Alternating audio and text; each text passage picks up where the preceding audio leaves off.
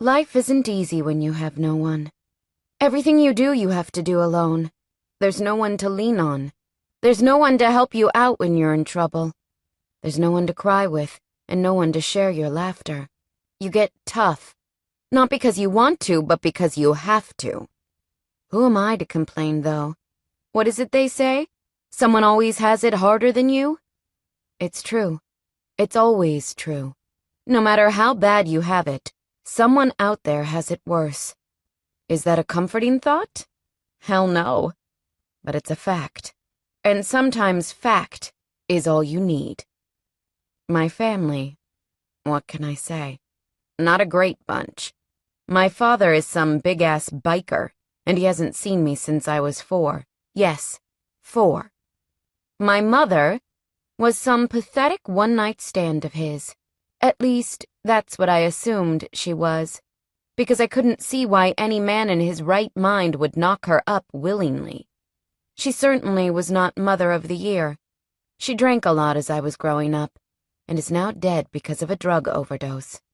I'm 21, and while that's certainly old enough to live alone, it's not old enough to survive when you have your mother's debts to clean up, and a crazy pimp after you. I have $20 in my account. That's enough to buy myself a McDonald's meal 2 nights in a row. I'm not a bitter person. Well, I certainly try not to be. I don't want to walk around with a bitter expression and a bad attitude, because my life isn't a picture of happiness. No, I won't do that because I'm a strong, determined girl. A strong, determined girl sitting on a train that's taking me to a father I don't remember, because he's all I have left. He's also the president of a huge MC club. I imagine he's not overly happy to see me. He certainly didn't sound happy when he found out my mother died. I hate being the child that isn't wanted. It's a shitty feeling to have no one in the world that wants to love you. Not one single person. Chapter 1. Past. She won't wake up, and I know right away that this was a mistake. It was a huge mistake. I grip her shoulders, wrapping my fingers around her arms and shaking. She doesn't move. God, no, this can't be happening. Not now, not here. I shake her again, but her head flops to the side. She has a gray tinge to her skin that I'm sure wasn't there a moment ago. I swallow, feeling the sting of bile as it rises up my throat. I don't cry. My tears are now lodged into a place I can't get to. I stare down at her lifeless body, and I know it's the end of her. Guilt rises in my chest as I force myself to my feet. I can't be here. I have to get out. I'll call the police, let them know it was a drug overdose. Then I'll be out of here for good. I won't look back. I stare down at the woman that brought me into this world, and I feel nothing. I don't even feel angry that I never got to tell her what I thought about the life she gave me. I don't feel sad that she's no longer around. I don't even feel happy that I don't ever have to live under her shadow again. No. The only thing I feel is a deep emptiness that goes right into my very core and lodges itself there, blocking out any other feelings that may try to rise. I turn. My fingers tremble as I lift her cell phone and hit the 3 numbers that will connect me to an ambulance. 911. When they answer, I simply tell them what I know as I stare down at my mother's lifeless form. She's going blue now, an ugly shade of blue that is making my stomach turn. I hang up the phone when the operator tells me to hold on, sit tight, we'll be there soon. I'm sure they will be here soon, to take my mother to a cold place where I know she belongs. They'll be here to free her of her life. But me? I won't be. I won't be here because now I'm going to free myself of my life in the only way I know how. By running. Present. I tuck my dark brown hair behind my ears and lift my sunglasses to stare at the large 3-story house, surrounded by barbed wire, that's situated right on the side of the highway. This is the address I was given, Apparently, this is where my father spends most of his time. I see a lineup of shiny Harley-Davidsons out the front, all sitting together like they've been perfectly placed. I can hear music booming from the large red brick home that looks like it's seen better days. Is that a smashed window? This should be fun. I walk to the gate and rattle it, padlocked. Of course it is. I look to my left and see a bundle of old stacked pallets. Grinning, I sling my backpack over my shoulder and saunter over. When I reach the pallets, I climb on top of them and grip the fence with one hand, using the pole beside it to hoist myself over. I end up in the dust, on my ass, but completely proud of my breaking and entering efforts. After I pull myself to my feet and dust off the light brown specks of dirt covering my jeans, I walk towards the large house. When I get to the oversized front door, I knock loudly, but nobody answers. Giving up on the house, I walk around the side until I find an old shed that voices are trailing out of. When I get close enough, I see a small door to the left. Taking a deep breath, I walk over and grip the metal handle, opening it. When I step inside, it takes my eyes a moment to adjust to my surroundings. When I am able to focus more clearly, I turn my gaze to 4 men sitting around a wooden table. 2 are smoking, all are drinking beer. One of the men stands as soon as he lays eyes on me, and I realize as he begins walking towards me that he's my father. I know because I see myself in his face, and I quickly realize where I got my dark brown hair and sky-blue eyes. He's tall and muscular. I'm tiny and petite. That seems to be the only difference between us. His arms are covered in tattoos, and his dark hair is tied in a long braid that hangs over his shoulder. He also has a well-groomed goatee covering his top lip and his mouth. I'm not sure what I expected when I saw my dad again. I don't remember him, so I had no idea what it was I actually thought would come from this moment. I guess knowing he is a biker, I expected a fat, ugly, smelly man with a beer belly, not the handsome, well-groomed man sauntering towards me. My mother, God bless her trashy heart, had such poor taste in men that I have to wonder how she snagged him. I am sure my mother was once beautiful, but all I remember was the scraggly-haired woman with rotting teeth and a foul temper. Addison. My father's voice is husky, deep, and, well, fatherly. I'm pissed at him, though. I mean, how can I not be? He never tried to contact me. He never tried to see me. He never made an effort to pull me from the life I was stuck in. I don't know if I can ever forgive him for that. He left me to live in hell. He doesn't know what my life was like with those men she used to bring home. The dealers, the junkies, the trash off the streets. His life, the biker life, would have been a damned walk in the park. When he stops in front of me, I meet his gaze. For a moment, we just stare at each other, taking each other in, figuring out what we can say. Jackson, I say. It's the only thing that comes to mind. His mouth twitches. Did he really expect I'd call him Dad? You look just like your mama, he breathes as he takes me in. My eyes widen and I feel a pinch deep in my chest, forcing the feeling away. I cross my arms and snap. That's an insult. You do know that, right? He tilts his head to the side and his gaze narrows. How so? I ignore him. I refuse to spell it out for him. Instead, I turn, looking around the large shed. This is your life, huh? Very interesting. Where's my room? How'd you get in? He asks. I raise my brows at him.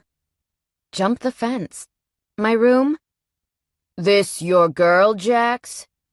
I turn to see an older man with a bushy gray beard and steely-colored eyes staring down at me with an almost sexual look on his face.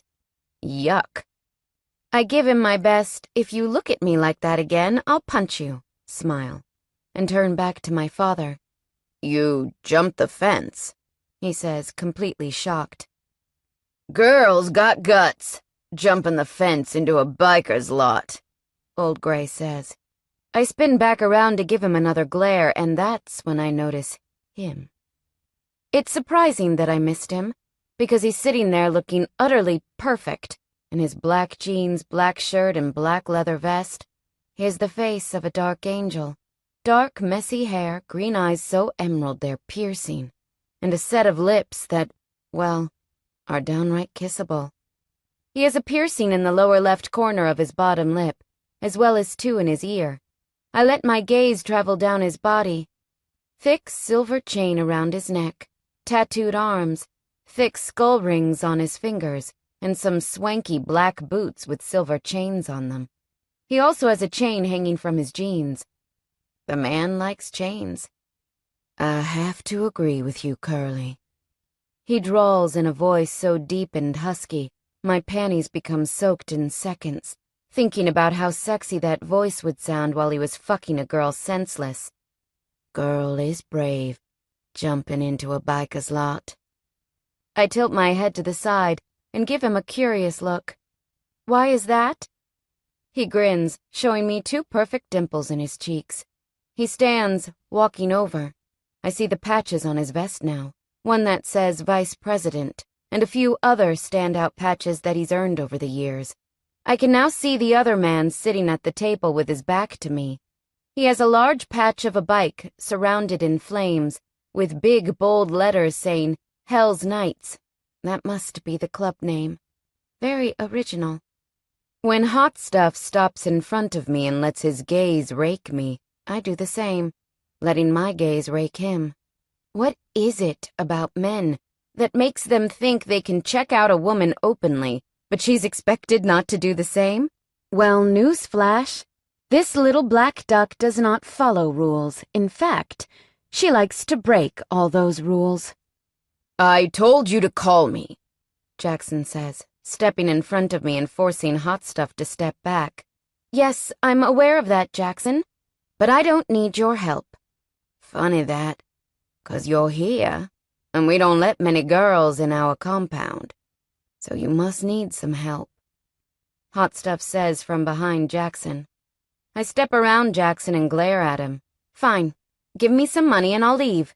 I certainly have better things to do than stand here with a bunch of scummy bikers. Hot Stuff smirks, crossing his arms over his chest. Girl's got an awful big mouth, Jax. Best you put her in her place. In my place? I growl, crossing my arms too. What am I? Some sort of dog? If that's what you want to be, sugar, then so be it. You motherfucking— Enough! Jackson yells. Addison, Cade, enough. Cade? That's his name? Well, it's a sucky name. I turn to Jackson and give him a look. Where can I stay if I can't stay here? You can't stay here. It's the rules. I have a house just down the road. It has 4 bedrooms, 2 bathrooms. Enough for you to have your own space. I'm hardly there, so it should do you for now. For now. Why does that tug something deep down inside me? I shift my backpack and nod. Where can I find it? Not safe for a girl walking round here alone, Kate drawls. I can take care of myself, I retort. What's a little girl like you gonna do to a big man on a bike if he tries to have a little bump and grind with you? Shut the fuck up, Cade, Jackson growls. Ha! My old man has some fire. Can you tell me how to get there or not? I say, glaring at Cade. Out the gate, to the left, number 10. It's about a 5-minute walk. Jackson answers for Cade, thrusting some keys at me and not once moving his eyes from mine. Thanks. I'll be on my way. I won't be staying long. I just need to earn some money and then I'll leave. You need a job, girlie? Old Gray asks. Yes, I do. We got one going at the bar, here at the compound. No, Jackson says. She ain't working there. Why not? I say, crossing my arms. You're too young. I'm 21, and last time I checked, that is the legal age. You don't need to be put in front of a bunch of drunk, dirty old men looking for a fucking bang. I raise my brow. I've dealt with far worse. Oh yeah, sugar? Like what? Cade drawls. I turn towards him. Like pimps, drug dealers, junkies, and there were always the men that tried to rape me in my sleep because my mother had brought them home for a good time, but she passed out from whatever high she was on, and of course, they weren't leaving until they got what they were promised. You learn real quick how to defend yourself when you're 13 and a 40-year-old junkie tries to climb into your bed and put his fingers in places his fingers shouldn't be. What the fuck? Jackson snarls. I turn towards him. You didn't think my mother raised me in a nice neighborhood with rainbows and lollipops, did you? He looks shocked. The big, badass biker looks shocked. Yeah, I fucking did. Well, she didn't. When I glance back at Cade, he's watching me with a look I don't quite understand. Is that pain? He blinks a few times and the smirk returns. I say give her the job. Make her put her money where her mouth is. No, Jackson snaps. Oh, come on, boss, Old Gray says. We need a girl. She's my daughter. Well, at least you can keep an eye on her if she's in the compound. Jackson sighs and then turns to me. Fine. We'll give you a run. Good, I say, walking towards the door. Later. Oh, and Addison, Jackson calls. I glance over my shoulder at him. Ever disrespect me in my club again? I'll punish you. Your mama might have let you get away with that behavior because she was clearly a worthless piece of shit. But I ain't. Don't fucking speak to me like that again. I tilt my head to the side. You're a bit late to play daddy now, Jackson. In fact, I am pretty sure you lost that chance the day I turned 13 and got raped by a man nearly 3 times my age. I walk out to the sound of his strangled gasp. I hold my head high, though. I have to take care of myself. Feeling means losing, and I can't lose. My mother might have fucked up my life when I was younger, but it doesn't mean I have to live like that forever. I'm free now, and I plan on doing everything I can to fight for the life I know I deserve. Chapter 2. Past. Don't push me away, Snake. Jasper hisses in my ear as he presses my body against the wall. I can smell his breath. I can taste it in the back of my throat. I want to gag. I want to hurt him, but I am powerless. I have nowhere else to go. I have no one else to turn to. This is my home, and these are the people that are in my life, like it or not. I squirm in Jasper's grip, needing to get away just for a moment. I know what he wants. He wants to fuck me against the wall. He wants to put his filth all over me. He gets off on taking girls that fight him, so I learned not to fight. Most of the time. He gets bored. Others, he does it anyway. My mother will be here soon with her friend for the night. If you're here, what's that going to say about the kind of service you're running?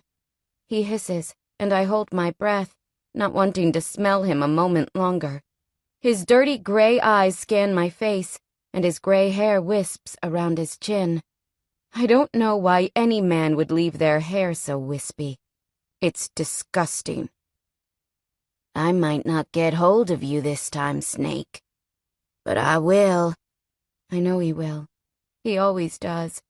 All I've done is buy myself a night, maybe 2, if I'm lucky. He'll come back, and perhaps next time he won't listen to my attempts at turning him away. I'm sure you will. I snarl, in a low, dangerous voice. You make sure your mama brings in a good amount tonight. Don't let her pass out on a client again. That no-good piece of shit is starting to get on my nerves.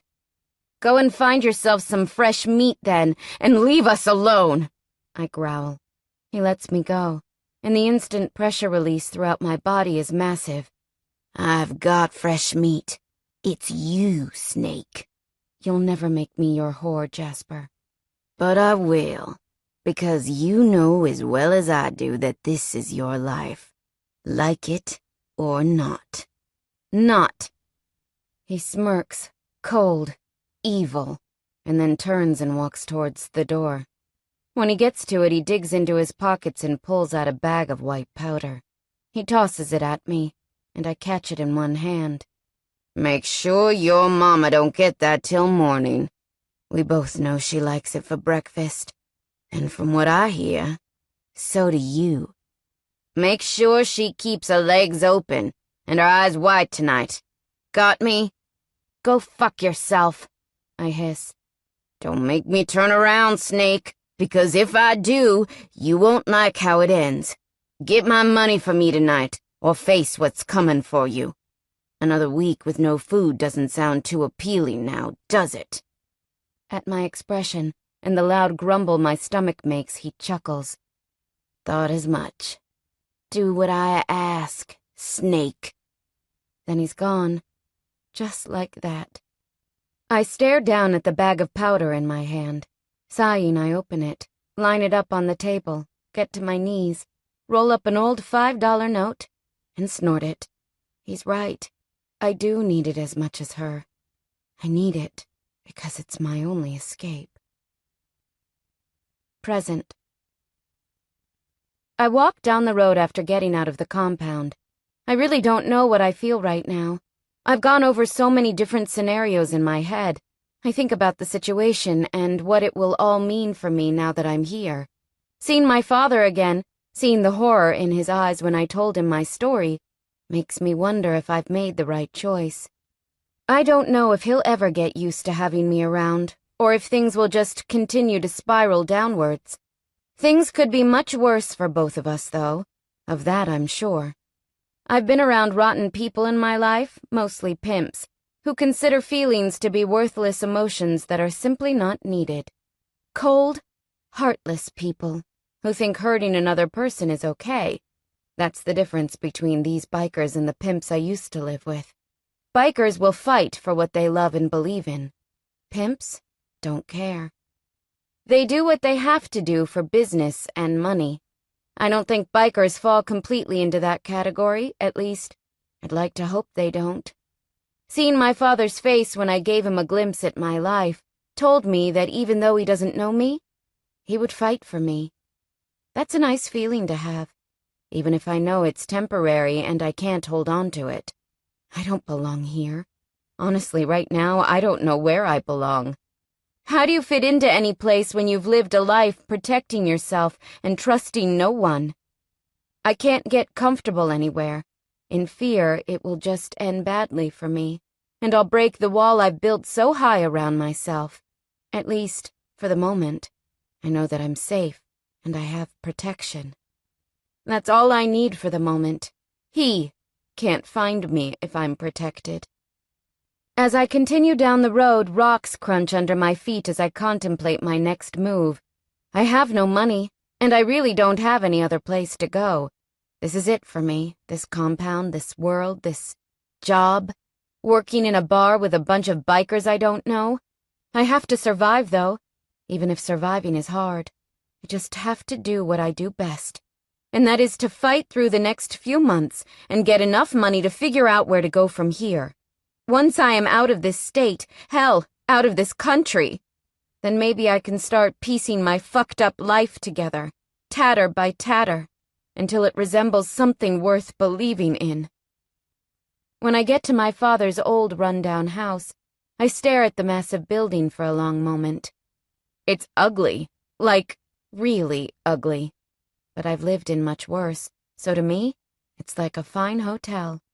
It's tall, 2 stories, and it's surrounded by a rickety-looking deck. I think it was once white, but the paint is now peeling and faded to a dirty brown. I step through the front gate and walk up to the front door. As soon as I unlock it and step inside, I sigh. Typical male home. Beer bottles everywhere. Clothes, pizza boxes, you name it. It's clear to me after one glance at the old faded blue kitchen that the dishes haven't been done for at least 3 days. And the laundry! Don't even get me started on the laundry. I stare around my new home. It's not great, but it's safe. I've been to many places in my life, most of which weren't fit for fleas, let alone people. So I know I can make it work here. I slip my shoes off and walk into the kitchen. I open the fridge, cringe, and close it. My God, what in the hell was that god-awful smell? Do I even want to know? Guess I will deal with that one later. I notice along with dishes, laundry, and cleaning up, my father also doesn't shop often. Turning on my heel, I walk out into the living room and up the stairs to my left. At the top, I step into a long hallway with faded wooden floors. I stare around at all the closed doors. I guess I have to open them and find out which room is the spare one. I begin walking down the hall, opening doors as I go. The first to my left is definitely a man's room, so I am guessing my father's, considering he's the only man who lives here. At least, I think he is. The second room is an old bathroom with cream tiles, a cream shower that needs a damn good clean, and an awful rusted mirror. The third door is the spare room. I can tell this by the mass of suitcases, pillows, old blankets, and other junk that's been so nicely dumped on the queen-sized bed. With a sigh, I walk in and get to work clearing it all off. When I've managed to tidy the room up, I take a good look. Green curtains. Nice. Wooden floors in here, too, though most of the surface is covered with an old frayed rug. The bed has a squishy sink-into-it kind of mattress. I dispose of the sheets and pillows right away. I will hit my father up for some new ones later on.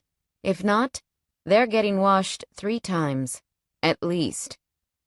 When I freshened up, thrown the sheets into the washing machine, and put my clothes into the old wooden dresser, I head downstairs. Time to tackle this kitchen. I spend the next hour cleaning, gagging, and cursing my father for being so incredibly lazy. Seriously, the man could at least invest in a dishwasher to save us all some pain. This kitchen is a pigsty. The entire house is a pigsty. I hear the front door open just as I am giving myself a pep talk about tackling the fridge and handling whatever has died in there. I turn and see Jackson walking in. He stops when he sees me dissecting his kitchen with a scowl. He tosses his helmet down and shrugs off his leather jacket. "Have you ever heard of doing dishes?" I say, crossing my arms. He shrugs, giving me a who cares kind of expression. I do the dishes when I need to do the dishes. I've got better things to do in my life. I throw him a sarcastic expression. I couldn't imagine what could possibly be more important than dishes. I'm pretty sure I see his lips twitch, which surprises me. I imagine that Jackson was a complete looker in his day. In fact, I have no doubt about it. While older now, I don't doubt he still attracts plenty of female attention. He must have had no brains in his head, though, the day he decided my mother was worth a shot. I walk around the kitchen counter and stop in front of him. "What have you got to eat in this joint?" He waves a dismissive hand and drops his ass onto the couch. You already know I have nothing. I don't cook, I don't shop. That's what takeout's for. Plus, I'm at the compound more than I'm here. If you want food, get it yourself. I'm sure you can sort it out. "Jackson, if you want me to make food and eat, then you should give me some money. Being my father and all." He grins at me like that's completely amusing to him. You want to be my daughter? You get things the way any daughter does, by working for it. You want money? Go and earn it. You want me to buy food? Then you do something to make me feel as though you deserve it. It ain't a pretty walk in the park here, princess. Nothing comes easy. You ought to learn that. I walk over, feeling my blood boil, feeling my anger getting the better of me. "You think I don't know how to support myself? You think I don't know how to work for what I want? You know I haven't had a beautiful life. Nothing came easily to me, not a single damned thing. I'll earn every morsel that goes into my mouth, you piece of shit." Jackson stares at me, completely and utterly confused, and a little stunned. It takes him a moment to get a stony expression back on his face. I get you had a hard life. I get you have your own back and you do what you gotta to survive. I get that you're here temporarily and you don't want to be. But don't think you can come into my house, speaking to me the way you just did. I'll boot you out on your fucking ass. I storm over, throwing my hands on my hips. He shouldn't be getting a reaction like this. It's not worth it. And yet here I am, about to explode at the one man that is taking me in. The one man who is likely going to be my only protection. If you want to speak to me like that, I'll speak to you like that. If you don't want me here, you shouldn't have asked me to stay. I'll find somewhere else and I'll survive doing it. If you've got such a problem with this, I say, indicating myself in the room in general, then tell me and I'll pack my shit now and leave. I don't need you, as much as you don't fucking need me. I lunge forward, gripping my backpack, but Jackson is faster. He's up, hand wrapped around my arm before I even get a chance to blink. He pulls me into his face. His eyes are flaring with anger. "Girl," he says in a rough, angry tone, "you might be my daughter, and you might have had a tough life, but you ever speak to me like that again, I'll put you on your fucking ass." Swallowing, I force the tears back that well in my eyes. I snatch my arm free from Jackson's grip and heave my next words out. "I know you don't want me here. I know you don't like me disrupting your life. But do you think I like it either? Do you think I asked for any of this? You want to put me on my ass? Go right ahead. It's not like it hasn't been done many times before. If you want me out, Jackson, speak up. I'll leave. I'll walk out and find my way because I always do. Even if it means I find it in the only way I learned how. I'll do what I have to survive and protect myself. I'm so incredibly sorry that I was thrown upon you. Perhaps next time, you don't want children in your life. You should keep your dick wrapped." Then I turn and rush up the stairs, just before the hot tears spill out of my eyelids. I hear Jackson moving around downstairs for a while after my outburst. At least he didn't come up and kick me out. I curl up on the old squishy bed, wrapped in my pajamas, and think about which move I should take next. I really do need to keep my mouth shut, or I'll have no next move. Jackson clearly doesn't take any shit, and maybe that's a good thing. But he needs to understand I don't either. Maybe I inherited it from him. I slip off my bed, curious, wanting to ask the one question that I've been wanting an answer to for such a long time. I don't even know if Jackson will talk to me, but it's worth a shot.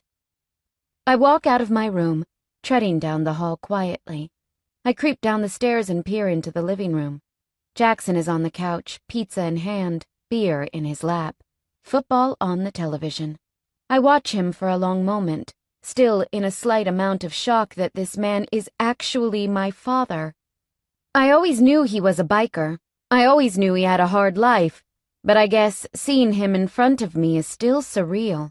I grip the railings on the stairs and decide I won't move any further down than this, just in case he decides to get snappy at me. Why her? He turns, looking at me standing on the stairs. His eyes scan me for a moment before he turns back to the television. I guess he doesn't want to talk to me. I am about to turn when he says, "Your mama?" I stop, swallowing. "Yeah. Why her?" He shrugs. "She was beautiful, sweet, funny, and she caught my eye. I didn't know she had such a fucked up life.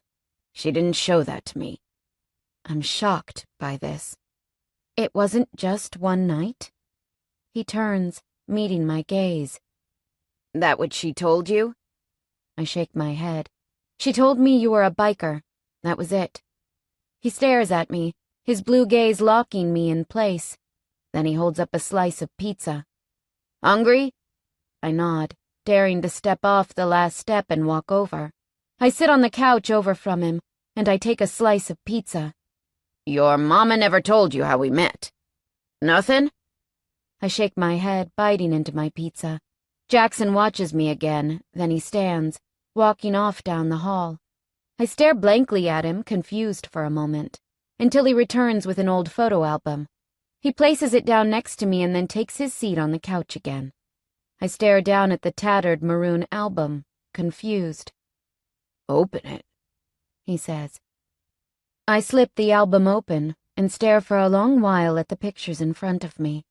The woman with dark hair, brown eyes, and olive skin in front of me is so stunning. I don't recognize her as my mother. She never looked like that, not that I can remember. I run my fingers over the picture. She's laughing in it, standing beside a motorcycle, her hair blowing in the breeze. I swallow, feeling my throat clenching painfully. Slowly I move my eyes to the next picture. She's pregnant in this picture, her swollen belly clearly noticeable. Jackson is beside her, his hand resting on it, a smile on his face. I was right. He was incredibly good-looking. When I get to the next picture, my throat does close over. It's my mother, Jackson, and, well, I guess me. I'm only about a year old, tiny, smiling, happy. I stare at the picture for such a long time. So there was a time in my life when things were perfect? There was a time when I was just a happy, normal child? I run my fingers over the picture and then look up at Jackson. He's watching me intently, focusing on my expression, no doubt trying to gauge my reaction. I am in shock. It takes me a moment to splutter out the words swarming around in my head. She wasn't a one-night stand? He shakes his head. No, she wasn't. Then, you wanted me. His eyes widen, and for a moment he seems too shocked to speak. Of course I fucking wanted you. I wanted that life. I wanted a family. Then what went wrong? I croak out. Jasper happened. I flinch. That name sends shivers up my spine and lodges itself into the coldest parts of my soul. Jasper is, or was, my mother's pimp. He was also my nightmare, and took my virginity before I was ready to give it. He's after me now for more reasons than one. You're familiar with Jasper, Jackson says. Something like that, I say, not wanting to give my father any more information. My mother was a whore before she met you then. He nods, his face scrunching with a moment of pain and a little disgust. Yeah, she was. I didn't know. I met her at a bar one night.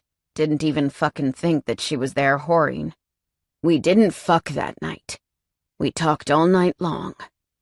We did that for about 4 or 5 days. Things were good. I liked her. Then we got together one heated night and didn't use protection. She got pregnant and we decided to give it a go.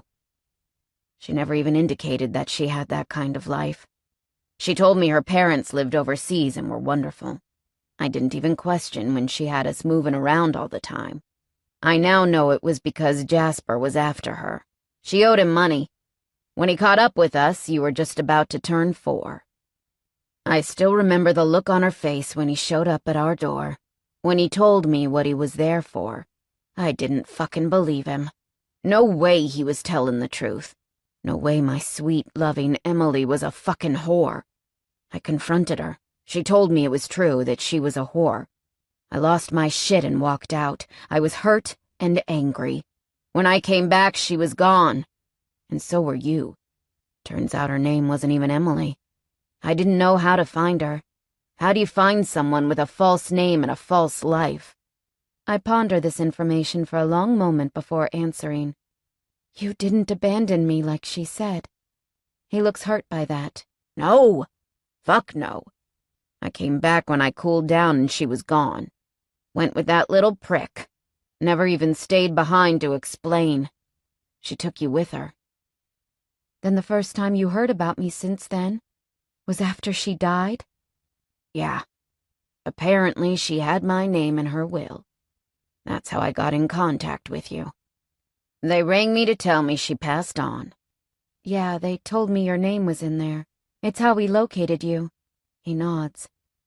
I never intended for you to have the life you did, but I assumed she might have taken you to her wonderful parents, and that she got out of that bad life. She did love you, Addison. I flinch. Don't, I whisper. For starters, her parents are dead. They were never real. And secondly, you don't know what she was like. I saw what she was like with you before she left. You were her sunshine. Do you feed sunshine to the wolves?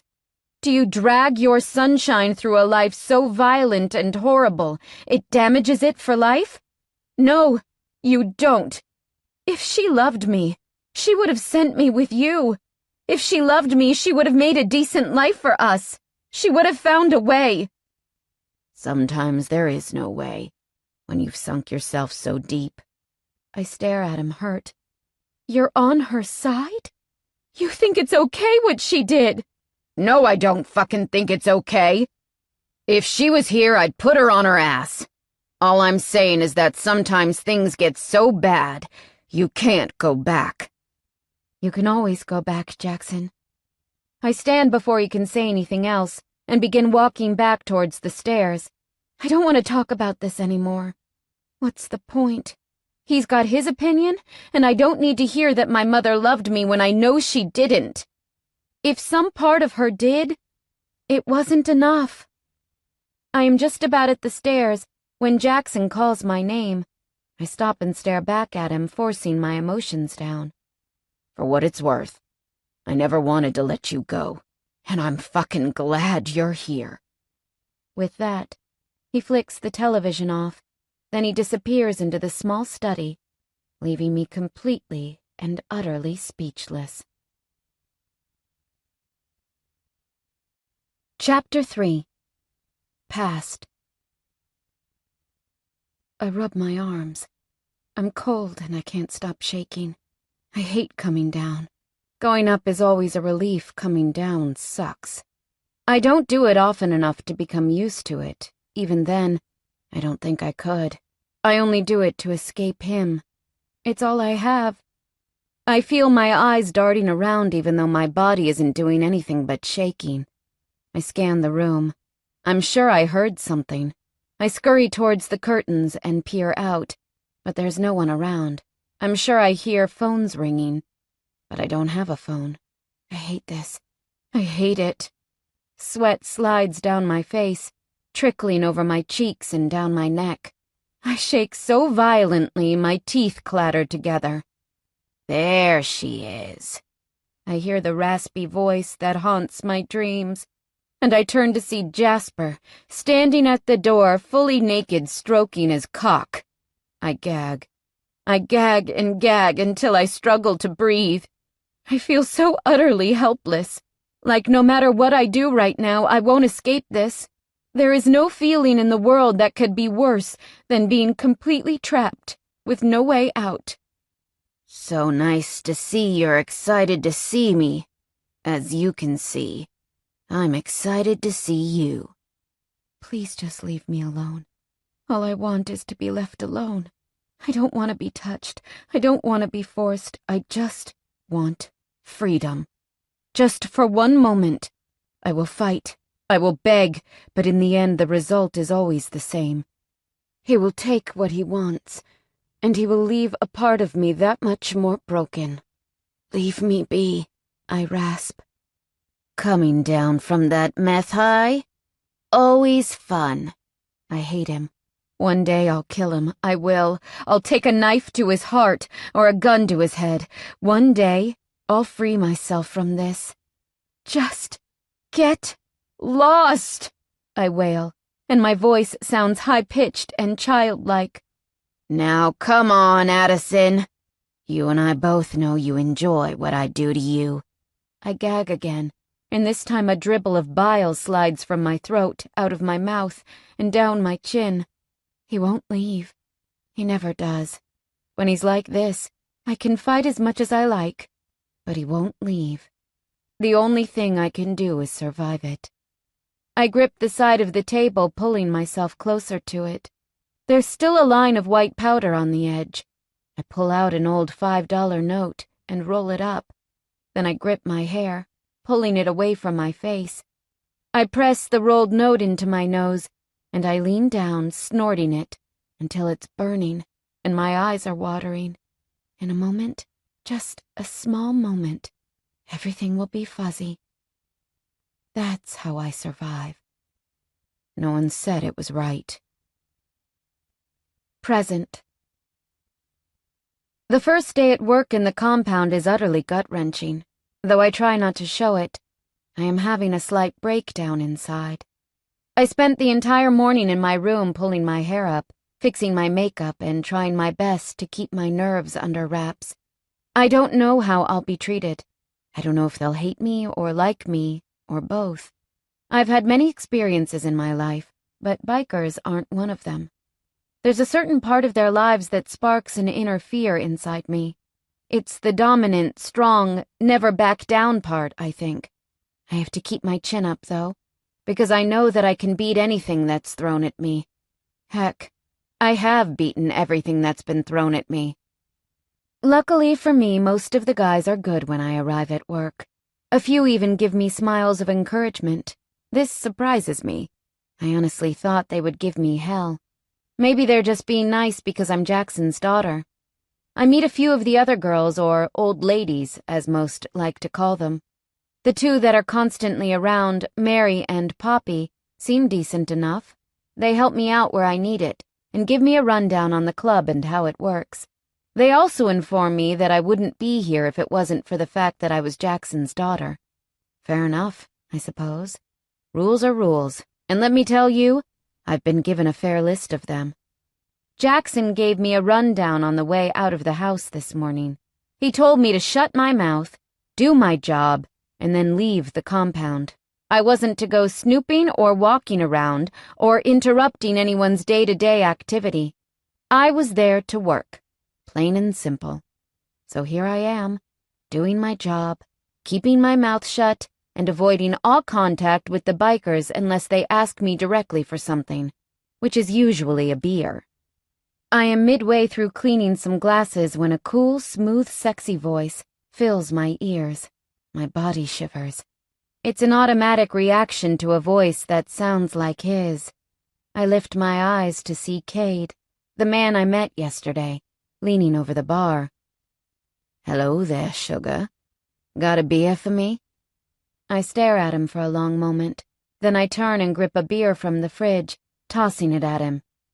"Ain't you gonna open that for me?" Smartass. I turn with a silky smile and uncap the top. He grins at me, showing those devastating dimples. His green eyes look divine under this light so bright, so clear, anyone would get lost in those eyes. "How's your first day going?" he asks. I raise my brow at him. "You're not interested in my first day. What is it you really want to ask?" He grins again, like he's completely amused by every single word that leaves my mouth. "You got a man?" Seriously? I put my hands on my hips and shake my head. Does that line work on women? I don't have to use lines on women, sugar. I bet he doesn't. Then why the question? Curiosity. See, I know you're running from something. I'm figuring it's a man, but I could be wrong. You're wrong, and I'm not running. He raises a brow. No? No. Think you're fucking lying now. I snort. And you know this because you know me so incredibly well that you can see I'm lying? He chuckles. Sugar, you're lying. I can see it written all over you. The way your eyes twitched when I said that. The way your body stiffened just a touch. So I assume I'm right about one thing. You're running from something. Not a man, but something. My life, I grind out, hating that he is so right, is none of your fucking business. A reaction? You know what that means, yeah? He teases. It means if you don't shut up, I'll dive over this bar and give you something to talk about. He stares at me a long moment, then throws his head back and roars with laughter. My fists clench. I'm so damned angry right now. I want to punch that beautiful jaw. I want to grip his hair and tug until he growls. I just want to hurt him. Sugar, you're extremely entertaining. By all means. Keep going. I glare at him. Can you leave? I'm busy. He looks at the empty bar. Oh, yeah? Fuck off, Cade. Ouch. You wound me. I sigh, giving up on my attempt to get rid of him. I pick up the dish towel and continue drying the glasses.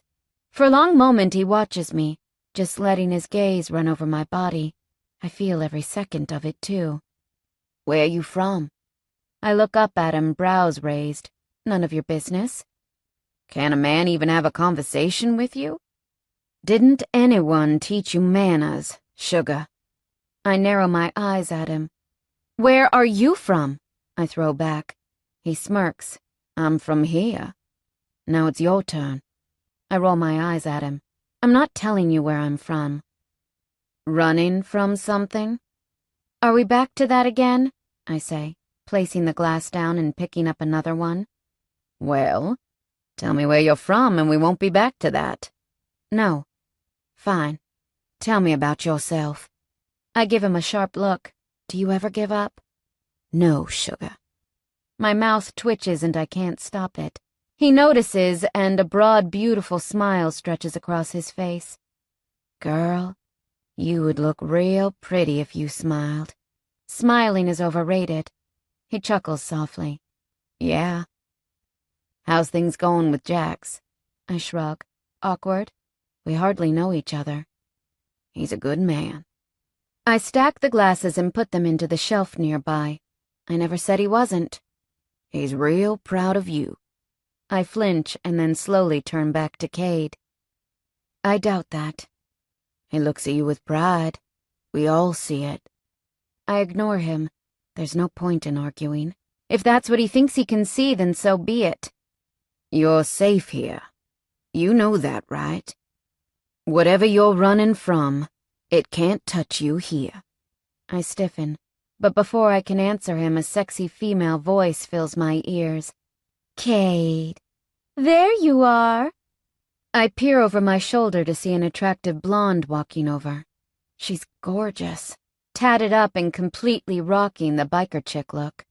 Her tight leather pants fit around her ass like they've been glued on. Her top. Don't get me started on her top. She might as well take it off. It would probably be less erotic. She saunters over to Cade, grips his shirt and pulls him in for a kiss that has my cheeks flushing. I turn away, not wanting to witness this public display of affection. Brittany, not now, babe. I'm busy. I hear Cade grunt. You said that yesterday and the day before. There a problem? I can't help but listen in. It's hard not to. Is this girl Cade's old lady? It would make sense. She's certainly gorgeous enough to be at his side. No, I'm just fucking busy. Who's the new chick? I flinch, knowing full well she's talking about me. I turn, staring over at her. She scowls at me as she lets her gaze slide over my body.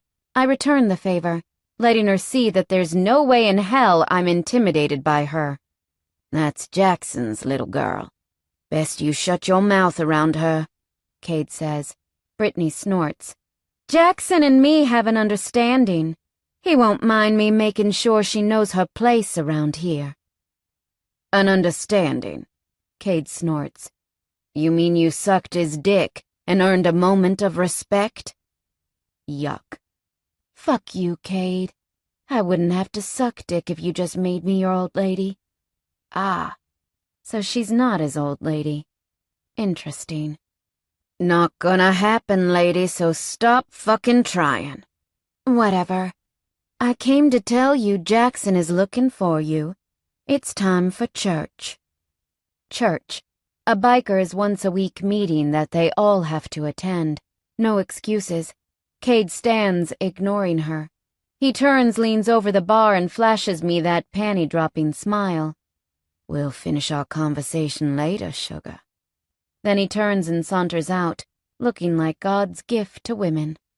Okay, so the likeliness is that he is, in fact, God's gift, which just makes it that much harder to look away.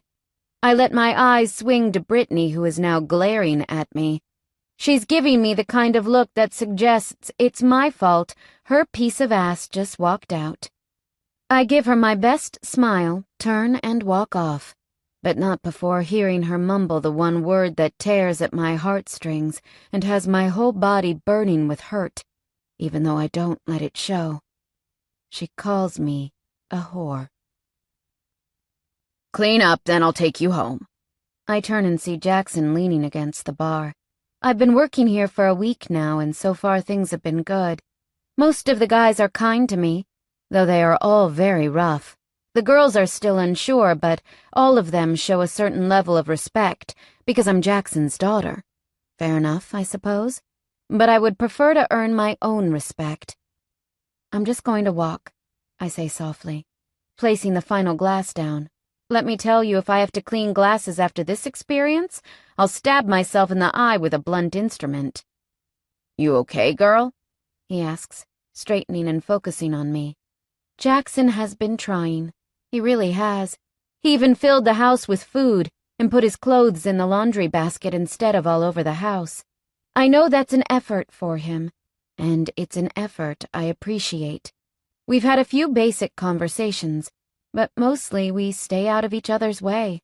I feel a certain pull towards Jackson that I'm trying to fight. If I get close to him, then I'll struggle to walk away, and I know I have to walk away.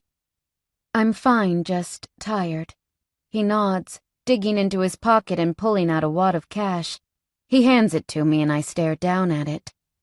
What's this? First week's pay. My heart swells as I stare down at the cash. To most, this wouldn't be a memorable moment. For me, it's the beginning of my new life.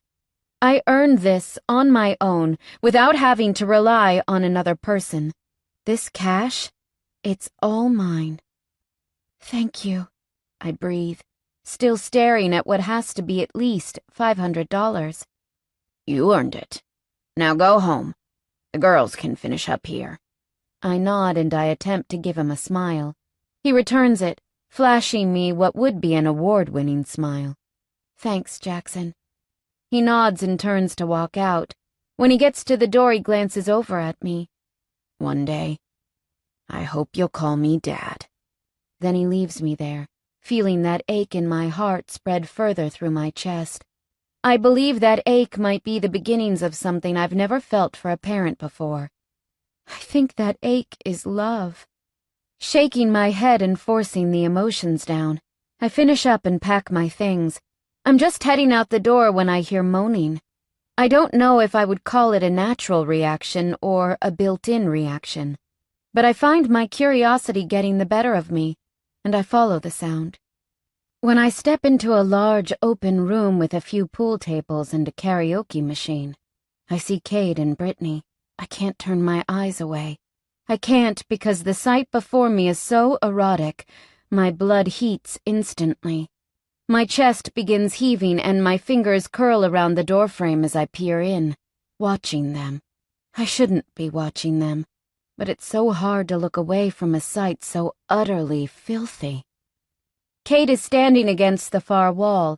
His back is to the brick, and his fingers are tangled in Brittany's hair. She's on her knees, head sliding up and down as she sucks his cock. He doesn't even have his jeans off. They're just open enough to give her access. His eyes are closed, and every now and then he makes a light grunting sound. He looks so delicious standing there like that, eyes closed, head back, chest heaving, and skin glistening with a fine layer of sweat. Brittany's head bobs faster, and Cade's groans become deeper. I feel my pussy swell, and begin a gentle throbbing as all my blood redirects itself. With a growl, Cade tugs Brittany's hair, pulling her back, and releasing his cock from her mouth. I let my eyes travel down to the large, hard part of him that's now freed from her mouth. He's massive. Not that I expected any less from a man with his build. His cock is covered in a yellow condom, but I can see from the bumps at the ends that he's pierced. I can't move my eyes away. I don't want to. I just want to stand here and stare at him all day. I watch as he lifts Brittany, placing her on a pool table. He lays her down, hoisting her skirt up until she's bare before him. Then he spreads her legs. I swallow a gasp as her pussy comes into sight, glistening, bare, and ready for him. I clench my legs together as the throbbing turns into a painful thud. A huge part of me wants to be the one on that table, feeling his cock sliding in and out of my heat. Cade is the kind of man you want to fuck, just for the experience. Not only is he gorgeous, I also have no doubt he can fuck just as beautifully as he charms women. His body moves like a sleek panther, slow, sexy, prowling. His tongue slides out, wetting his lower lip as he circles the pool table, hand on his cock, stroking gently. I make a light whimpering sound, and that's when he looks up. His eyes meet mine and burn into me. I feel my body jerk, but I don't turn away. Most women would run, but part of me wants him to know he's been caught. Our eyes hold each other's for a long moment, and I can see that he's still stroking his cock, even though I'm not focusing directly on it. When I finally force my eyes from his, I let them slide down to his hand once more. I take in the sight for a second longer, before taking a step to back out of the room. Cade's eyes widen just a touch, and he grips his jeans, pulling them up over his hard length. Brittany notices his movement and sits up, catching me in the doorway. She smirks and sits with her legs still parted enough to show her pussy. Seriously? Oops. Princess caught us. Why does she assume I'm a princess? Seriously? Do all girls just assume other women they don't know are bratty? I turn on my heel, deciding now would be a good time to leave them to it. I hear Cade call my name, and then I hear Brittany protesting. Let her go, Cade. I thought we were going to fuck. Yeah, babe. Turns out, I'm really not fucking interested. Go fuck someone else. You were interested a second ago, until she came along. He snorts. No, I was just too fucking lazy to pull myself.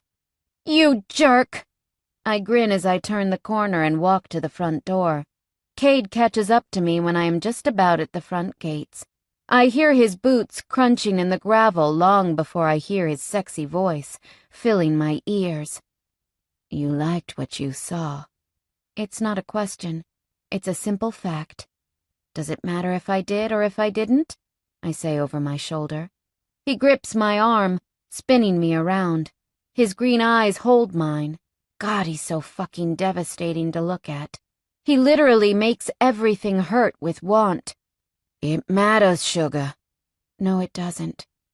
Does to me. 'Cause you know I want inside those panties. I've never wanted inside a girl as much as I want inside you. He drawls. Seems like you have plenty of panties to crawl into, I say, grinning at him. He steps closer, leaning down until I can feel his warm breath against my skin. He smells like beer and Brittany's perfume. It's not off-putting, though. In fact, it's quite a sexual smell. Girls like Brittany. They're what you use when doing it yourself is just too hard. They don't feel great.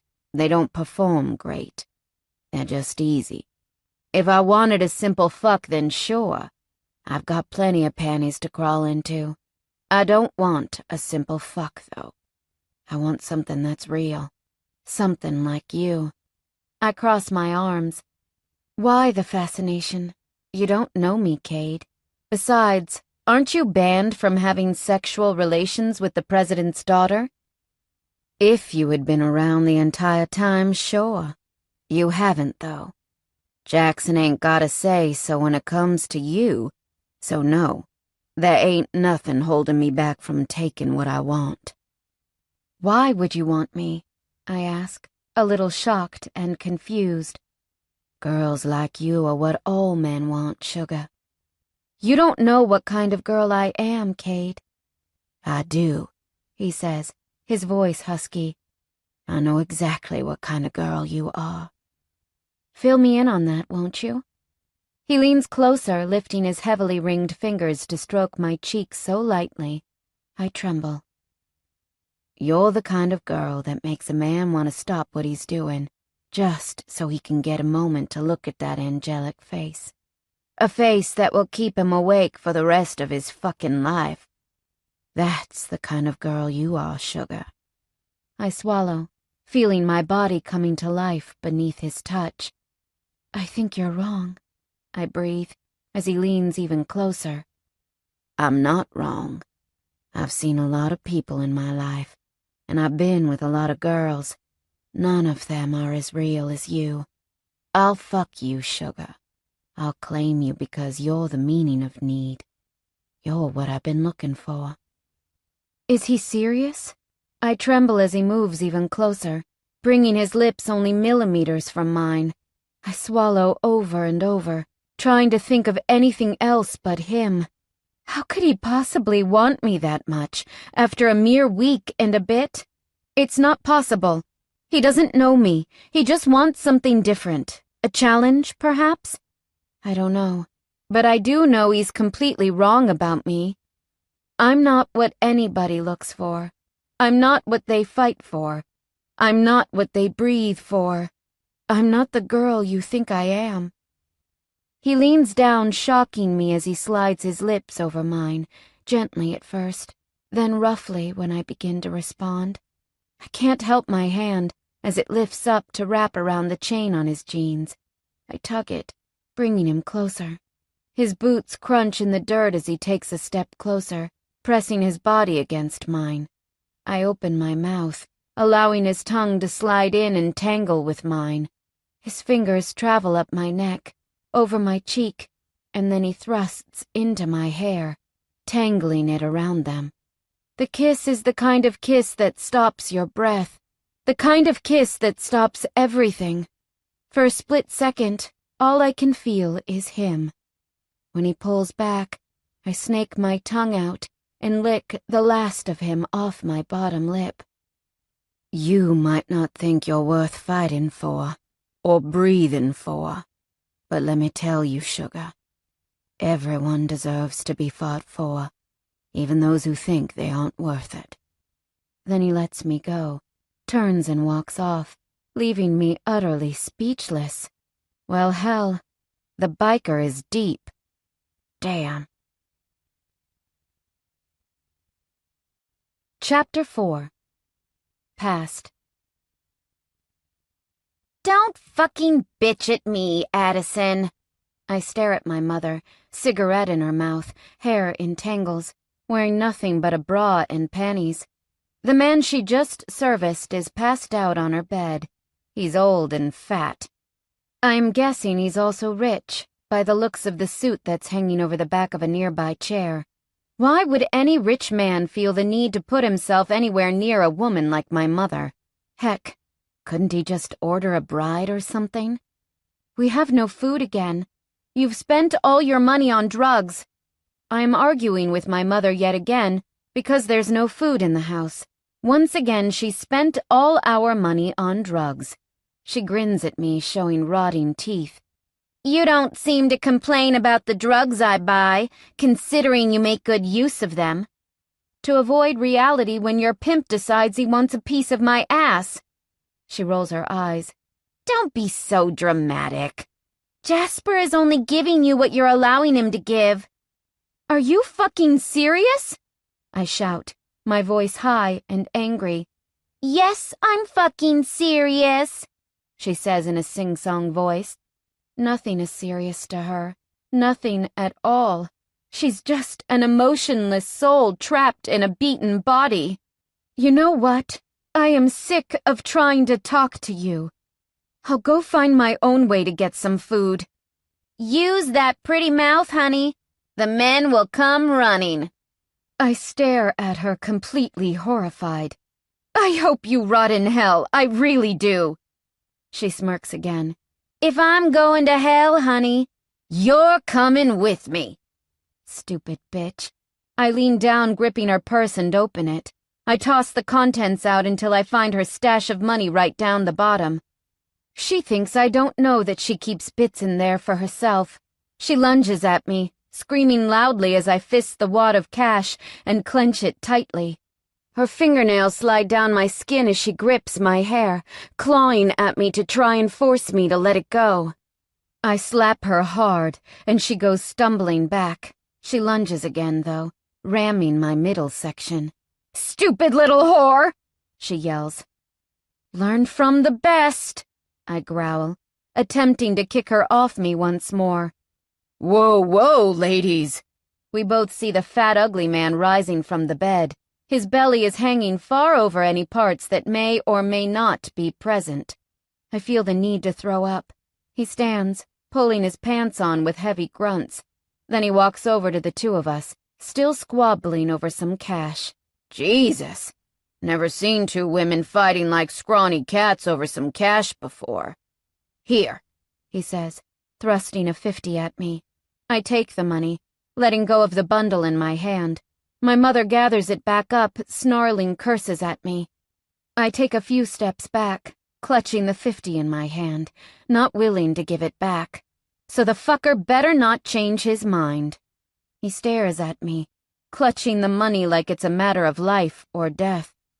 "I'm not taking it back, girl," he mumbles. Then I hear him mutter, "Pathetic." And that's exactly how I feel right now. Well, most days, in fact. Just pathetic. Present. "Addison, is it?" I turn when I hear the sexy, smooth female voice speaking to me. I'm just heading out of the compound after my morning shift at the bar in my second week. I see Brittany rushing towards me, blonde hair flapping in the breeze, tits bouncing. The girl really should lock those up. When she stops in front of me, she's panting. She puts a finger up and indicates that I wait while she heaves and catches her breath. Is this bitch serious? I stand there staring down at her with an amused expression. She straightens once she's caught her breath and crosses her arms, looking over me. I do the same, giving her my best, "Are you finished?" look. You're Cade's new flavor. Seriously? I raise my brows. I'm sorry, I'm nobody's flavor. She grins, showing teeth too perfect for her face. They're likely fake. I've been watching her smoke like a chimney all day. It's not possible for them to be that white. Oh, honey, you are his flavor. He likes new girls. He likes to play with them, tell them nice things, fuck them, and send them on their way. I'm the only one Cade Duke takes twice. Cade Duke? What a stupid name. I give her a rude snort. That's so nice for you, really. I'm thrilled that you feel so happy about being used. I, however, don't get involved with men like Cade, and I certainly don't discuss it with his toys. Her eyes narrow and she scowls. Be very careful how you speak to me, Addison. Oh, right. And what are you going to do if I'm not careful? She raises her hand, fist bunched, ready to hit me, but I catch the punch mid-air. Her eyes widen, and for a moment she's stunned. That's all I need. I twist her arm, bringing it around her back, making her bend with a squeal. She cries out loudly. Listen to me, lady.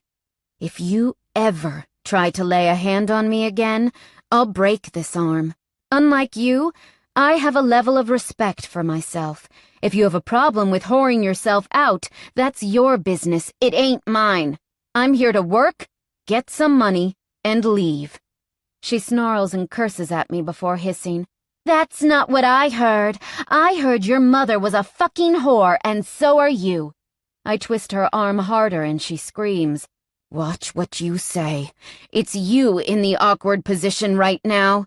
You fucking... Addison? Damn it. I glance up to see my father walking towards me, 5 bikers in tow. One of those bikers is Cade. Jackson rushes over, gripping me and attempting to tug me backwards. Let her go, he says to me. Bitch was calling me a whore, I yell, twisting Brittany's arm harder. Just let her go, and I'll deal with it. No one calls me a fucking whore, I hiss. Hot tears burn under my eyelids, and I hate that she's gotten to me. I hate that she tugged my heartstrings. Her words aren't true. I know they aren't, but they hurt in a way I can't explain. Jackson gently pries my fingers from Brittany's arm. When I let go, she stumbles to the floor with a cry. Get up! You're not hurt, I yell at her, my voice raspy. "Jackson, I think she broke my arm," she sobs. Jackson stares down at her, then turns to the bikers behind him. "Jock, Lion, get her back into the house. We'll sort her later." 2 men step forward, hurling Brittany up. She wails in pain, but I shoot her a warning look before she's taken away. Jackson spins me around, forcing me to face him. His blue eyes scan my face, a mix of concern and anger. "Fucking hell, girl. You're fucking playing with fire." I shake his hands from my shoulders and cross my arms. "She came over and started me, and by the way, I think it's completely rotten that you would go anywhere near that thing." He raises his brows. "What I do ain't none of your business. Get home. Don't fucking start shit like that in my club again." "And you wonder why I don't call you Dad. A tip for next time, Father? You take your daughter's side," I growl. Then I spin around and hurry towards the gates, a little hurt but mostly angry. I hear boots crunching behind me, and I turn to see Cade following me. He's grinning at me, completely amused. I growl and turn, continuing on my path without acknowledging him. I don't need his shit right now, nor do I want it. When I'm out onto the road, I can still hear him behind me. Spinning, I bare my teeth in an angry snarl. "Fuck off, Cade!" He keeps walking, so I am forced to start walking backwards. His green eyes are dancing with amusement, and he looks extremely powerful as he looms over me. I pick up my pace, walking backwards with greater speed. "Nice move back there," he says, giving me lusty sex eyes that make me want to place him against the nearest tree and take his cock into my mouth and suck until he comes hard in my mouth. Fuck. I shouldn't be thinking like that. Get him out of your head, Addison. She had it coming. He nods as if agreeing. "I've no doubt. She has a big mouth." I bet. He gives a deep, throaty laugh. "Sassy little thing, aren't you, sugar?" "Stop calling me sugar. Do I look sweet to you?"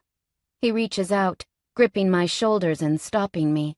He leans in close and murmurs, "You might not look sweet, but I bet you taste fucking sweet." "Seriously?" I whisper. "You're hitting on me in the middle of a road?" "I like to do it in style," he says, staring at my lips. "Are you always this full-on when you want to get your dick wet?" He grins, slow and sexy. "Sugar, if I wanted my dick wet, I could get it wet anywhere with anyone. I don't want my dick wet. I want it fucking drenched, dripping, and surrounded in you." I swallow, feeling my cheeks flush. "You'll have to do a little better than dirty lines on a road if you want anywhere near me." He reaches out, running his thumb across my lower lip. "But you already want me. I can see it. I can smell it." Smell it? Is he serious? "I think what you can smell," I say, taking a step back, "is the last whore you drenched yourself in." He lashes out, gripping my shoulder again and stopping me from moving back. "Keep speaking, baby. It only makes me want you more." I peel his fingers from my shoulders. "If you don't mind, I really have some things to do." "Like?" I scowl at him. "That's none of your business." "I'm making it my business. What you doing?" I raise my brows. "I'm going into town. Alone." "No, you're not. I'm taking you." No, you're not." Yeah, sugar. I am." I cross my arms and he does the same, staring down at me with a determined expression. "No, you're not." He leans closer. "Yes, I am." "Seriously," I cry, throwing my hands up. "You're impossible." He grins, pleased with himself. "I know. Now let me go and get my bike. I'll be back in 10. "Oh, hell no. I'm not getting on a death trap." He chuckles. "How are you planning on getting in there?" I roll my eyes. "Walking, duh." He bursts out laughing. Did you not pay attention when you were coming in? Closest town is at least 30 miles. Damn it. Well, I'll borrow Jackson's car. Jackson don't have a car, sugar. Fuck! I throw my hands up, and in an exasperated tone I snap, Fine! You win. He grins, spinning around and sauntering back towards the compound. See you in 10, sugar. Fucking asshole. Chapter 5. Present. When Cade shows up on his Harley, I stare at it for a long, long moment. He's not serious. He wants me to get on that? I won't lie and say it's not sexy as hell with its chrome fittings and candy apple red paint, but really, it looks so dangerous. Cade gets off. The buckles on his boots make a clinking sound as he walks towards me. His eyes scan over my outfit. I had to find the closest thing to riding clothes that I could. I got jeans and a tank and a pair of old runners. It's the best I could piece together. I don't have many clothes to choose from. That all you got to wear? He says, in an almost disgusted tone.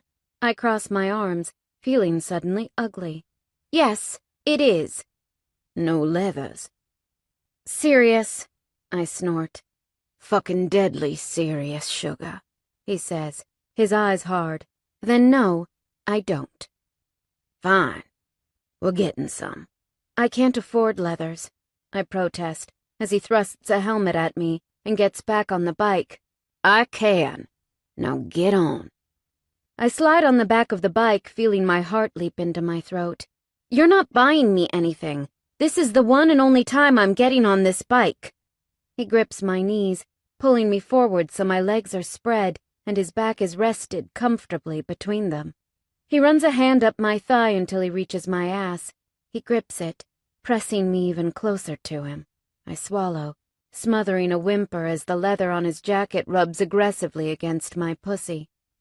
Fuck. He grips my wrists next, pulling them around his large, solid body. When I connect them at the front, I realize how close my face is to his back. I can smell him, and fuck, he smells like man dipped in chocolate, covered with fuckable sprinkles. Hold on, sugar. He starts the bike, and the rumble goes right to my core. I close my eyes, clenching my teeth as the vibrations do wonderful things to my already soaked pussy. I shift on the seat, uncomfortable with how aroused this man is making me. I'm an extremely sexual person. It's hard not to be when you've lived a life based around sex. I haven't had a great deal of good sex in my time. Most of it was drunken sex, high sex, or forced sex.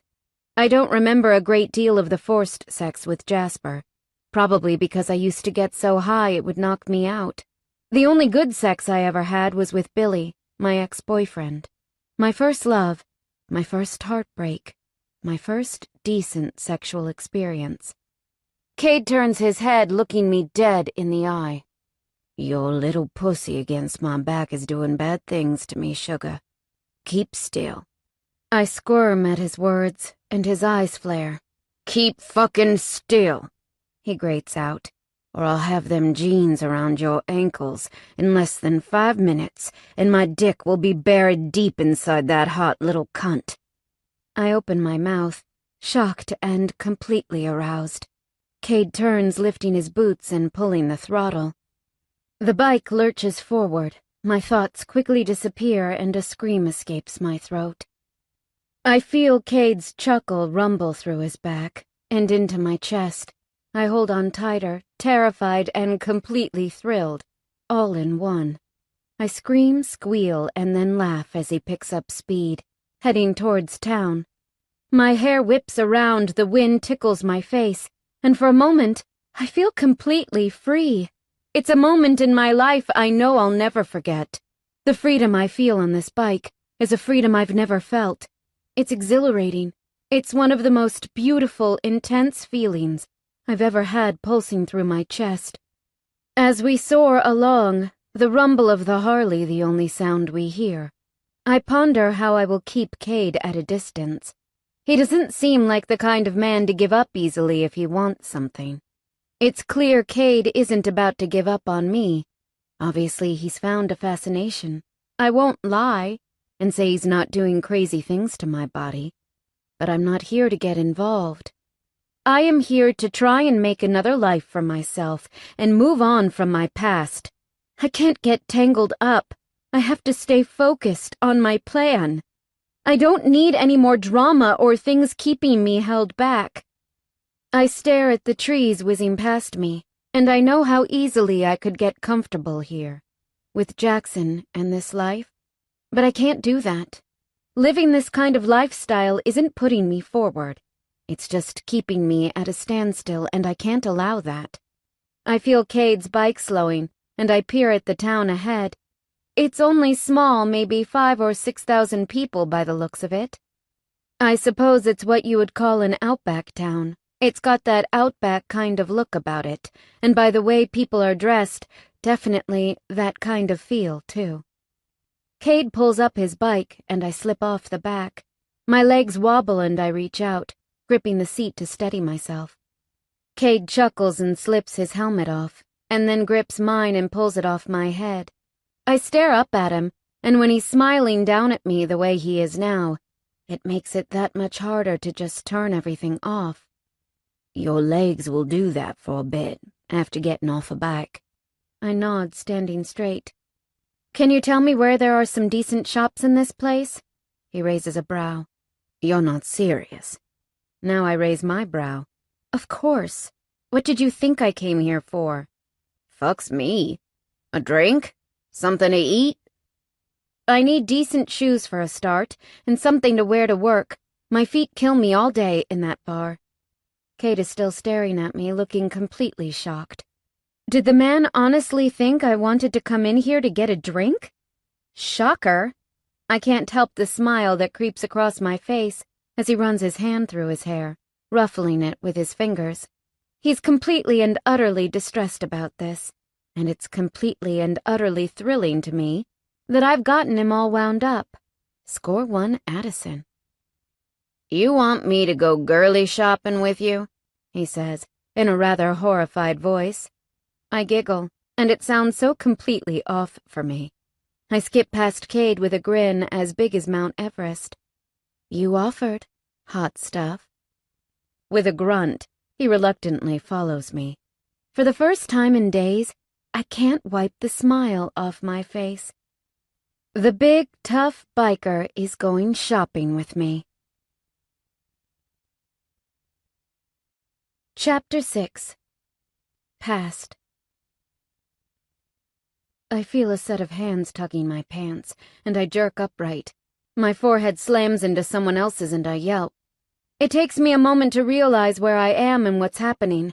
When I do, I realize that some filthy client is trying to crawl into my bed and score some off me. I blink rapidly, gripping my pants and trying to gain some control. It's hard when you're only 16 and you try to fight off a man twice your size and age. The stranger grunts and grips my hands, trying to force them above my head as he positions himself over me.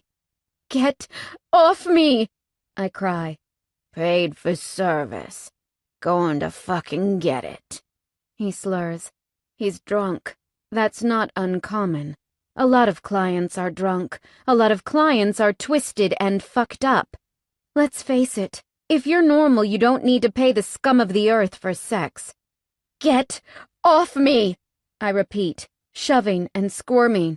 Be 5 minutes. I paid good money. Then I'll give you your money back, I protest, trying to raise my knees up as he shifts his body, pressing himself between my legs. Stupid whore in there already spent it, so I guess you better give me what I need. Fuck off, I cry, biting down onto the closest piece of flesh I can get my mouth around. I think it's his shoulder. It makes me want to gag. He roars, and then he slaps me so hard my head spins. As he moves, though, I bring my knee up and kick him hard in the groin. When he stumbles off the bed with a hiss, I leap up, flicking the lamp on. I've learned how to deal with clients like this. who decide I'm the next best thing if they aren't serviced by my mother. The first one I ever had came at me when I was 14. I didn't have the experience then, and he raped me. I learned quickly after that. There's only one man that gets away with it now, and that's Jasper. The only reason he gets away with it is because he's our lifeline. Without him, we're on the streets. Pathetic, I know. I get off the bed just as the man is rising off the floor. It shocks me to see he's quite well groomed. He's wearing suit pants. Okay, they're not expensive looking by any stretch, but it's still a suit. He's got salt and pepper hair and is quite well built. Before he can lash out at me, I drive my foot into his nose. The sickening crunch followed by blood spurting is a familiar sound and sight for me.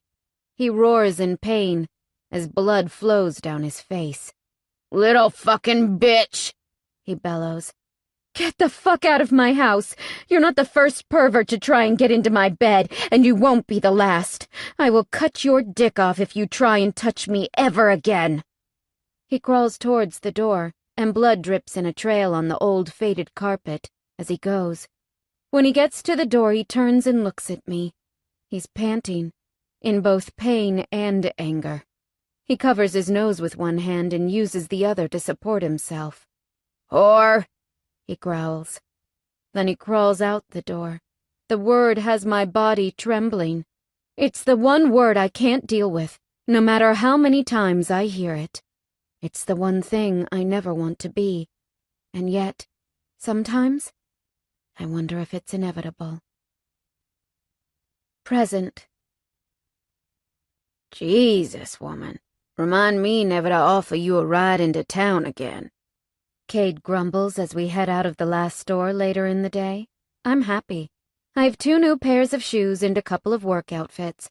Cade bought me a leather jacket, and it was the only moment that he smiled. The rest of the time he grumbled and muttered under his breath. This only made me smile more, and take a heck of a lot longer to find what I needed. I turned a 1-hour trip into a 2-hour trip, and I enjoyed every second of it. "Well, next time you won't be so pushy when a woman says she's going into town," I say, satisfied with myself.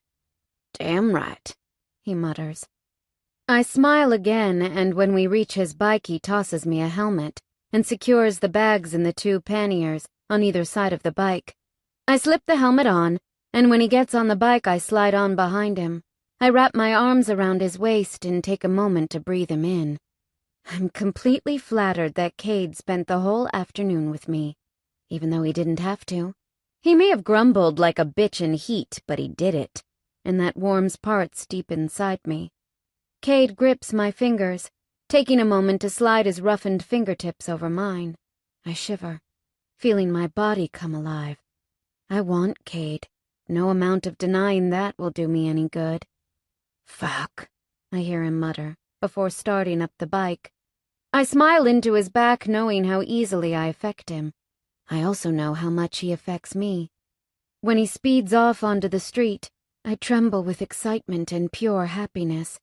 I'll never get over the way this bike makes me feel, the way my heart thuds, the way my body becomes relaxed and full of joy, the way I feel so completely at ease. When we hit the highway, I swallow down the anxious feeling that creeps into my chest. I want Cade, and after today I want him to know it. I know I really shouldn't be getting involved with anyone, but from what I see of Cade, he's only up for a bit of fun. I could use a bit of fun right now. I haven't been with another man since, well, Billy. He was one of the only men I let come near me that I actually enjoyed being around. I feel Cade's body stiffen, and I know he's feeling the same sexual tension I am. I reach further around him, wondering if what I'm about to do is going to shock him into a crash? Surely not. I slide my fingers down his hard, firm chest until I reach the top of his jeans. I grip them, gently undoing the button. He stiffens even more, but he doesn't move to stop me. I unzip him, and then I slip my hand inside. He jerks when I find his erect cock and wrap my fingers around it.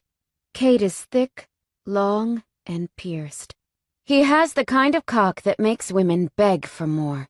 Slightly tilted up, thick head, and those silver barbells in the perfect locations. I squeeze him and feel him pulse beneath my palm. I clench my legs around his thighs as my pussy aches, begging for attention. I begin a gentle stroking and I hear Cade's grunt. He lets one hand off the handlebars and he grips my hand, stopping me. He jerks my fingers from his cock and pulls my hands out of his jeans. I feel my heart plummet to my belly. He doesn't want me? Had I been reading this all wrong? God, I'm such a fool. Cade stays on the highway a moment longer, then suddenly he's turning off. I see a long gravel road, and at the end is a large white home. He speeds down the road and skids to a stop outside the house. He turns the bike off and gets off quickly and angrily. I let him go, not moving, not daring to remove my helmet. He tears his helmet from his head and hurls it across the dirt. Then he grips mine, repeating the process. Holy shit. Cade is gorgeous when he's aroused and angry. Part of me doesn't quite understand his anger. Perhaps it's because he knows this isn't really the right thing for us to be doing, and he's been trying to fight it? He stalks towards me, his body wound up, his eyes flaring with lust. He reaches me, grips my hips and lifts, spinning me around so my back is against the handlebars. He steps over the bike, facing me, takes my shoulders and pulls me close. His eyes hold mine, so intense, so green, so full of sex and desire. He runs his thumb over my bottom lip, and then he brings his mouth down over mine. Electric bolts shoot through me as his mouth moves angrily against mine. When his tongue slides out, I accept it, full and deep. One of his hands grips my hip, and the other he uses to cup my pussy through my jeans. I groan into his mouth when he tilts his hand, rubbing in that perfect way. My body begs for attention as he tears his mouth from mine and slides his lips down my neck. I forget everything in this moment. I forget that we're on a bike, in front of some house I don't know. I forget that I shouldn't be doing this. I forget about my past and my mother. I just exist in this moment with Cade, and I want it more than I want to breathe. I tangle my fingers into his hair, jerking his head back so I can capture his mouth again. He tastes divine. His tongue so soft, his lips so full. That little lip ring tickles my lips in the most impeccable way. He grips my jeans and unbuttons them. I jerk and tear my lips from his. Here? I rasp. Here. Now. I need to fuck you. I need my cock deep inside you. So fucking gorgeous. So fucking edible. He makes short work of my shoes first. Then he pulls at my jeans and drags them down my legs. I shift my backside, lifting my legs so he can remove them completely. Cade makes a strangled sound and returns my legs so they're back either side of his bike. He pushes my chest gently, and I rest my back against the handlebars. He grips each of my ankles, lifting them to rest on the pegs. Then he grips my knees and spreads them wide. I whimper when his eyes set on my exposed pussy. The hiss that escapes his lips tells me that he likes what he's seeing. He stretches his hand out, sliding a finger through the arousal coating my slick sex, and then he slips it into his mouth. I make a whining sound, watching him lick my arousal off his finger. Fucking beautiful, sugar, he rasps. God, more, I beg. Going to fucking eat that gorgeous little cunt. You ready, baby? Yes. Fuck. Yes. He grips my hips, tilting them up, and then he leans down. As his tongue slides through my heat, I cry out, thrusting up to meet the next delectable lick. He growls against my skin, and then clamps his teeth over my swollen clit, gently rolling it between them while his tongue flickers the end. I've never had something so fucking amazing in my life. I scream out as pleasure builds at a rapid pace. Holy shit, I've never needed to come so hard in my life. I feel his fingers slide inside me and tilt at the perfect angle. I lose it. The first burst of my orgasm is intense. I lose all ability to contain my screams. I thrash my head from side to side, crying out his name. He licks and sucks every last shudder from my body, before lifting his head and letting his tongue slide out across his lips, licking my arousal off. So fucking wet. Nicest tasting pussy I've ever put my mouth on. I quiver. My eyes are hooded, as I watch him jerk his jeans down just enough to release his cock. He reaches into his back pocket for a condom, and then he tears it open with his mouth before rolling it onto his hard length. Now sheathed, he steps closer, takes my ankles and puts them around his hips. He presses close to me, his head just probing my center. Want this, sugar? He growls. Yes, please stop teasing me. Tell me what you want, word for word. Make me want it, baby. I want your cock, I whimper. I want your beautiful cock inside me, hard, fast, and deep. He groans. Fuck, you're sexy. He slides the tip of his cock into my pussy and I arch. Oh God, yes. He slides in another inch. I groan his name and hold the grips on the handlebars so tightly, my fingers ache. Fully stretched around him, I forget everything else but this moment. He slides his hips back, the entire length of him leaving me, then he thrusts back in. I moan and reach up under my shirt to tweak my nipples. Fuck. Get those babies out for me, sugar. Cade orders, his voice hoarse. I grip my shirt and pull it up to reveal my small but perky breasts. He hisses, and his thrusts become quicker. He leans over, sucking one of my hard nipples into his mouth, while his other hand slips underneath me. For a moment, I don't know what he's doing until the bike roars to life. The vibrations that rip through my body does crazy things to me. I scream and jerk, as the combination of his thrusting and the vibrations coming off the bike send me over the edge. I climb around him, coming with such force I don't recognize my own cries. All I can feel is the deep, blinding, pulsating jerks of pleasure taking over my body. Motherfucker, Cade grunts. So fucking tight. I know the moment he comes. I can feel his cock pulsing. I'm wrapped that tightly around him. He doesn't make a sound. He just buries his head into my chest and thrusts until he's got nothing left. Then he just lays there for the longest moment, catching his breath. I do the same, running my fingertips through his thick, dark hair, as I come down from what is easily the best sex I've ever had. Fuck, girl. You were so fucking tight. That was so fucking mind-blowing. I never thought. Just, wow. Okay, that's a random thing to say, you were so tight. Who says that? What did you expect? I joke lightly. A big loose fuck? He doesn't say anything, and I realize what he meant. It hits me so hard, I jerk violently under him. Cade thinks the rumors are true. He thinks I was a whore. Feeling my vision blur, I struggle to push him off me. He seems confused as he pulls back, but when he sees my face, it doesn't take him long to click. I didn't. I pull my hand back, and I punch him so hard I hear his jaw crack.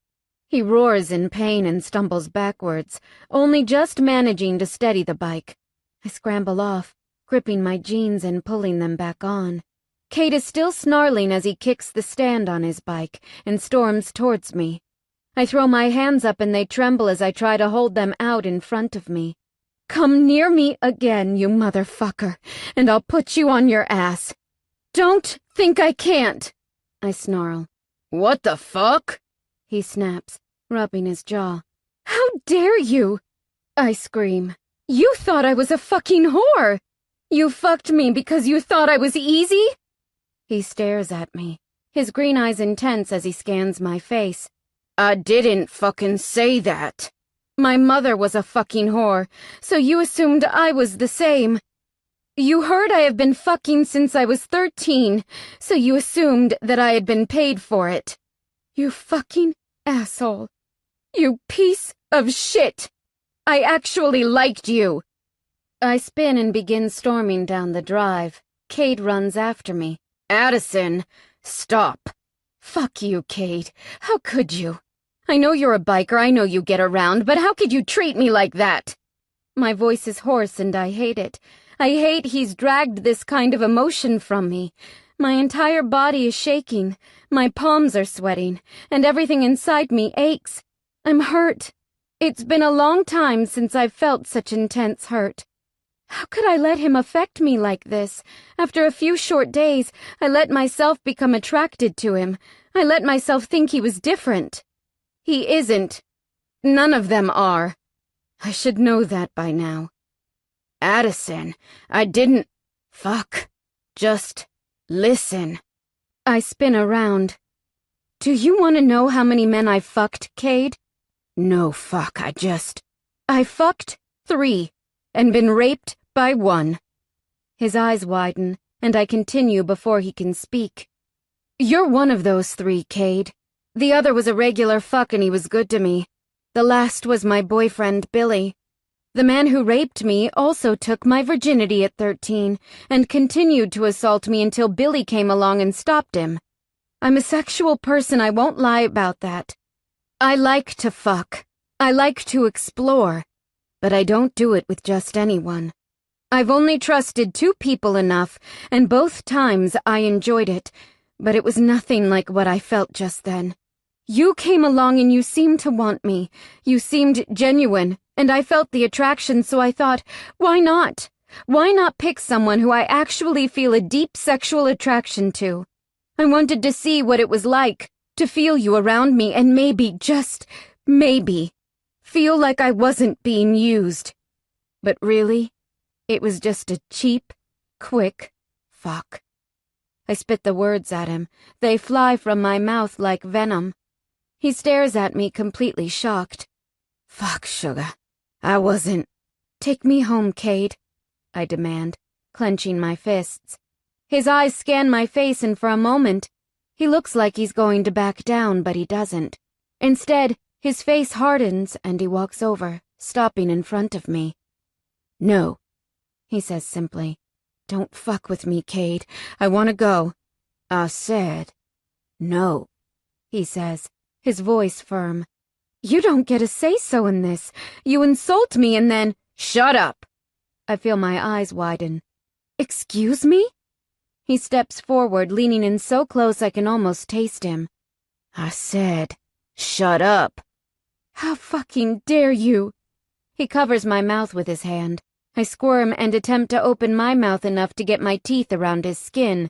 My attempts fail, and I squirm and grunt behind Cade's hand. Listen to me and listen good, he says. A flicker of compassion crosses his features before he replaces it with anger. Don't pretend to know what I'm thinking.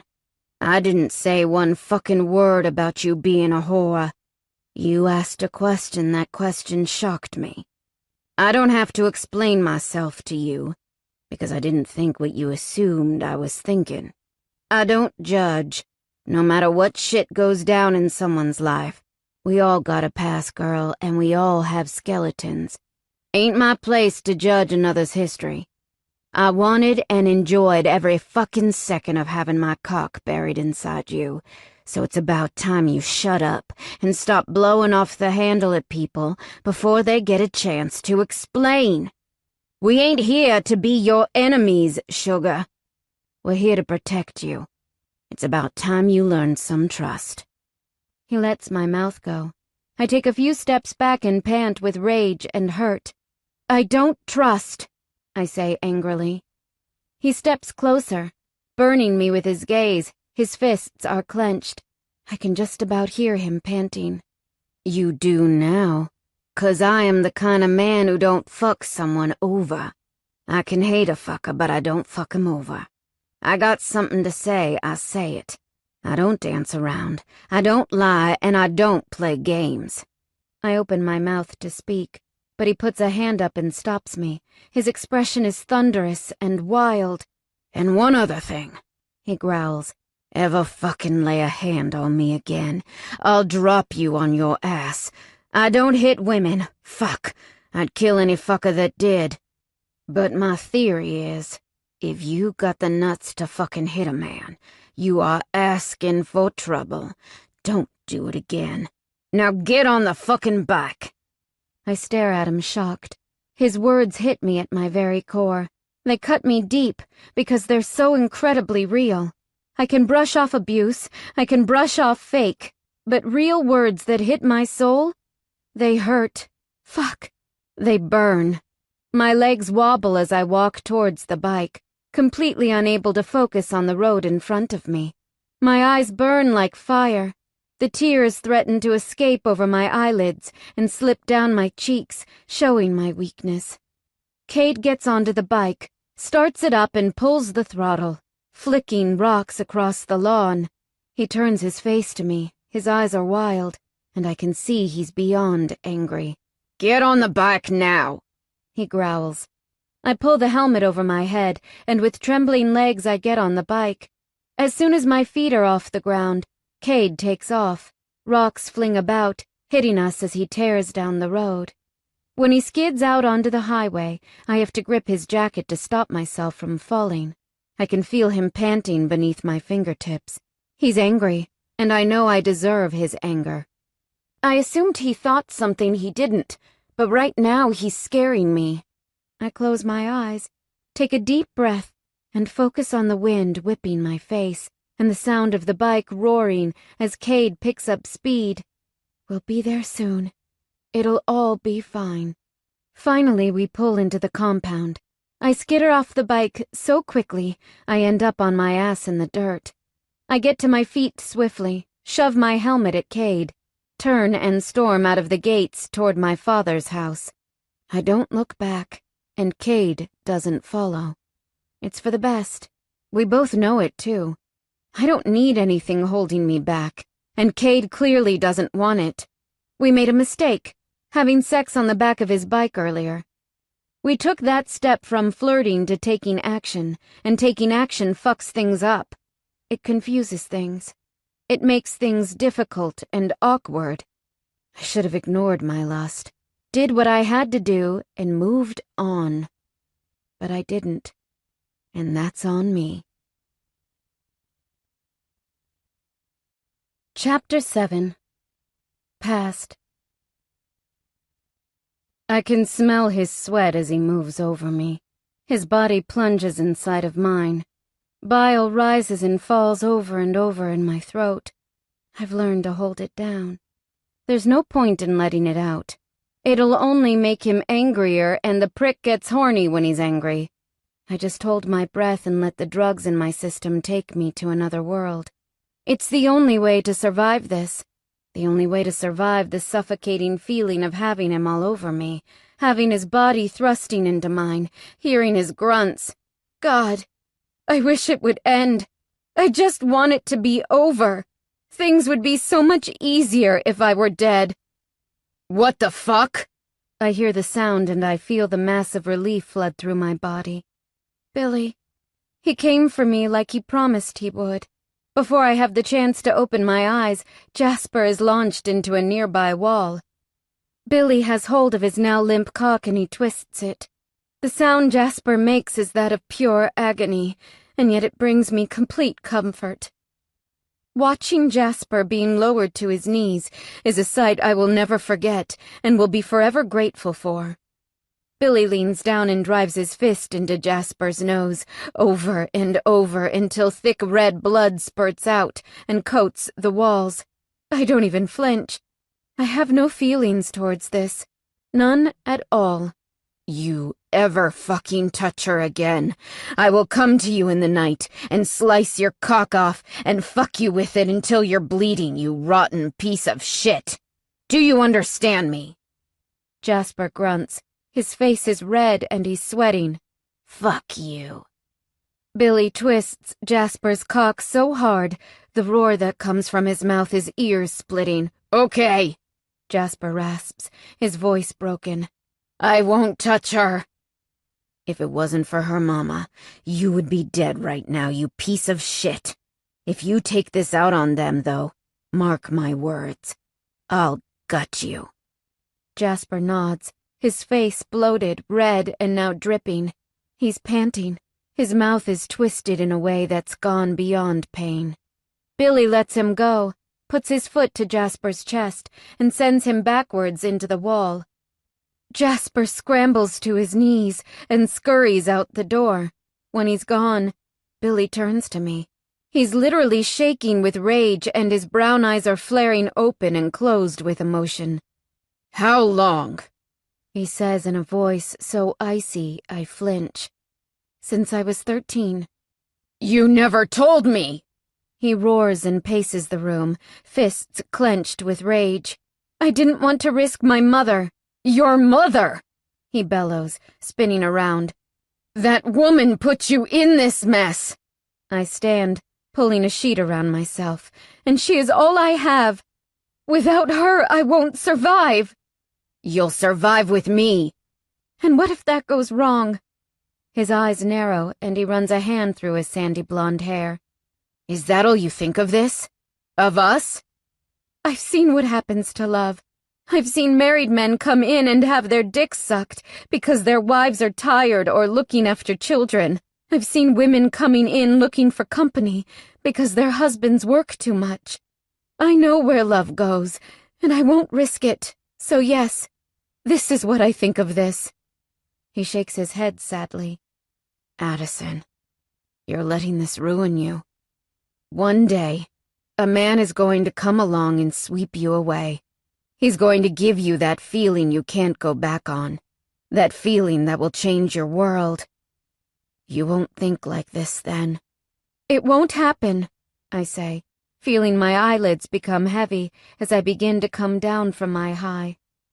Not even with me? I stare at him through hooded lashes. You're as close as I've ever come to love, Billy. It's not enough, though. I am what I am. You're better off moving on and finding something worth fighting for. You're worth fighting for, Addison. In your eyes, perhaps. He looks pained now. Why don't you stop him? I shrug, light up a cigarette and sit down. What's the point? He's going to do it even if I fight. He knows he'll get what he wants, because without him my mother and I are on the streets. He needs her, and with her comes me. He knows I won't fight. It's just quicker if I block it out. He's raping you, he whispers, disgusted. Yeah, well, there are worse things in the world. Addison, will there ever come a time you'll let someone save you? I stand, walk past him, and head toward my bedroom. At the door I turn back to him. Saving someone only works if that person wants or deserves to be saved. Have you looked at yourself lately? He yells. Have you? Yes. No, you haven't.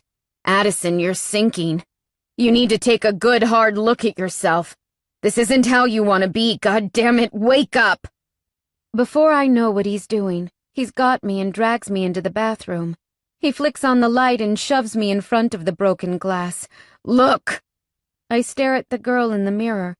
The girl with hollow cheeks, dark rings under her eyes, and ratty hair that holds no color. She's broken. She's damaged. When did I let myself become so horrible? I swallow down the bile that rises in my throat. Who is that girl in front of me? She's not me. I know what she is. She's a nothing. Present. Have you seen Cade?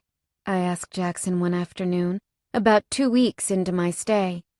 Cade hasn't spoken a lot to me since I overreacted at him, and while I understand it, it's kind of pissing me off. Jackson nods and points towards a small shed up the back of the lot. He's working on his bike. Thanks. What you need him for? He asks, wiping some grease onto his jeans.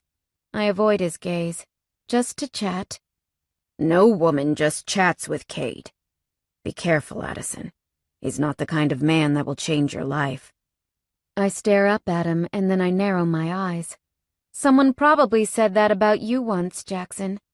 It doesn't mean it's true. Look where love got me. I turn and walk towards the small shed. Who said love had anything to do with this? Jackson doesn't get to answer, and that's fine by me. I don't want to hear his answer, not right now. I know it'll only be something that makes my heart hurt. I reach the small shed and can hear the sounds of tools tinkering. I grip the handle, open the door, and step inside. It's only a small space, and in the middle Cade's bike is hoisted up, and he's standing underneath it, completely shirtless. I stop walking, and I let my eyes travel over his body. Hot damn, what a body it is. Cade is ripped in a way a girl can only dream about. Broad shoulders, tight chest, washboard abs, and that sexiest sin manvy. He's covered from head to toe in streaks of grease. Jackson told me I would find you here, I say, and he stops what he's doing to turn and stare at me. If I wanted to be found, he says, turning his spanner, I wouldn't be down here with the door closed. Well, excuse me. I walk over and stop next to his bike. I run my fingers over the shiny paint. Cade stares at me, his head slightly tilted to the side. He drops his tools and wipes his hands on his jeans before stepping in front of me. What do you want, sugar? Well, at least he's calling me sugar. That's a start. To apologize. He raises his brows. Didn't think you were the type to apologize. This just makes me angry. I've come in here to admit I'm wrong, yet he's mocking me and playing games. You know what? If you're going to be a jerk-off, I won't apologize. Go fuck yourself, Cade. I turn, but he grips my arm and spins me back around. He presses my body to his, and I can feel his hot skin against what little of mine is exposed. You always run off when things don't go your way, he murmurs. I'm not a typical female biker. I'm not going to get on my knees and beg for your forgiveness. I'm not going to follow you around hoping you will talk to me again. If you're pissed at me, then I'm not going to fight to change it. So fucking stubborn, he says, and wraps an arm around my lower back. He presses me even closer. Do you mind? Let me go. I don't mind at all. And no. Cade. Sugar. You're so fucking frustrating, I protest, squirming. And you're so fucking gorgeous, trying to fight me all the time. I stare up at him and he looks down at me with a heated expression. I can see his lust. Heck, I can feel his lust. It's pressing against my belly, hard and pulsing. Let me go, I say, though my voice has lost its spark. You don't really want that, sugar. Yes, I do. Don't flatter yourself into thinking I want you, Cade. You're attractive. I liked being with you, but that's where it ends. I was only coming to apologize for being a bitch the other day. End of story. Such a fucking liar, he says, in a husky tone. He stares at my lips now, damn it. Why does he have to look at me like that? It weakens my resolve. You're living a delusional life, biker. He gives me a lazy half-smile. And you're thinking about my cock all deep and hard inside you. I attempt to roll my eyes, but I have no doubt I look extremely spastic. This would be because my breath hitches at the same time my eyes move. The reason? Cade's hand is now covering my pussy. The sneaky bastard managed to slip it around when I was arguing. He's cupping me, pressing just enough to give me tingles of pleasure. You know I'm right, he growls. I can feel how fucking wet you are. Delusional, I rasp. You'd like it if I bent you over right now, slipped those jeans down and slid my cock into that delectable little cunt. I swallow and my cheeks heat. I want to answer, but my body is pulsing, and all I can feel is his hand rocking over my pussy. Yo, Cade! Before I know what's happening, Cade steps back and I sway on my feet. The door swings open and two bikers step in. I'm still learning all their names, but from what I can remember it's Yank and Quinn. I don't know why they call the tall man Yank, but most of the bikers have a nickname, though I haven't heard them call Kate by one. What the fuck do you want? Kate grumbles. Jackson needs to talk with you. Of course he does. I sigh in turn. I'll see you later. Wait up, sugar, Cade says, but I don't stop. Let him think I don't care. I smile the entire way back to the compound, though he will never know that. Give us another round, girl. I turn, hands full, and see another biker wanting beer. The girl I'm working with tonight, Mindy, is late. Again. The bitch never shows up on time. The only reason she still has a job is because Jackson can't convince any normal woman to work with a bunch of rude, feral bikers. I juggle the drinks already in my hand as I place them down on the counter and slide them towards the waiting biker. He flashes me a quick grin, then turns away. I begin to gather the next order, feeling sweat trickle down my face as I become flustered with the amount of work I'm trying to squeeze in. Okay, where are we at? I turn to see Mindy walking in, tits bulging out of her white top, shorts so tiny her ass cheeks hang out. I sigh, roll my eyes, and then snap. Did you ever think of coming to work on time? She puts her hands up, flicks her blonde hair over her shoulder, and widens her blue eyes. Hey, I was busy. What was it this time, Mindy? Your dog died? Your cat ate your budgie? Oh, wait. What was it yesterday? Oh, that's right. All the tires on your car blew off. She crosses her arms. They actually did all burst. Someone punctured them.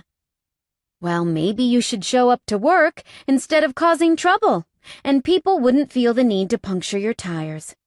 She glares at me, turns and begins taking orders.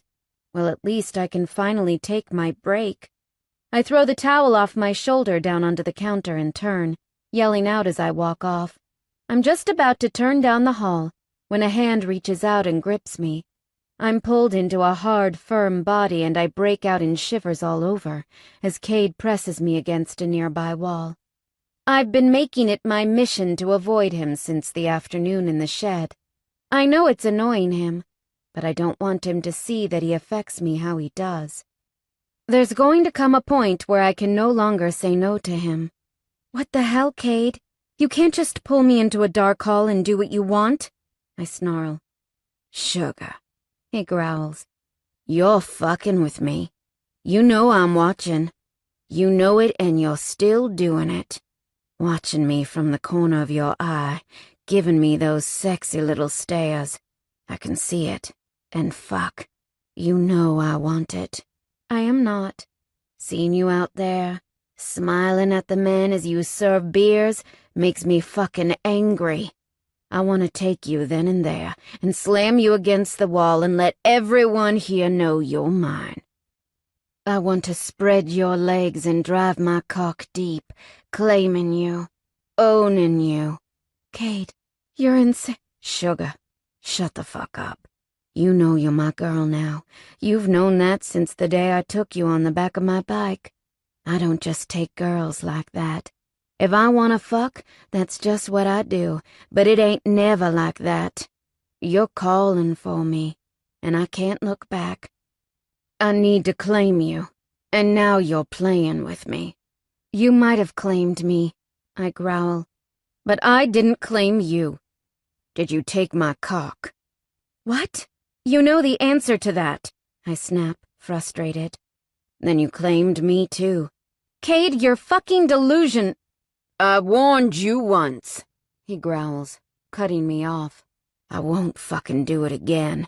Shut the fuck up, sugar. Now I'm gonna kiss you.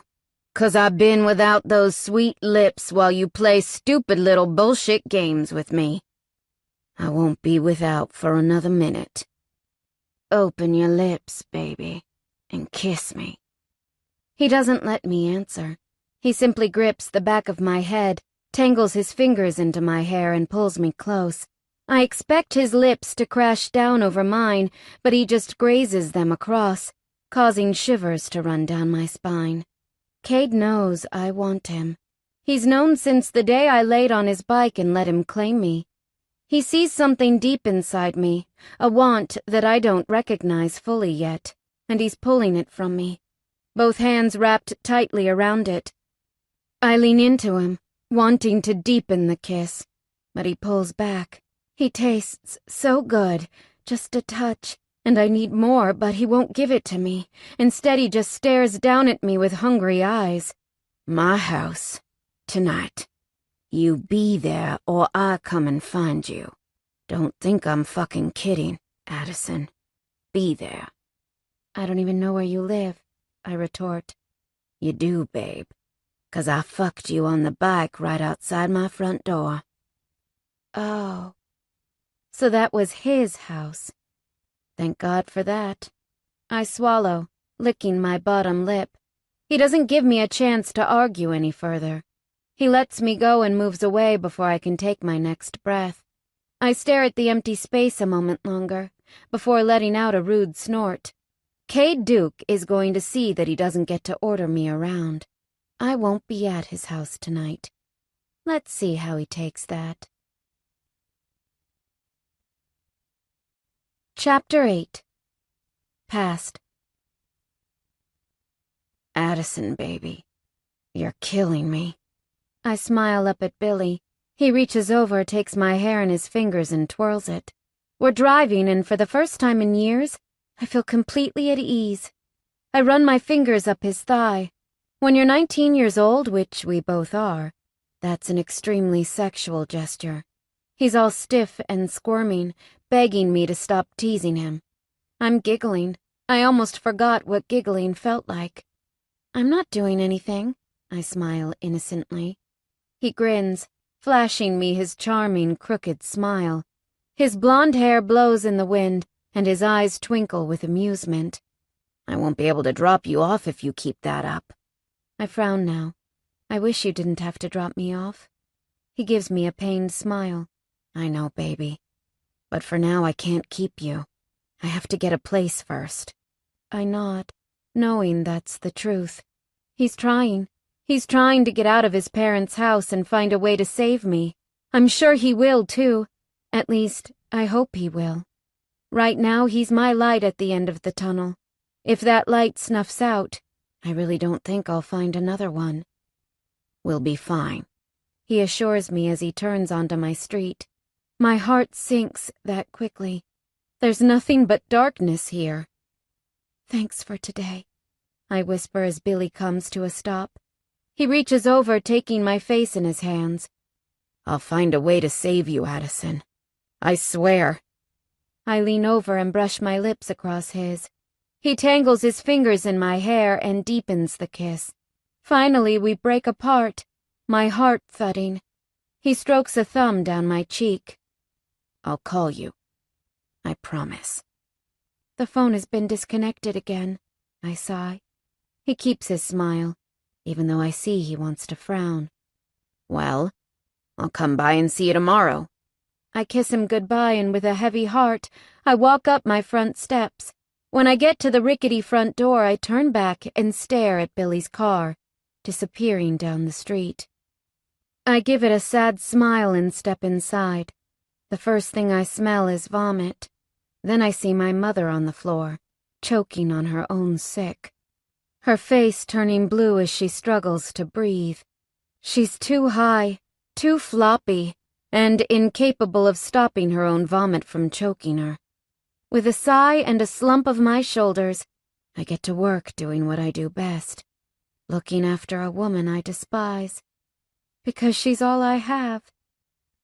That's what I like to call tragic. Present.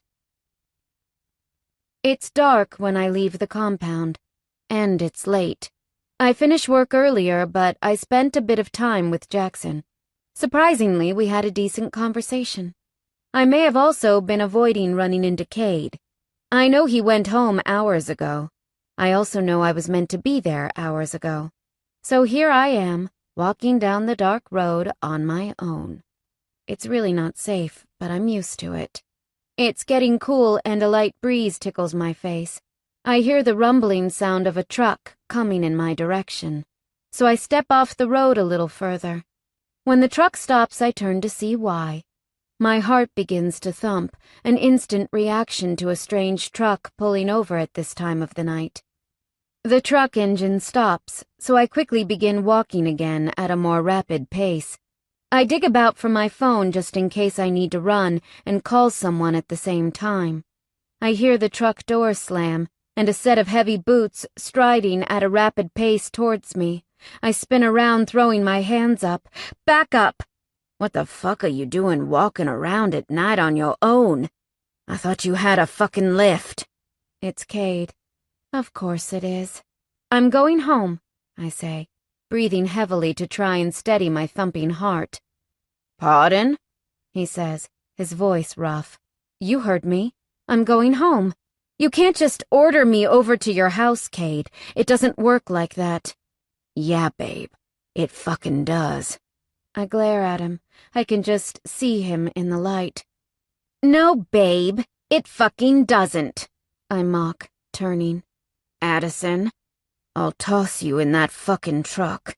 Don't make me use force. I gape and turn back. Are you serious? You can't force me to go with you. It wouldn't be force if you just accepted you want me, as much as I fucking want you. You've lost it. You know that? 3 seconds to get in the truck. You are insane. 3. Fuck you, Cade. 2. I'm not going with you. 1. He steps forward, drops his shoulder, and lifts me up in one motion. I squeal and pound my fists on his back, but he simply keeps striding towards his truck. He opens the door and throws me in. Then, through my squirming, he also manages to buckle me in. Before he closes the door, he leans down close. Don't even think about trying to get out, or I'll tie you to the fucking chair. My mouth drops open as he closes the door and walks around the driver's side, gets in and slams the door. What kind of biker drives a truck anyway? I cross my arms and stare out the window as he pulls onto the highway. I'm not fucking you. You're wasting your time. He snorts. Sugar, my cock is going inside you tonight and you know it. You also know I'm not wasting my time, because you and I both know you could have fought me off if you really wanted to. Damn him. You're a frustrating, intense man, do you hear me? I say, turning to stare at him. In the moonlight, his profile looks dazzling. Strong, square jaw, perfect Roman nose, and full lips. He's divine. Yeah, sugar, I'm hearing ya. My lips twitch, and he looks at me from the corner of his eye. He grins, and my heart throbs. You're gonna smile for me tonight, baby. I'll make sure of it. I turn and stare out the window, because what he doesn't know is that I'm already smiling. Chapter 9. Present. Kate's house is totally not what I expected a man like him to have. The large, pretty white home is quite enchanting. When we get out of the truck and walk inside, I am in awe. It's massive, with polished wooden floors, white timber walls, and some seriously nice furniture. It is, without a doubt, the nicest house I've ever seen. I stare around, mouth open, completely lost for words.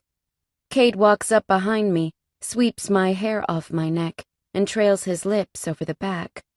I feel my body begin to quake, and I stare down at his hands sliding around my waist. The look on your face right now, it makes my heart hurt, sugar. I swallow down my emotions and turn to face him. Right now, I don't want to fight him. Him bringing me here and pushing me even when I fought him, that tells me that to him, I am so much more than just sex. He's a hard man, there's no doubt about that, and being with him wouldn't be easy. I don't even know if being with him is something that I should be doing, but right now, in this moment, I'm okay with doing it. Saying sweet things doesn't suit you, biker, I say in a small voice. He chuckles. Yeah, gotcha. I'll go back to being an ass. My lips twitch again, and he stares down at them. I'll get that smile, sugar. Now, have you eaten? I feel my eyes widen and he snorts, shrugging off his leather jacket. What? Don't think a biker can cook? I put my hands up in defense. Hey, I didn't say that. No, suppose you didn't. Now have you eaten? I shake my head. Eating isn't something I do a lot of. Habit, I guess. That's what happens when you don't have a great deal of food offered during your life. Right. We're going to cook something up. Then I'm going to fuck you until you're screaming my name. My brows shoot up. I love how you assume you're that good. He leans in close, sliding his tongue across my bottom lip. I am that good, sugar, and you know it. I bite his tongue. He grunts, wraps his arms around my waist, and presses against me. He tilts his head, pushes forward, and turns his licking into a deep kiss that has my entire body sparking to life. I hook my fingers through the loops on his jeans and pull his hips against my pelvis, enjoying the feeling of his hard cock riding against me. I may have a few tricks up my sleeve to make you squeal, I murmur, sliding my hand around to rub against his cock. He makes a purring sound and leans down to nip my earlobe. Bring it on. Ain't nothing you do is gonna make me squeal. I grin at him. Is that a challenge, biker? He slaps my ass and then lets me go. It most certainly is a challenge. Well, consider it accepted, I call after him as he makes his way into the large kitchen. Well, consider me fucking thrilled. I am beaming inside as I follow him into the large kitchen, with white countertops and stainless steel appliances. I grip the counter and lift myself until I'm sitting on it. I watch Cade dig through the fridge to come out with a mass of ingredients. Many men say they can cook. Whether it actually tastes good or not is to be decided upon serving. My guess? Cade can cook. You just gonna sit there and watch? He says, throwing some steak down onto a cutting board. It's proper manners to cook for a lady, you know. Ain't got manners, and there ain't no lady here. I thump his shoulder and he chuckles. So is this your common wooing technique? He looks up at me midway through trimming the fat off the steak. 1. Sugar, I don't woo women. I don't have to. 2. Do I look like the type to woo even if I had to? 3. You're the first girl I've cooked for in at least 5 years. How old are you, Gramps? He shakes his head, but I can see a ghost of a smile playing around his mouth. I'm 29. I feel my expression change to one of shock. I knew Cade was older than me, but I didn't realize he was 8 years older than me. Too old for you? He murmurs when he notices my expression. No. Why would you think that? You're giving me a horrified expression. Change of subject, Addison. I just think you're young to be a vice president of an MC club. That's a big thing. He shrugs. Not for me. Why'd you join? He pulls out a potato and begins peeling it. Jack's helped me. I was in a bad place and he pulled me from it. We got close. He trusted me. So he gave me the role 2 years ago. My dad is the reason? He nods, giving me a quick glance. Shocked by that? A little, but I guess I can understand it. He changed my world. He dragged me from a shitty place. I cross my legs, press my palms to the counter, and lean forward.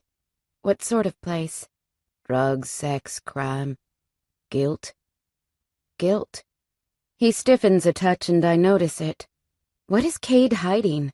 What did he do that would make him feel enough guilt that he can't even say the word without stiffening? Is that why he's so determined to be with me?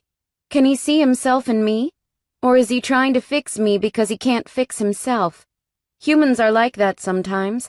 They seek something to put back together when they're broken and can't fix themselves. I guess it's just a comfort. It makes us feel better, like we haven't completely lost ourselves. We like to believe there's still a part in there that can be saved. That's a story I ain't willing to tell. I nod, completely understanding. I'm not ready to tell my story either, and boy do I have a story to tell. I understand that. He stops peeling the potato and looks up. That ain't the reaction I expected. What reaction did you think you would get? Most girls roll their eyes and pout, or try to soothe me with words that mean sweet fuck all to me. I shrug, meeting his gaze. I've been in a place I don't really want to share with the world. I know what it's like to have a story you don't want to tell. Not all stories have to be told, you know. Sometimes they are better left closed. He stares at me a long moment, his gaze deep. Ain't ever heard it put that way, but sugar, I like it. I nod, looking down. He drops what he's doing, walks over and lifts my chin until my eyes meet his. I know what you went through was all kinds of fucked up, and one day maybe you'll tell me about it, just like maybe I'll tell you. If you want to tell me bits, the lot or none, that's up to you. I ain't ever gonna push, just like I'm never gonna judge. Your life was bad, I see it in your eyes. When you grin, your face is empty, and I've no doubt when you smile, your eyes won't shine like they should. One day, though, baby, I will make them shine. I swallow and I do something I have never done in my life. I reach out for him. I take his face, stroke my thumb over his lip ring. Then I lean down and I kiss him. It's soft, gentle, and there's something behind it I am so afraid to face. If I face it, then I have to face what I'm running from. If I face that, then I know things are going to change for me in big ways. I pull back, and Cade locks eyes with me for the longest moment before he turns back towards his preparation. Taking a deep breath, I decide it's time to change the subject and steer it away from this emotional stuff. It's too much to process right now. So, Brittany, where does she fit in all this? He grunts, shaking his head. She's a fucking pain in the ass. Why do you sleep with her? Haven't fucked her since you showed up. This surprises me. It truly does. Why? You know why, sugar. Don't make me do sappy. I can say nice shit, but I don't do sappy. Okay, so you stopped fucking her to fuck me. Why is she so convinced she's the only one you go back to? Because she was for a long time. Oh, you two were together? Makes a little more sense now. Not exactly. She came in with one of the other guys. It didn't work out, so she became a drifter. She slept around with the members, worked the bar, wormed her way into the club, and that's when she took a liking to me. Brittany's a wild fuck, so I spent a bit of time with her. She became a regular fuck. I know what you think of me, sugar. You think I get around, and I won't lie and say I haven't. But I prefer one constant. Brittany was that for a long time, over 3 years to be precise. But she got on my nerves.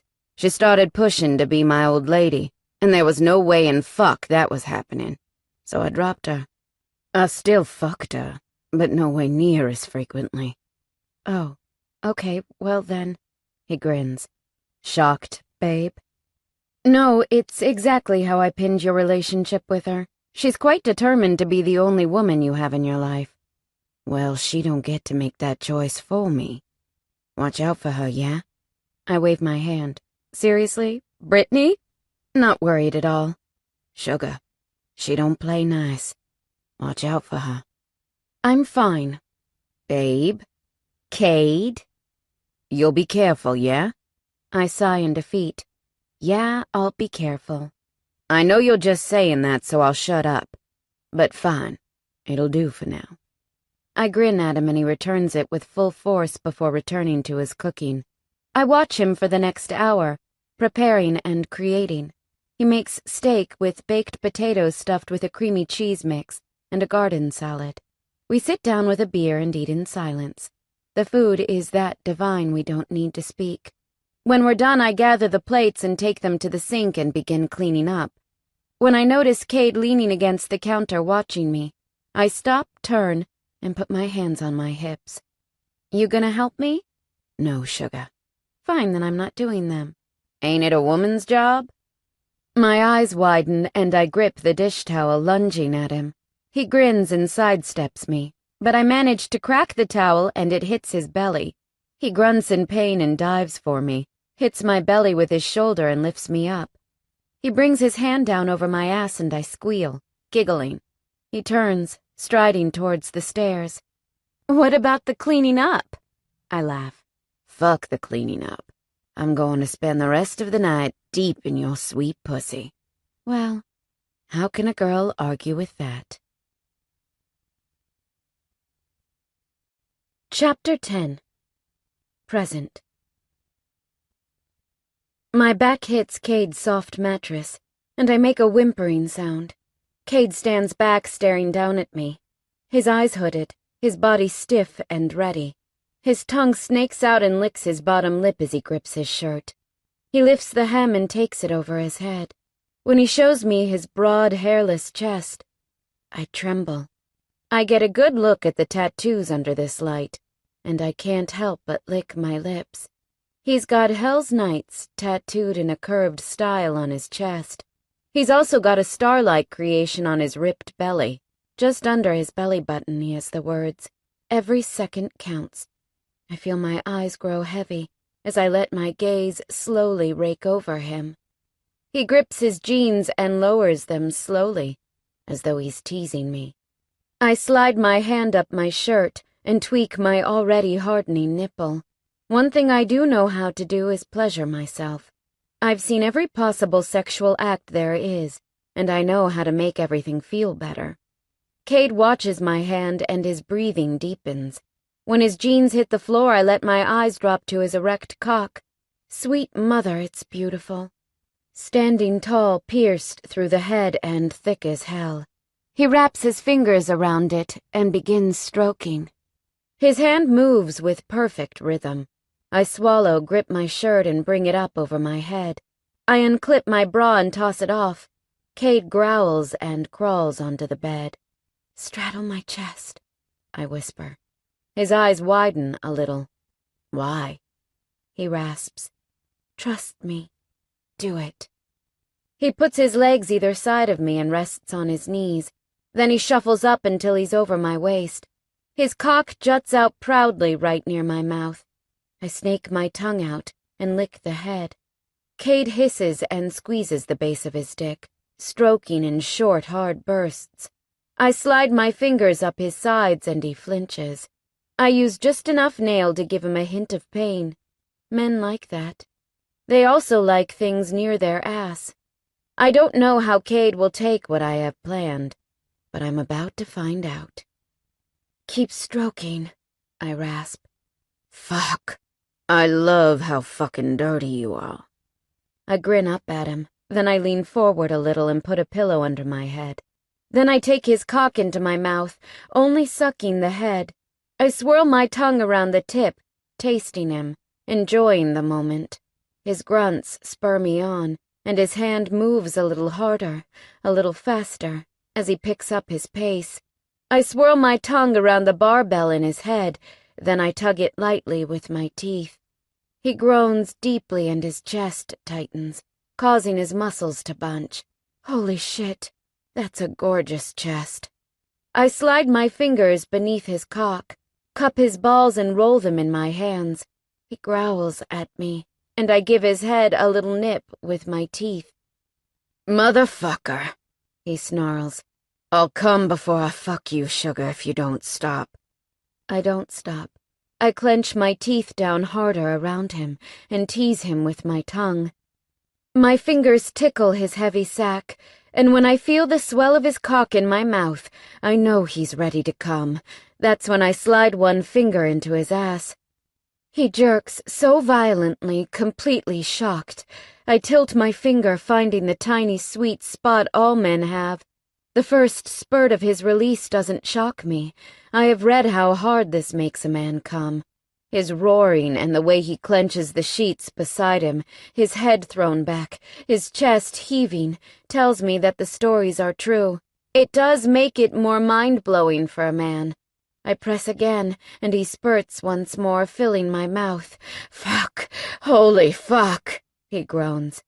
When he stops pulsing, and his erection begins to die down, I remove my mouth and my finger, and I look up at him.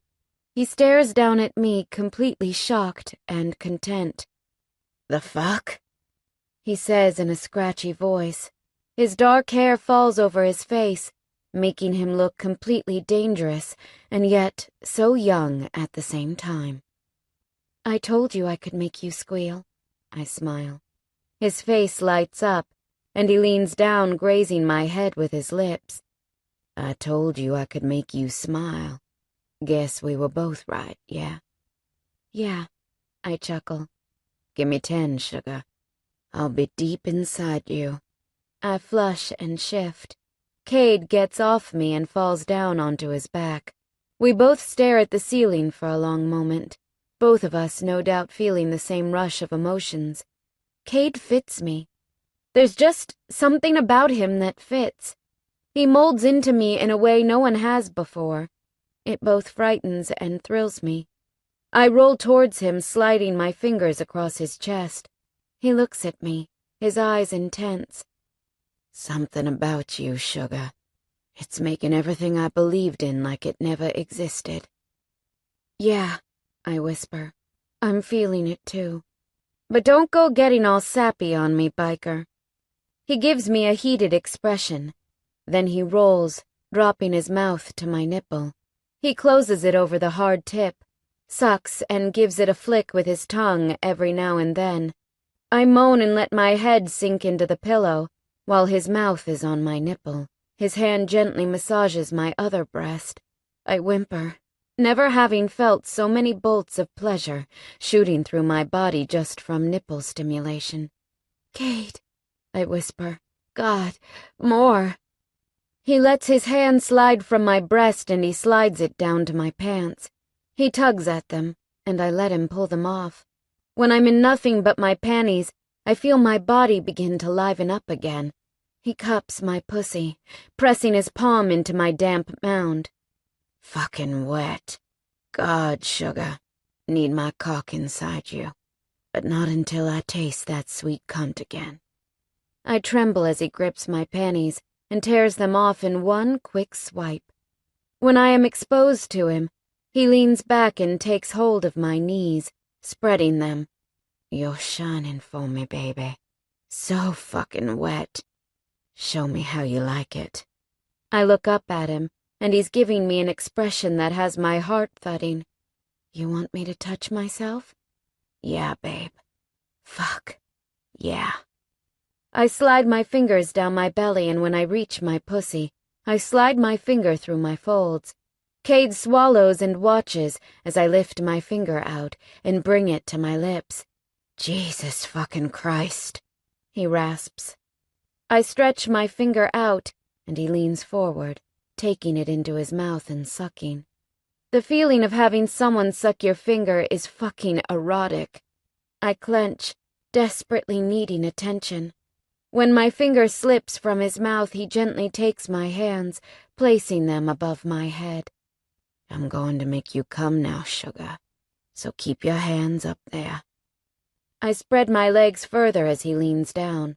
He takes hold of my hips and tilts them upwards. When his mouth closes over my pussy, the cry that escapes my throat is strangled and raw.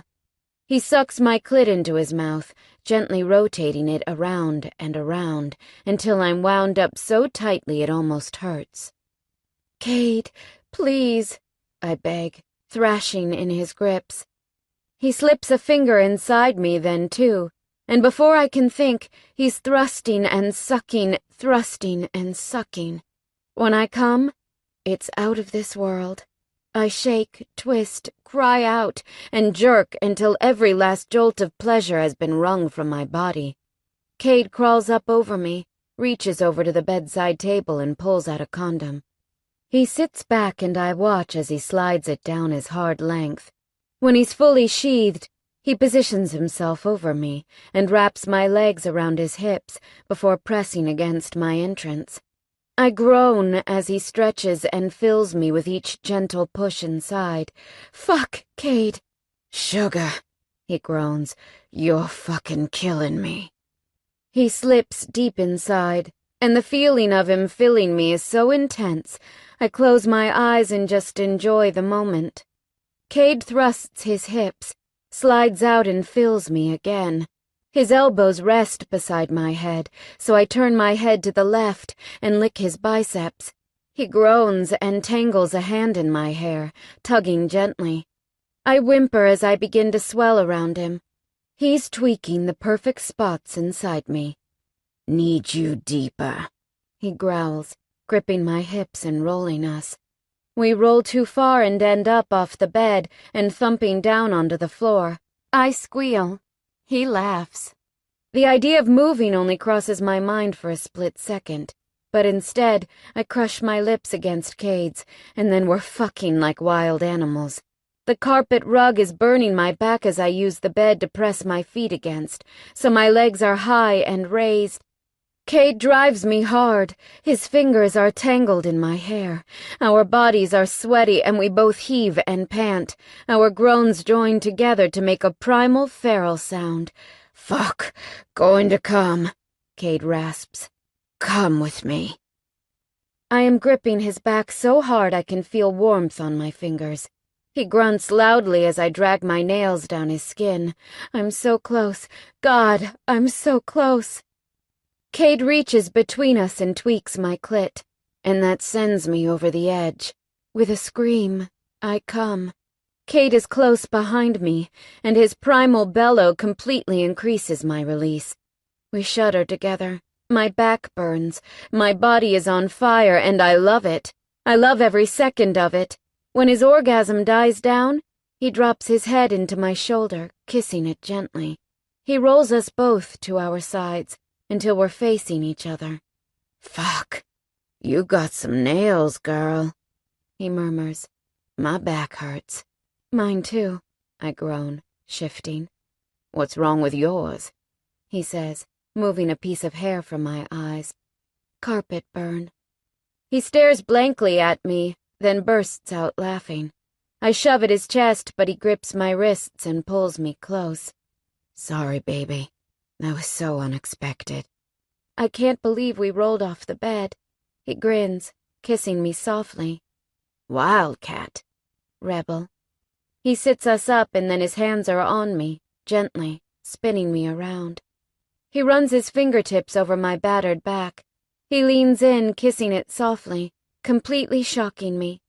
To the rest of the world, Cade is terrifying, but here, in this moment, he's completely beautiful. Let me get something to put on that. He stands, takes my hands and helps me up.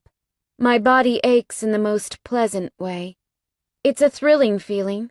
It's a feeling I've never had before. And it scares the hell out of me. Chapter 11. Past. I tried to call you, I say, when Billy finally comes around after 4 days of me desperately trying to contact him. I was busy, he says, but his voice sounds off. He's sounded off for weeks. It's almost like he doesn't want to be here, but he's too afraid to tell me so. He's trying to save me, and I'm starting to feel more and more like a project than I am a girlfriend. He runs his fingers through his messy blonde hair and sighs. Listen, Addison, we need to— Don't bother, I snap, crossing my arms. I know what you're going to say. He does look like it pains him to have to say what comes next, and that only makes my heart hurt more. I don't doubt Billy cares about me, but I think it's gone far beyond that. Sometimes caring just isn't enough, and sometimes one's lifestyle is unfixable. Perhaps that's how he feels about my lifestyle, that I'll never leave it, never get away. I swallow and square my shoulders. I've dealt with far worse than heartbreak. I don't expect Billy to save me. How can I ever expect someone to change their world for me? That's such a high expectation to have of another person, especially when what they're fighting for is completely fucked up to begin with. You know I love you, Addison, he says gently. I hate that line. You know I love you, but I'm going to leave you anyway. I thought love conquered all. Seems to me if things get too hard, people run regardless of love. Whatever happened to through thick and thin? I don't let Billy see the hurt that's ripping through my chest right now. I won't be the girl that begs. I've never been that girl, and I won't start now. You're leaving, I respond in a simple, emotionless tone. Billy flinches, and I see his fingers twitching like he wants to reach out for me. He makes a loud sighing sound and begins pacing the room. It's work. What a fucking lie. No, it's not. He stops pacing and turns to face me. He shoves his hands into his jean pockets. Addison, it's just... Look, I want a certain lifestyle, and you're not willing to walk away from this to be with me. I can't keep trying to save a girl who doesn't want to be saved. You think it's so easy, don't you? I snap. No, I don't think it's easy. I've seen how hard it is for you. I know what you go through here, but you won't let me help you. You won't walk away from her. You won't walk away from Jasper even after... His face scrunches in disgust, and that burns. It burns because that disgust isn't just because of Jasper. It's because of me. Because I allow it. Because I stopped fighting. He hurts you, and you let him. Your mother treats you like a dog, and you let her. You won't walk away because you're scared if you do and we don't work out, that you'll have nothing. This hurts me. He has no idea how it is for me. I can't walk away from this, because if I do, it could so easily backfire. If I step away from my mother, she won't ever take me back. If it doesn't work out with Billy, where does that leave me? Being forced to live like her? Being forced to sleep around to earn money? I have no skills. No one will take scum like me. It's so easy for him to see the light at the end of the tunnel because he's never had to walk in darkness. Have you ever spent a night on the streets, Billy? He scrunches up his face. You know I haven't. Then you couldn't begin to imagine how terrible it is. I would do anything to avoid ever having to go there again. You don't understand my resistance, because you haven't had to live the way I do.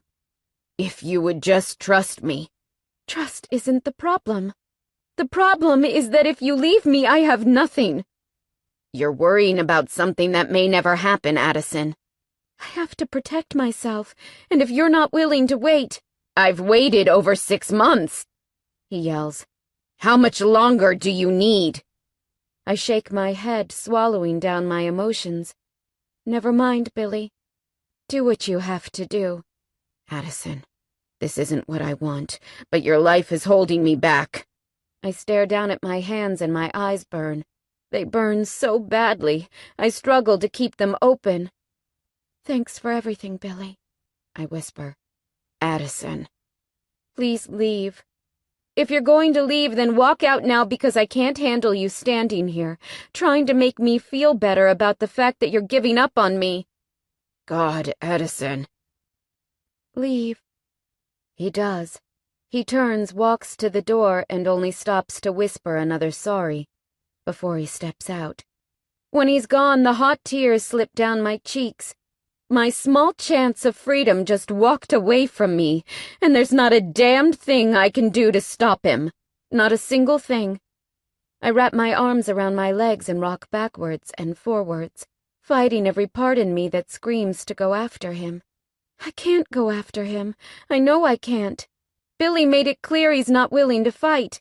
It's just me now. I am all that I have left. How utterly pitiful. Well, well. I hear Jasper's creepy voice and snap my head up. He's standing at the door Billy walked out of only 5 minutes earlier. He's smiling, and it makes my stomach turn. Such a shame, he purrs. I thought he was a keeper. My blood goes cold. How did he know? Was he listening? Did he just stand there and wait for Billy to leave before he came in? I keep my hands firmly wrapped around my knees, not willing to move. Jasper walks in, running his fingers over the old matted couch. I shudder, and not in a good way. What are we going to do now he's gone? I swallow. For 6 months I've been free of Jasper. The idea of him touching me again makes me feel sick inside. Get lost, I breathe. I'll call him and he'll come back. Jasper throws his head back and laughs. For scum like you? Oh, Snake, I don't think so. Just stay away from me. He grips his belt and begins undoing it. See? That's not going to happen, and you know it. You owe me. I close my eyes and pray that he dies right now of a heart attack, a stroke, anything. Anything to keep his filthy hands off me. I begin sobbing, which is so unlike me. I don't sob. I don't cry. I just go with everything that's thrown at me. I don't want to live in this nightmare anymore. There's nothing left for me. Nothing but darkness and pain. I shift off the couch, feeling my world spin as I back around behind it. Jasper continues to walk toward me, grinning. I reach into my bag and I pull out the pills my mother left behind this morning. I don't know what they are. Ecstasy, maybe? That's right, Snake. You know you can't escape me. I pour all of them into my hand, and I throw them into my mouth and swallow. Jasper's eyes widen and he lunges forward. I spin around, run into the bathroom, slam the door, and lock it. I rush to the sink, lean over and swallow loads of water to make the process quicker. Then I sink to the floor, hot tears pouring from my eyes. Open the door! Jasper roars, pounding heavily with his fists. I put my head in my hands and wait for darkness to win. I just want away from this pain. I'll never be free of it. I honestly can't think about anything but the gripping pain wrapping itself around my heart. There's no escape, no matter which way I run. My only chance of survival is gone, and without even a ray of sunshine in my life, I've got nothing to hold on to. This is the only way.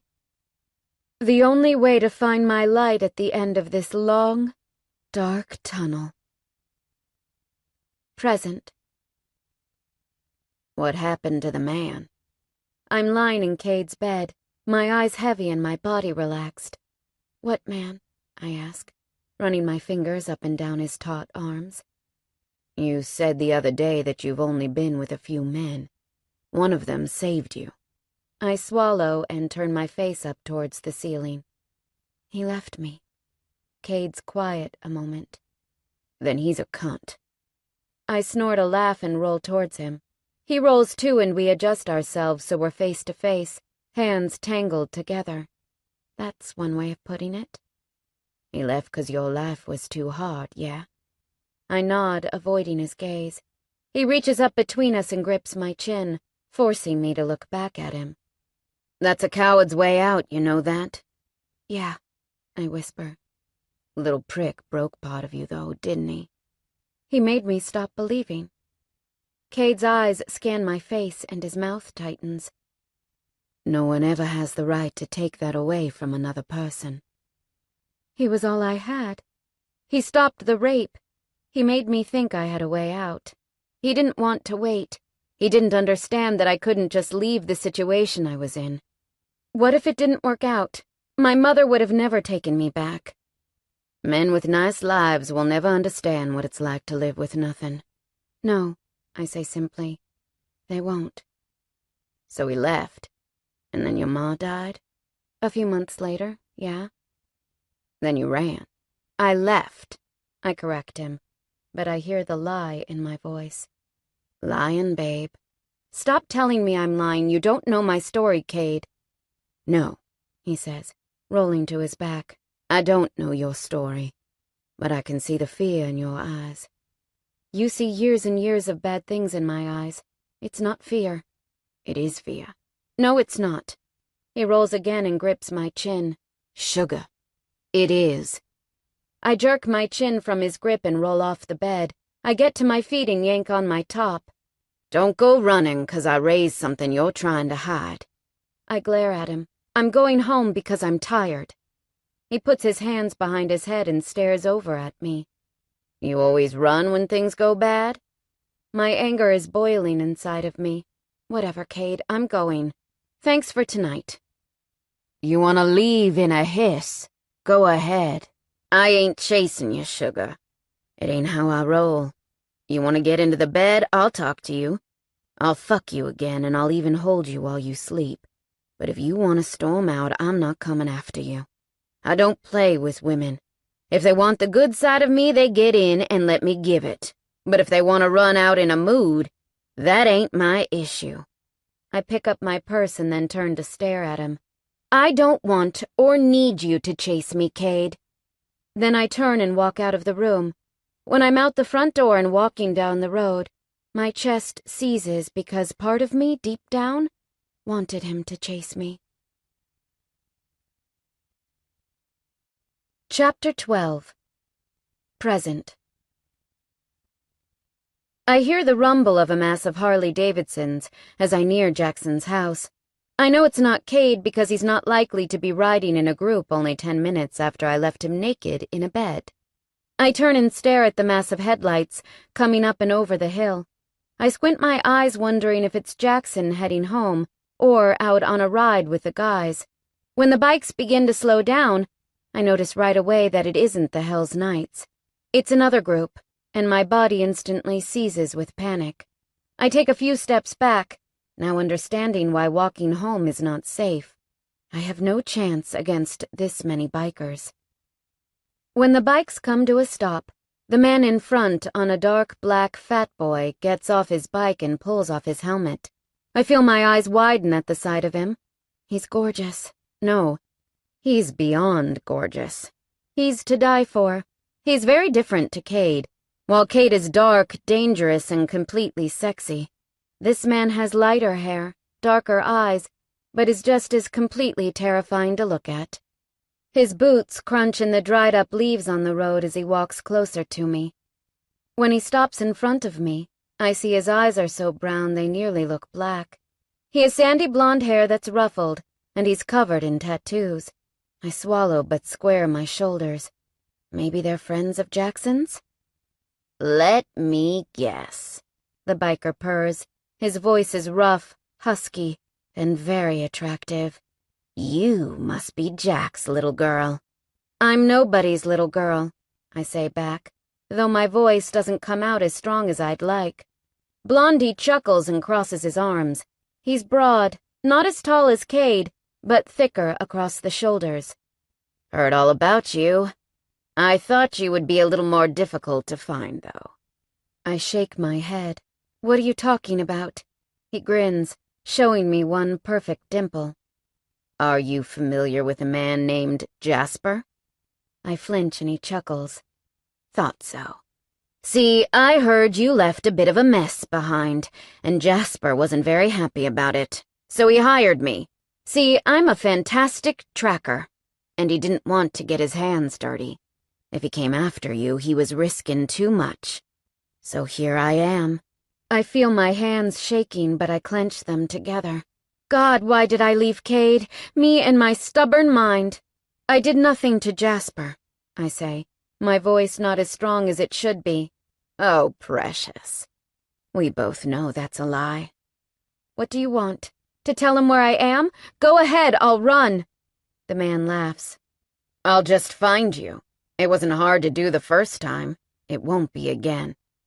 You found me because of my last name and the fact that my father is a biker. Do you think I'm stupid? You knew where to look. Jasper didn't. So he sent a biker knowing he'd find another biker easily. Blondie's face flinches, but I continue. So go ahead, tell him. I'm only going to run. I take a step back, pull out my phone and press the speed dial to Cade. I put it in at the store the other day in case he decided he didn't want to wait around for me, and I needed to find him. Thank God for that. Who you callin', precious? Daddy? He can't help you. I'm calling my, boyfriend, Cade. God, did I just say that? I sound so childish. I do notice Blondie flinch at the mention of Cade's name, though, and that sparks my interest. Say again? He rasps, his voice thick. So he does know Cade. That's interesting. He won't be happy about this, I attempt. He's part of my father's club, and when the guys show up— That's where the little fuck went, Blondie grunts, cutting me off. Sugar, I hear in my ear as Cade answers the phone. did you change your mind? Cade, there's this man and— Blondie smirks, then leans forward and snatches the phone from my hand and presses it to his ear. Cade, long time no see, brother. I hope he means that in the non-literal sense. Yeah, it's Spike. Don't sound so shocked. You didn't think you'd never see me again, did you? What the hell is going down between these two? Oh, we'll be waiting for you. By all means, bring your club. We'd love to tango. That doesn't sound good. Spike hangs up the phone and grins at me. Well, well. You just made it all the more interesting. I've been looking to catch up with Cade for a long time. I cross my arms, rubbing them. I have to get out of here. I have to escape while Cade distracts them. Provided Cade doesn't show up guns blaring, then I won't be able to run. It's just not in me. I hope he shows up alone and whisks me away. I look over Spike's shoulder at the 6 or so bikes, still rumbling on the side of the road. At least he doesn't have all his guys with him. Or maybe that is all of them. I can only hope so. I let my eyes fall on Spike's again. I'm still shocked Jasper would contact a biker gang to locate me. That's so weak. Cade's not going to let you share my location, I say in a snarky voice. He can't stop me, precious, Spike grins. And trust me when I say I don't owe him nothing. Just leave me be. Jasper asked for everything he got. I'm not doing anything wrong. I just want to start again. Spike shrugs. Never said he didn't ask for it. He pays me, I deliver. It's that simple. No offense to you, precious. No offense to me? I growl. You're happy handing me back to a man who raped me my entire life? Spike jerks and his eyes widen. What? Some man you are. I hear the rumble of Harleys, and I see about 10 of them come over the rise. Shit. Cade isn't slow. I know most of the bikers would have been at the compound, which is only a minute away, but still. He must have frantically made some calls. When the bikes slow down, I see that Jackson is up the front and Cade is behind him. They are the only 2 that get off. The others just idle away like Spike's guys are doing. The 2 men walk towards me, and I feel a mild amount of relief. I feel Cade's fingers wrap around my wrist and hurl me backwards. I want to tuck myself into him and not move. He feels safe. Well, hello, old friend, Spike murmurs, stepping closer. Spike, Cade says simply. There's a lot of shit going down between these 2. I can see it in their eyes. My guess? These 2 were once great friends and something bad happened. Maybe that's what Cade didn't want to talk about?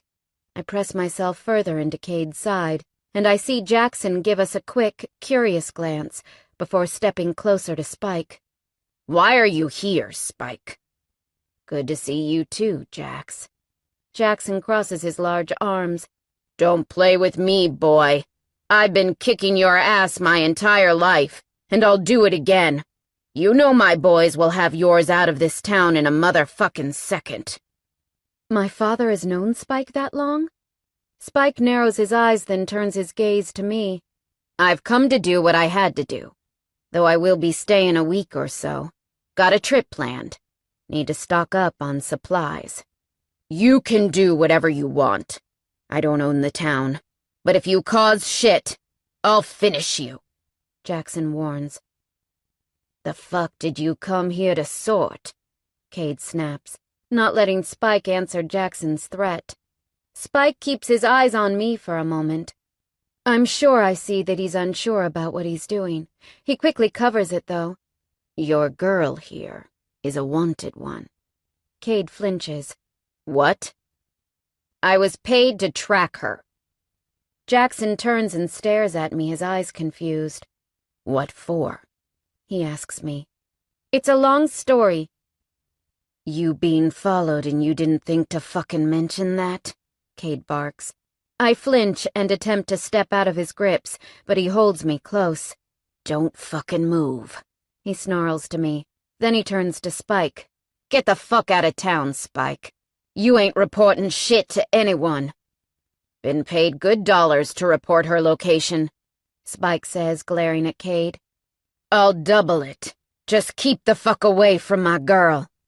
His girl? What the hell? Both Jackson and Spike raise their brows. What the fuck? Jackson snarls. You want to pay me double not to tell that pimp cunt that she's here? Spike says, shaking his head a little, completely ignoring Jackson's outburst. Cade's voice comes out like ice. That's what I fucking said. You in love with her, Duke? Cade flinches. She's mine. I protect what's mine.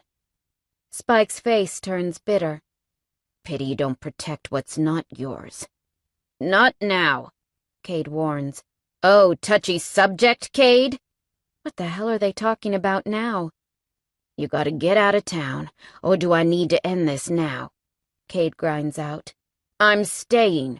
Your boss man just told me I was. You pay me and I'll tell the man the girl is gone. I slump in relief. Give me a number. Cade hisses. Cade, I start to say, but the look he shoots down at me is enough to make me shut my mouth. 50,000. $50,000? My mouth drops open. That means Jasper paid Spike $25,000 just to find me. My body begins feeling cold. Done. I'll wire it. Cade, you can't, I protest. Shut the fuck up, sugar. But... Now, he orders. I close my mouth, but guilt fills me. What if Cade doesn't have that kind of money? Spike watches us a moment, then cracks his neck from side to side. You got 24 hours, Duke. You don't wire it, I give her location. With that, he turns and walks back towards his bike. On his leather vest, I see the words, Heaven's Sinners. When he gets to his bike, he throws his leg over and yells, Oh, and if I were you, I'd finish that pimp. He's one determined motherfucker. Then he starts his bike, waves at his men, and disappears into the night. We all stand watching the empty road for a long moment. Then Jackson turns to me. You got a lot of explaining to do. I open my mouth, but I quickly close it. I can't hide this away any longer, not now I know for sure Jasper is going to great lengths to find me. It's a long story, I say, my voice full of defeat. Then best you start fucking talking, Jackson growls. I nod and watch Jackson turn and walk towards his bike. When he gets on, he glares over at Cade. Get on his bike, sugar. I'll follow. I turn to face him. What? Why? Respect. That's why. Understanding, I walk over to Jackson's bike. He thrusts a helmet angrily at me and I put it on. Then I climb on the bike and wrap my arms around him. He's angry. I can feel his deep breathing. He starts his bike and pulls onto the road. As we ride, the sound of the Harleys rumbling behind us. I consider how I'm going to tell them my story. They have an idea, but they don't know all of it. They don't even know the half of it. I have to tell them, which means I have to bare my soul to them. This is a moment I really was not looking forward to, but I can't back away now. They aren't going to let me, and part of me needs to be freed of this. So I know it's time. Chapter 13. Past. Mom? I yell, watching my mother thrash on the ground. There's froth coming from the corners of her mouth, a bloody, disgusting froth. Her eyes are rolling, her body is convulsing. She's having a reaction. She's taken too much. This time it's bad. I can tell it goes beyond all those other times.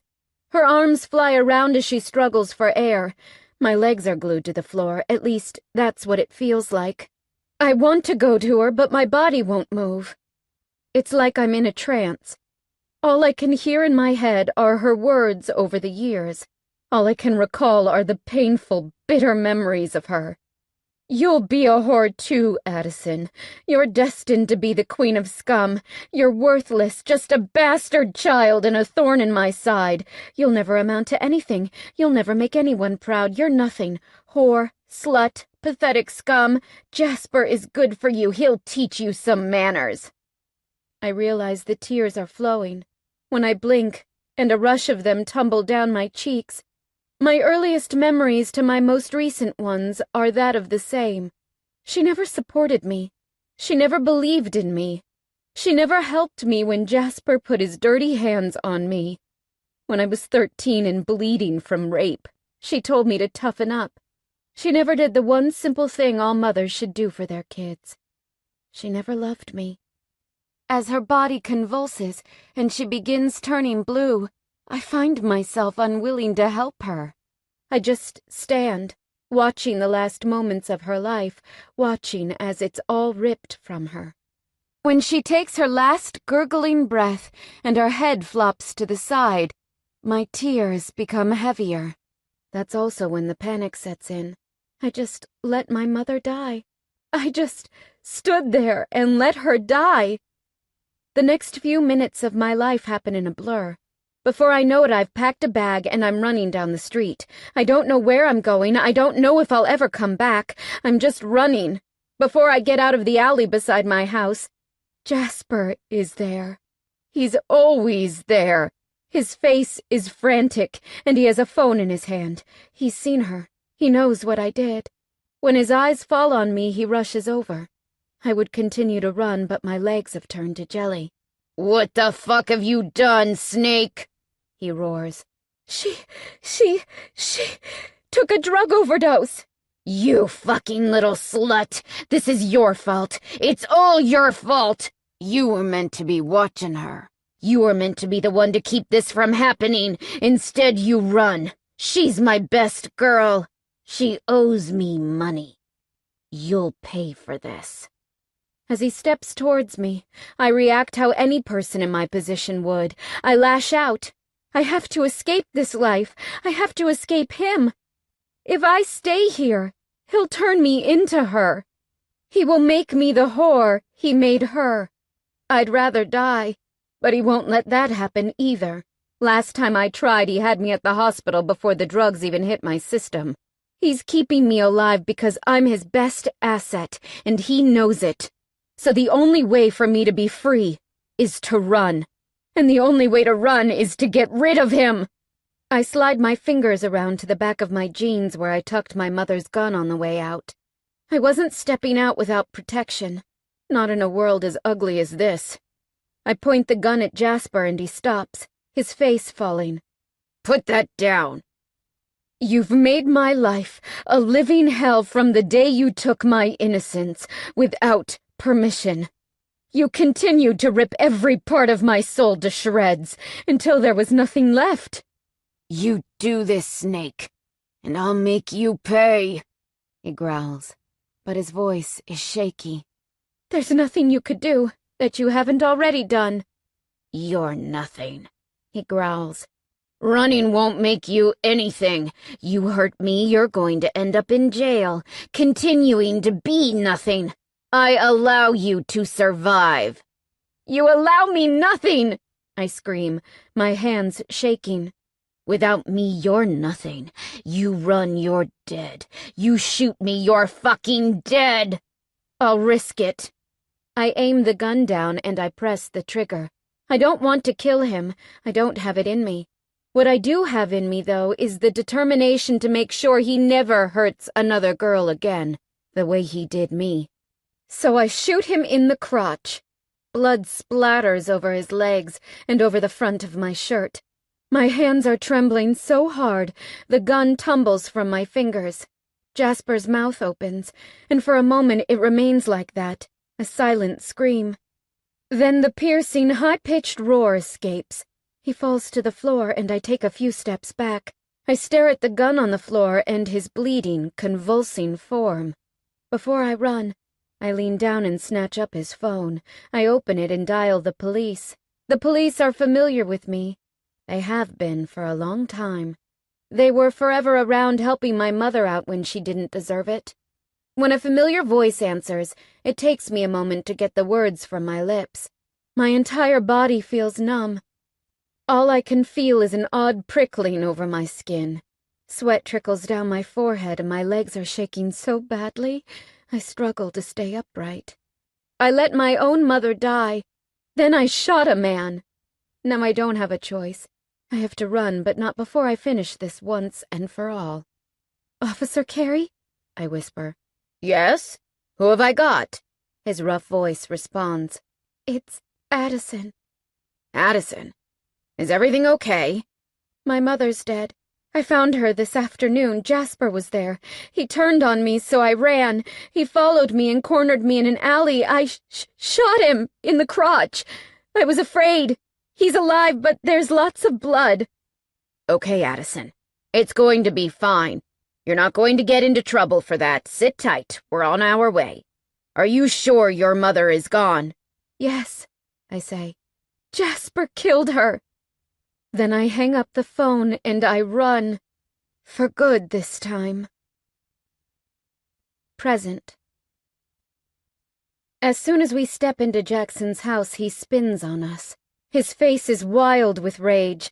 I know Kay dropping the "my girl" bomb earlier didn't go down well. The fuck is going on? He barks, crossing his arms. Addison and I, Kate begins, are fucking doing nothing. He spits. Get your motherfucking hands off her. You're not fucking touching my daughter, Cade. Dad! I yell, shocked that Jackson would try this one on. You started with a fucked up life, Jackson begins, giving me a look. You ain't gonna finish with one. That's not your choice to make, I protest. He's no fucking good for you, Addison. Again, I say, keeping as calm as possible. That's not your choice to make. Like fuck it ain't. I'm 21, Dad. Don't start trying to tell me what to do. Sugar, it's cool. Let him take his. Cade begins. No, I snap, cutting him off. I look Jackson right in the eye. You made a mistake once. You picked the wrong person and you got burned. I'm sorry for that, but you don't get to throw that on me. I want to be with Cade, and I want to be around you. If you won't let me have both, you know which one I'll choose. Jackson glares at me. That's blackmail, kid. You can't choose who I fall in love with, Dad. Cade jerks a little beside me, but he says nothing. No, I fucking can't. But I can warn you that tangling yourself up in the biker life ain't the happily ever after you dreamed of. Who said happily ever after couldn't involve bikers? Jackson's lips twitch, and I know I've managed to soften him a bit, taking the moment I step forward. I want to be in your life, but I want to be in Cade's too. Don't make me choose. Please. I just want the fucking best for you, he grumbles. Then let me choose, for the first time in my life, what I think is best for me. Jackson sighs deeply and then turns to Cade. You fucking hurt her. So help me God, I'll fucking cut your dick off and feed it to you. Cade nods. I gotcha, boss. You fucking treat her with respect. She ain't no whore, Cade. I flinch now. No, she ain't, Cade says simply. Jackson glares at Cade once more. I know he's still not happy with it, but he doesn't really have the grounds to fight it. He points to the table nearby. Sit. We all gotta talk. We all take a seat and I feel my chest begin to clench. I've been dreading this moment, and yet I so desperately want it off my chest. Start talking, girl, Jackson says, giving me a soft look. I don't know where to start, I say in a small voice. From the beginning, sugar, Cade says. I swallow, look down at my hands, and begin telling them my story. When you mentioned Jasper's name a few weeks ago, Jackson, I wasn't honest. I said I knew of him. The truth is, he made my life a living hell. He was the one who took my virginity when I was 13. Jackson is out of his chair before I can say another word. It skitters across the room and smashes into a nearby wall. He storms around, grips me from my chair by the shoulders, and lifts me. He's powerful, I can feel it in the way he lifts me from the chair. He brings me close to his face. His eyes are wild. His body is trembling. All this time fucking time you didn't tell me. How could you keep that from me? Fucking hell, Addison, why? My tears shock me, because they're not something I want to show my father, let alone Cade. Because I didn't know you! I scream. He drops me, then I'm in his arms and he's holding me tightly. I can feel his heart thudding against my cheek. His fingers tangle in my hair and he holds me close, and I sink into him. This comfort is a comfort I have needed my entire life. God, Jackson, why weren't you around when I needed you? Baby, he rasps. So fucking sorry. I should have fought harder for you. I shake my head, soaking his jacket with my tears. Why didn't you? I croak. I tried, baby, I did. I looked for your ma, but I couldn't find her. She gave me a false name, then I searched for your name. Couldn't find that either, because apparently she changed your name as soon as she bolted. I figured maybe you were better off without me. And eventually, I stopped looking. Worst mistake I ever made. I jerk and he holds me tighter. When I finally pull back, he grips my face. Can't change what I did back then, but I can change what I do now. I'll find that fucker, and I'll make him pay for every moment he hurt you. I nod, knowing he will do just that. I don't care either, not one tiny bit. I look past Jackson to see Cade sitting at the table, just staring at his hands. He's too still, too quiet. I step out of Jackson's grips and gently walk over.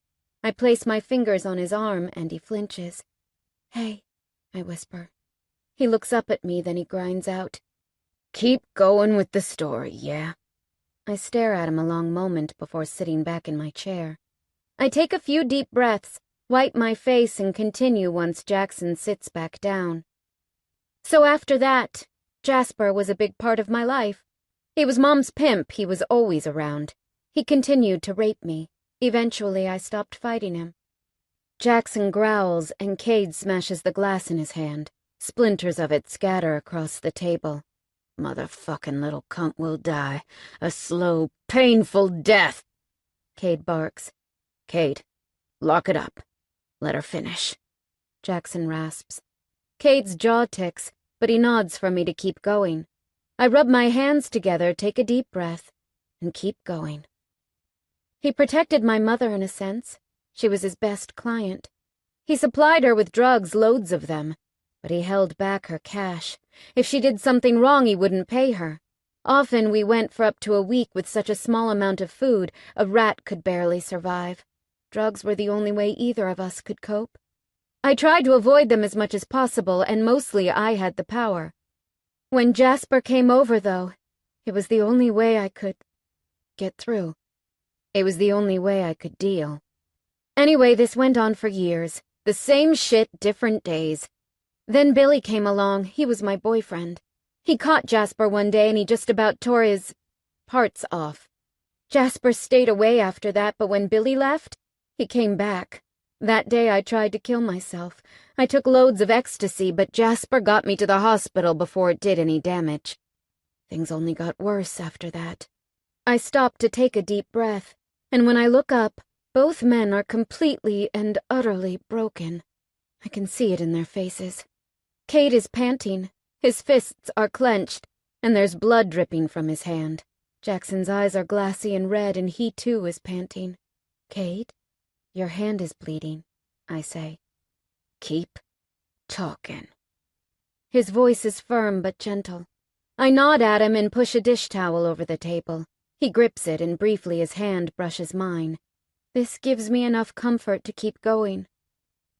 One day I got home from the shop, and Mom was having a reaction to an overdose.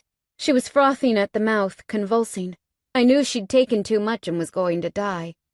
Tears begin streaming down my face as the guilt rips through my chest. I heave, and I feel Jackson's hand grip mine. I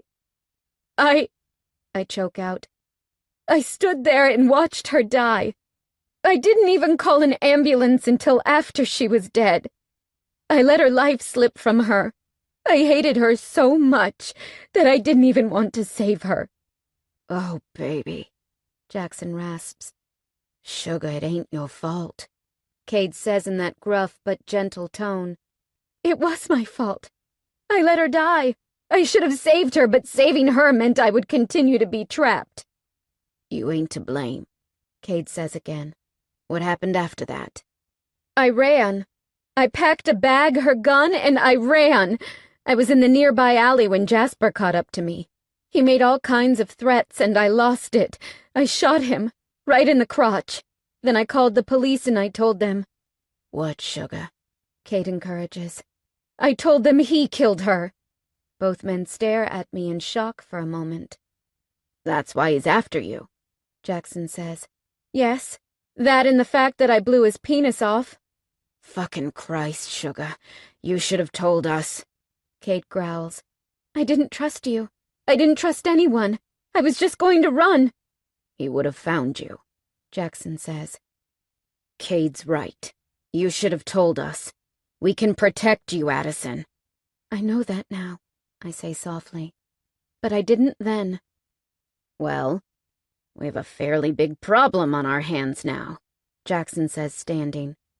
"We got an angry pimp who seems determined to get hold of you." "What are you going to do?" I ask. Jackson turns to me. "I'm going to track him down, then I'm going to blow his fucking brains out." My entire body jerks. "You'll go to jail!" I say, hearing the panic in my voice. "No, he won't, Sugar. No one fucks with bikers." I turn to Cade. "He's not a nice man." Cade grins, stands, and leans over the table. "Let me tell you something, Sugar. Neither are we." I rub my fingers together nervously. "What do we do now?" Jackson gives me a determined look. "You stay at the compound during the day. At night you're to have one of us with you at all times." "Agreed." Cade nods. "Are they serious?"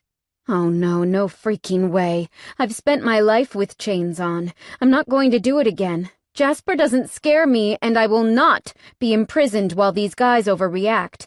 "No," I say, crossing my arms. Both men turn to stare at me. "'Scuse me?" Cade says, his eyes flaring with anger. "You heard me. I said no. I'm not going to sit in this house day in, day out, and spend all my spare time at the compound because of Jasper. He doesn't scare me, and I won't live my life like that again. I ran away to be free, not to be held down again." "Do you have any fucking idea how much time this pimp is putting into finding you?" Jackson hisses. "I blew his dick off," I mutter. "Of course I know how much time he's putting into finding me." "You ain't getting a say-so in this, Sugar," Cade says, his voice heavy with anger and frustration. "You will be doing as you're told." I slide my chair back and walk towards the door. "You can't stop me. I can be careful. What I can't be is a prisoner." "You fucking walk out that door, I'll make you wish you didn't," Cade warns. "Whatever, biker," I snap. "Addison, you best fucking do as he asks," Jackson growls. I spin around, glaring at both of them. "What are you going to do, tie me up?" They both look at each other and nod. Cade stands, stalking towards me. I throw my hands up. "Cade, I swear to fucking God, if you try and stop me." He steps forward, leans down and lifts me. Throwing me over his shoulder, I scream, pummeling my fists into his back. "You asshole!" "You think I'm fucking joking when it comes to your safety?" He growls, turns and walks towards the stairs. "Well, I'm fucking not. You're not going to walk out this door, Sugar. End of fucking story." "You can't do this," I protest, pummeling my fists over and over on his back. "Oh yeah, Sugar, I can and I am." When he reaches the top of the stairs, he turns and begins heading toward my room. "I can take care of myself," I growl. "That's good to know. Still ain't changing my fucking mind." "Cade!" He walks into my room and drops me on the bed. "You fucking leave this house, Sugar, and it won't be pretty." "You asshole!" He grins at me. "Said that already, babe. Now get some sleep, yeah?" With a smirk, he turns and walks back towards the door. When he reaches it, he gives me one last glance. "Oh, and sugar, try to escape. I'll put my hand on your ass." Then he's gone. Fucking wanker. I brood for a good hour before deciding that I don't care what they said. I'm going to do what I want. Jasper doesn't frighten me. I've lived years with him. I walk over to the old window and peer out of it. I can see that I could easily climb down. Quietly, though? I don't know. I slide the window up, and I can hear Cade and Jackson talking downstairs. My heart hammers as I climb out, gripping the large drain pipe beside my window. I hope this sucker doesn't break. Using all the skills I learned over the years when having to get out of tricky places, I latch on and begin slowly lowering myself down. It takes me a good 15 minutes to get to the bottom, and by the time I get there, I'm shaking. That will teach them to lock me away. I lived long enough like that. I sure as shit won't be doing it again.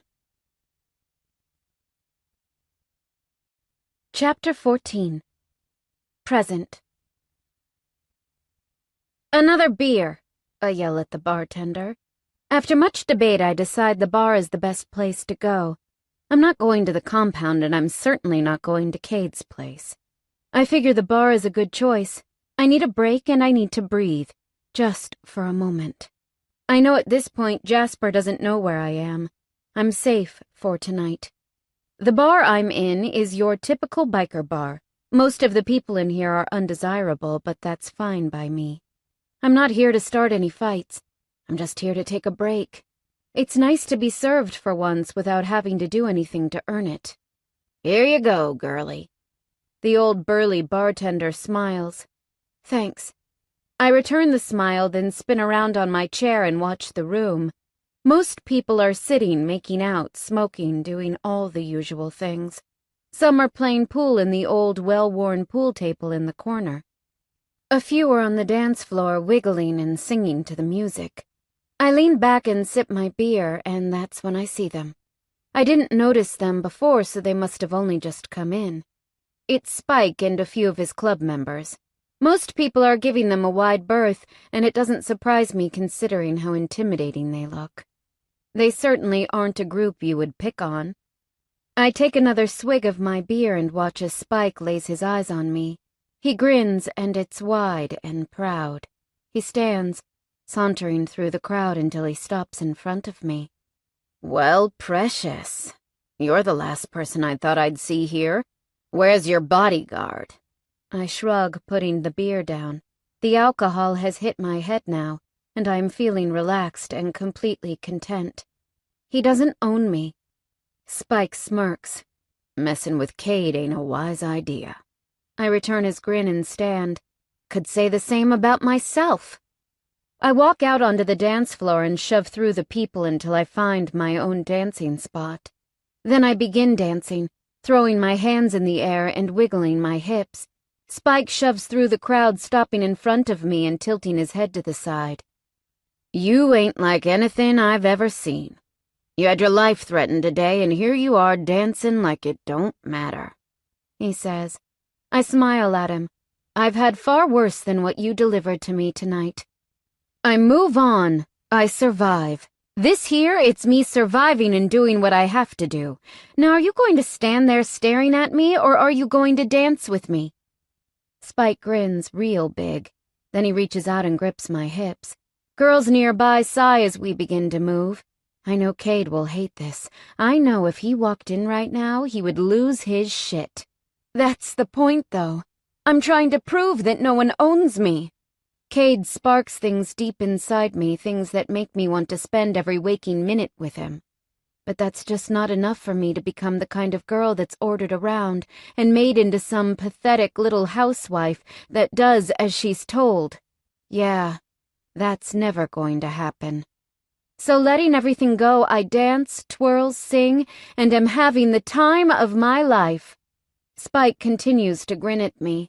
He knows exactly what I'm doing, and he knows the exact moment that Cade walks in too, because his face lights up. Whatever went down between these two, Spike is getting a complete thrill over the fact that I'm dancing with him. I see Cade from the corner of my eye, and the look on his face is beyond dangerous. I don't stop, though. I just keep spinning around with Spike. I know exactly what you're doing, precious. But I'm going to step away now 'cause Cade's giving you that look. Spike says to me just after he's twirled me out and back in again. What look? I ask, spinning and pressing my back to his chest. The look that says if I don't get my hands off you in 3 seconds, I'll be a bloody heap on the ground. So I'm out, he says, letting me go. Don't forget my money. I don't want to have to tell that sleazeball where you are. But I will. Then he disappears through the crowd. Before I can take another step, I feel firm hands wrap around my arms and spin me around. Cade is standing in front of me, looking so completely fuckable. He's gorgeous when he's mad. His green eyes almost go blue. His jaw clenches and his entire body becomes a stiff, rigid board. You dirty dance, he growls, leaning down to my ear. It's with me. I open my mouth to argue with him, but he slams his mouth down over mine so hard I taste blood. He slides a hand down my arm and then he curls it around my hip, pulling me close. He kisses me until I'm panting and my head is spinning. I'm wet for him, and God, aching to have him inside me. Something about his dominance makes me crave him. You kiss, he snarls. It's with me. He runs a finger down my belly until he gets to the bottom of my skirt. He slides a finger up the inside of my thigh until he's stroking my damp panties. You get fucking touched. It's by me. His voice is raspy, but mostly it's dangerous. You fuck, he hisses. It's with my fucking cock inside you. I open my mouth again, but he cuts me off with a sharp look that dares me to keep playing this game with him. And sugar, he murmurs, leaning close.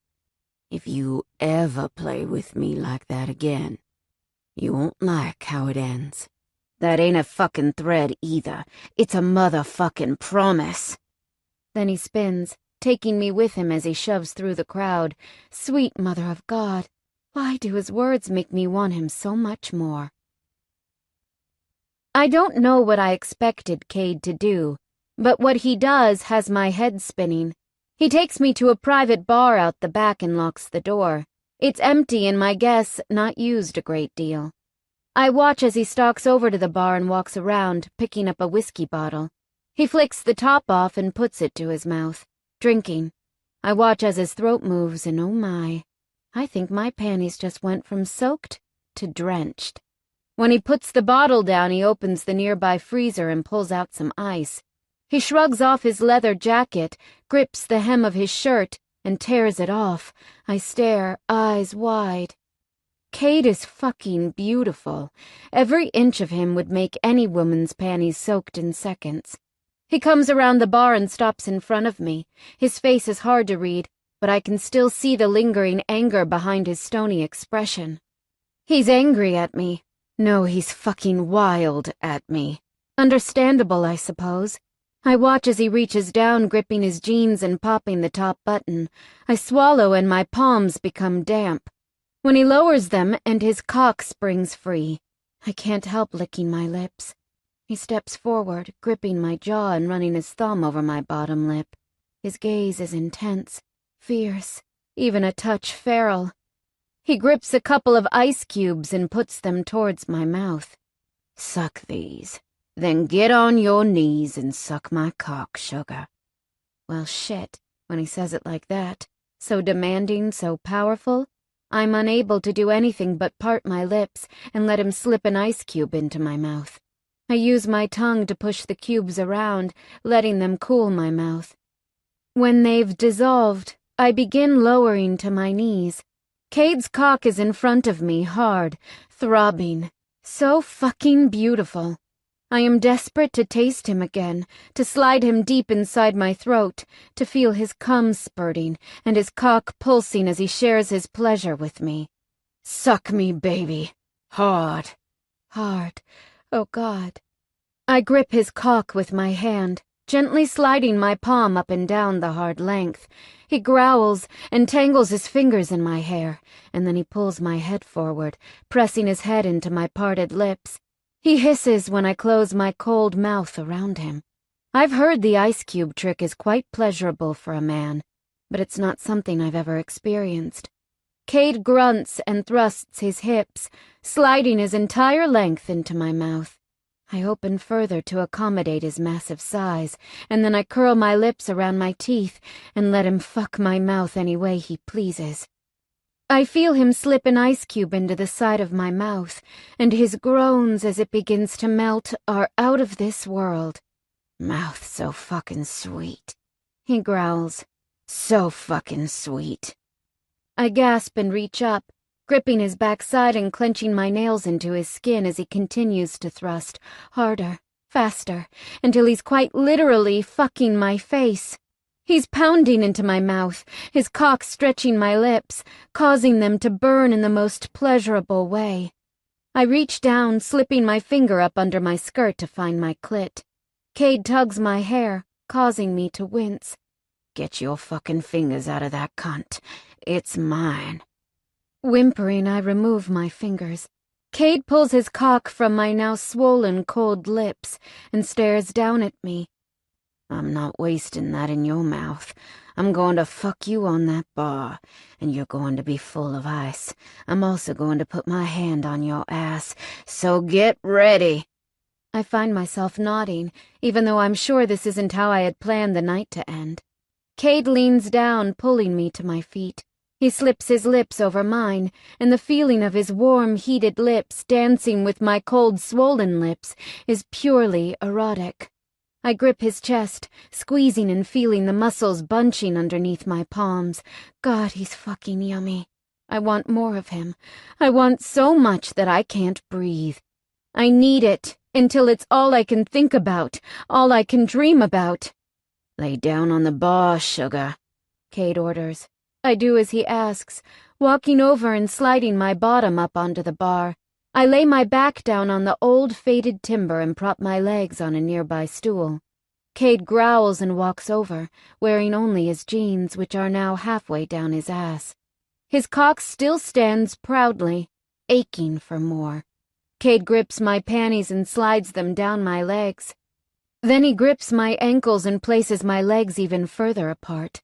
He growls with satisfaction, and then he takes hold of a couple of ice cubes, gently pressing them to my entrance. I squirm as he slips one inside me, his finger sliding in deep, filling me, stretching me. I groan at the strange, cool sensation and buck my hips, wanting more. "Patience, sugar." He grips another cube, sliding it in behind the first one.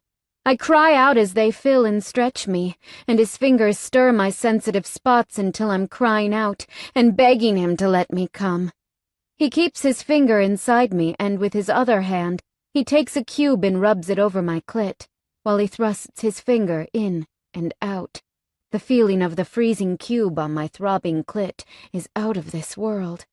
My back arches, and electric bolts of pleasure jerk my body.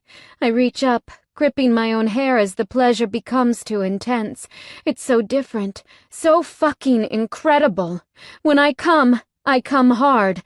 I scream out Cade's name and my body thrashes on the old bar. "Fucking beautiful," Cade husks as he slips his fingers from my body. "Don't move, sugar. I'm going to fuck you hard." I squirm at his words, but I stay on the bar. I hear Cade shuffling around, and I can feel the cool ice cubes beginning to melt inside me, sliding down my ass and causing me to shiver. I hear the sound of a small stool scraping across the floor, and then Cade is over me, his body looming over mine. He wraps his fingers in my hair and leans down close. "You clean, sugar." "What?" I whisper. "Clean. Have you been checked?" I flush. "No, I haven't." He tilts his head to the side. "You're going to get checked, yeah? For now, we'll use a condom." For now. Sweet heaven. Cade leans back off me, and I lift my head to watch as he rolls a condom over his hard length. Then he's standing straight, gripping my hips and sliding me to the end of the bar. When my ass is just about hanging over the edge, he tilts my hips up and drives into me with one hard thrust. I cry out, bucking as the feeling of him pushing the ice cubes deep inside me sends shivers up my spine. Holy shit! Holy fucking shit! He pulls his entire length out with a feral hiss. Then he drives it back in. I whimper, arching and sliding my fingers up my top to grip my breasts. Yeah. Fucking touch them for me, baby, Cade growls. I shove my shirt up and cut my breasts, rolling my nipples in my fingers. Cade groans so deeply and so fucking primal, it causes me to clench hard around him. Fuck, sugar. Squeeze my dick again. I love when he talks dirty. Talk dirty to me, I beg, clenching around him again. Your little cunt is so tight around me. Fuck, sugar. I wanna come so fucking hard. Then come, I rasp, feeling my own release rising higher and higher as Cade thrusts harder and harder. Not till you, he grates out, his jaw tense, his eyes closed. I squeeze my nipples harder, and when Cade thrusts deep once more, I come so hard my entire world spins. I don't even scream, because I've gone beyond that. All that escapes my mouth is a pathetic strangled sound. Cade does as he promised, and brings his hand down hard over my thigh as he throws his head back, and I feel his cock begin to pulse as he comes with me. Together we ride our high, until we've both stopped shaking. Cade leans down, grips my shoulders, and pulls me up. He presses my cheek to his chest, and I slide my tongue out, licking the fine layer of salty sweat from his skin. He shudders and holds me tighter. Fuck, sugar. You're sending me over the edge, and I'm loving every second of it. If I was being honest with myself, I'd say I felt exactly the same. I shouldn't have run out earlier, I murmur against his skin. He pulls back and looks down at me with a hard expression. Took every strength in me tonight not to make a scene in that bar. The only fucking reason I didn't is 'cause it's what Spike wants. Sugar, if you ever fucking think that I won't tie you up if you're being like that, you're wrong. I will. I'll do whatever it fucking takes to protect you. Don't fucking put it past me. I swallow. God, why is it that the idea of him doing that both thrills and frightens me? I get it, I whisper, meeting his hard gaze. I won't be fucked with. You don't ever do that to me again. Do you feel me? I nod. I feel you. You're mine. You can argue that, you can run, you can play games. But in the end, the result is still the same. I won't be letting you go anytime soon. Best you fucking learn to live with it. If I didn't think you wanted this as much as me, I would let you walk away. But you know as well as I do. This goes far deeper than sex. He's right about that, and I know it. I hear you, I whisper, dropping my lips to the spot between his nipples and licking. Stop licking me, baby. It's making my dick hard again, and we don't have time to fuck anymore. I stare up at him and pout. He grins, flicking my lower lip. Don't worry, baby. We're going to fuck again. It just ain't gonna be here. Why not? It was fun. He smirks and then nods towards the door. I spin around to see Spike standing, watching us through a small window. I gasp and press my hands over my chest. What the fuck, Spike? I shriek. Spike, fuck off, Cade says in a warning tone. Spike grins and then turns and disappears. I spin to Cade, my mouth open in shock. What the hell? Did you know he was there? Fuck no, sugar. Not until a minute ago. Didn't surprise me, though. What? Is he some sort of sicko? Cade grins. Spike has certain fetishes. He's got one hell of a sex drive. He don't mind watching here and there. And that doesn't bother you? I huff, moving away from him and finding my skirt. It would if he was there the whole time, but he wasn't. Caught the last minute, if that. Sick bastard, I snap, dragging my skirt up my hips. We all got our fantasies, sugar. Spike likes the act of sex and he likes watching it. He also has other fetishes that really don't need to be discussed. I'll never look at him the same again. Cade chuckles and pulls on his shirt. You get used to it. Has he watched you before? Cade shrugs. He's watched a few times when I've fucked a girl. Mostly, though, he fucked her with me. My mouth drops open, and I stop midway through pulling my shirt down. What? I gasp. He shakes his head and puts a heavily ringed hand up. Was in the past, sugar. Didn't do much for me. It was only a few times. You like threesomes? He walks over, gripping my shoulders. I had a few. They weren't all they were cracked up to be. Haven't had one in a solid 5 or 6 years. Don't stress your pretty little head about it. I nod. I guess I can understand the fascination. Hell, it was me who stood watching Cade and Brittany only a month ago. I adjust my clothes and watch as Cade dresses himself. Hey, Cade? Yeah, baby. Spike. Not now, sugar. I'll tell you tonight. We gotta swing by the compound first. I guess I'll leave that one alone. For now, anyway. Chapter 15. Present. The compound is full when we arrive. As soon as we walk inside, Jackson is up and storming over. Cade puts his hand up, stopping him. I got it. We're all good. She won't run off again. Will you, sugar? The tone of his voice tells me I wouldn't dare try that one again. No, I whisper. I won't. You have no fucking idea how much you scared me, Jackson growls. Sorry, Dad. His face drops. Just like that, his expression changes from that of anger to that of pure agony.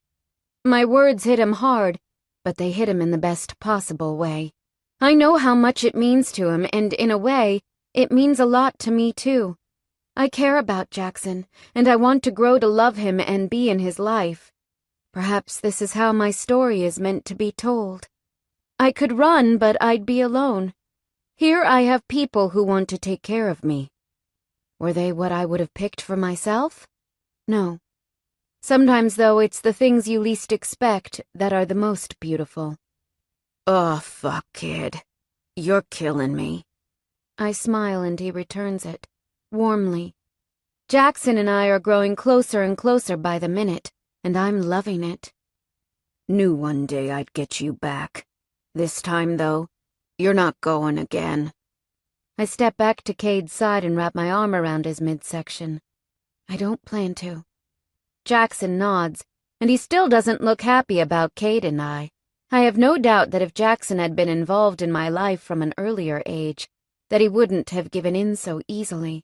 He wasn't in my life, though, and I know he's not willing to risk losing me again. I'm glad he didn't cause too much of a scene. I don't want to lose either of them. Well, guess you two should sit down and join the discussion, he says. Cade and I join the other bikers, and I nod at each of them. They all return the nods, giving me and Cade curious expressions. You boys ought to know. Addie is now my old lady. You know what that means. You treat her with the utmost fucking respect. And if you don't, I'll fuck you up. I give Cade a glare. He knows that I hate the old lady thing. It sounds so, well, old. Cade grins at me, utterly proud of his efforts. Rolling my eyes, I turn back to the group and listen as Jackson starts talking, but only after giving Cade a glare. As you know, women do not attend these meetings. Addie, as Cade's old lady, you will have to learn the rules around here. Number 1 rule. You don't come on rides unless those rides are for charities or similar. You don't join in on our weekly church meetings, and you don't get a say-so in what we involve ourselves in. As my daughter, you're automatically under our protection. But considering you're also Cade's old lady, that protection increases. You don't enter the back sheds. Those are women-free. No argument. The only reason you're here tonight is 'cause we need your information to track this mongrel down. Got me? Well, damn. Maybe I should ask permission to piss, too. I want to give them a smart retort, but I know this is important to them. And if I want their respect, I have to earn it. I understand, I say. Cade squeezes my hand. Atta girl, sugar. Don't think I'm slaving over a hot stove for you, biker. He chuckles and the rest of the guys laugh. Gotcha. He grins. All right. Now that's out of the way. Let's get to the issue of that pimp, Jackson announces. We got any idea where to find him? Cade asks. No, Jackson says. Then he turns to me. But I imagine you know, Addie. The idea of going back there, it bothers me. I jerk and Cade squeezes my hand harder. We ain't gonna let him touch you, sugar. You tell us what you know. I sighed deeply and then I answered Jackson. I know where he runs his show, yeah. You give us an address, and we'll pay him a visit. I rattle off Jasper's address and Jackson writes it down. He may not be there, I say. After what happened, it's likely he moved. It's a start, baby, Cade says before he turns to Jackson. When do we ride? First light. You're going tomorrow? I say, shocked. Sooner he's gone, the better. Have you thought about asking Spike? I suggest. Asked him. Spike don't know where Jasper is. He was contacted through Jasper's sources. I let out a puff of air and run my fingers through my messy hair. Well, I can only hope Jasper is where I left him. Yeah, can only hope so. Jackson says, then he faces the group. Next issue, Spike. Spike's an issue?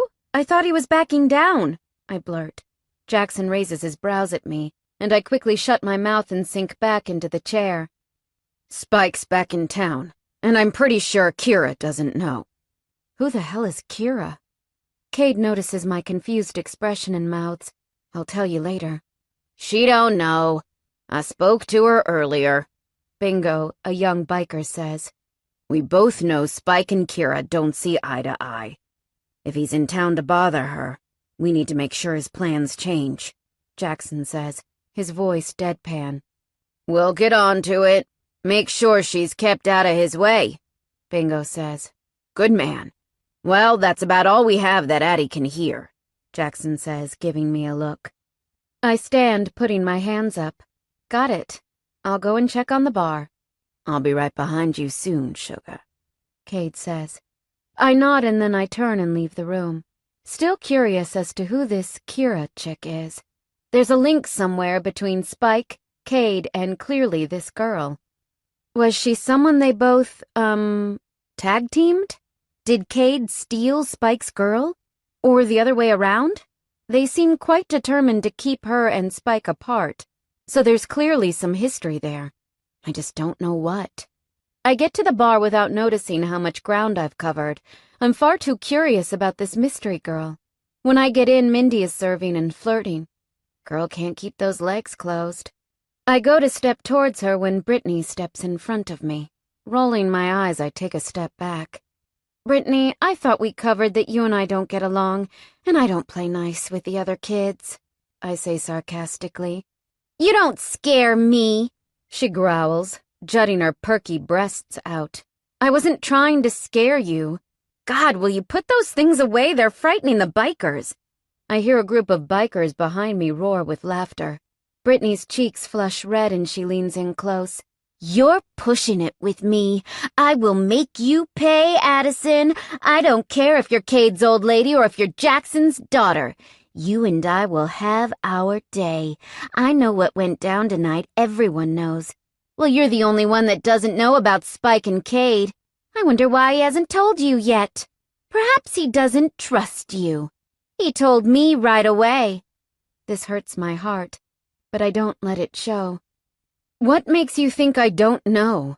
I say in a bored tone while picking my nails. I know you don't, because you wouldn't be standing here if you knew what he did.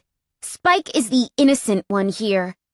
Innocent? What is she talking about? Cade speaks of guilt. Brittany speaks of innocence. Where is the connection? Maybe I have a heart and don't judge. Perhaps you should try it. I step past her, but she grips my arm, digging her nails into my skin. Brittany? Cade's voice booms across the room. Get your fucking hands off my woman. Brittany flinches and drops my arm. She leans in close and whispers, "This isn't over." Then she disappears before Cade reaches me. What the fuck was that about? Cade demands as soon as he stops. Why don't you tell me? He puts his hands up and indicates that I should let him know what the hell I'm on about. Don't pretend you don't know. You told her things you clearly don't want to tell me. You and Spike? She knows, right? Cade makes a growling sound and leans close. Get your shit and get out to my bike. Stop ordering me around, I snap, crossing my arms. Sugar, what the fuck did I say about games? I don't fucking play them. You ain't gonna make a scene about something you don't know. Get out to my bike, shut your mouth, and we'll talk. I hate you when you're bossy, I say, before spinning on my heel. You fucking love me, you moody little shit. I am smiling by the time I get out to his bike. He steps up behind me just as I'm reaching for my helmet, and he wraps his arms around my waist, pressing his lips to my neck. Love it when you're so fucking temperamental. I grin and turn my head, pressing my lips to his. He spins me around, pressing my bottom against the bike seat, putting himself between my legs. He kisses me with intensity, sweeping his tongue across mine and every now and then stopping to nibble on my lower lip. I shudder and press myself against him. His hands wrap around me and he pulls me as close as I can possibly get. He lets my lips go and kisses up and down my cheeks until he finds my neck. He nibbles and sucks until I'm panting and desperate for him once more. Damn him for having such a powerful effect on me. You going to tell me about Spike? I murmur against his cheek. Yeah, baby. I let him set me back and slip my helmet on, and then I climb onto the bike behind him. He speeds out onto the road, and when we go right past his house, I'm confused, until we pull up at Jackson's house. A little more of my heart opens up for him in that moment, because out of respect to my dad, he's taken me home instead of taking me to his house. We climb off the bike, and as soon as he's taken his helmet off, I grip him and kiss him deeply. He pulls back after some sweet-as-hell dips of his tongue into my mouth and murmurs, "What was that for?" "For being so damn sweet," he grunts. "Fucking sweet. Think you got me all wrong, sugar." I grin. "No, I think I got you all right, biker." Another grunt. "Take me to your room. We gotta talk." I do just that. I take his hand and walk into my new home with a whole new outlook.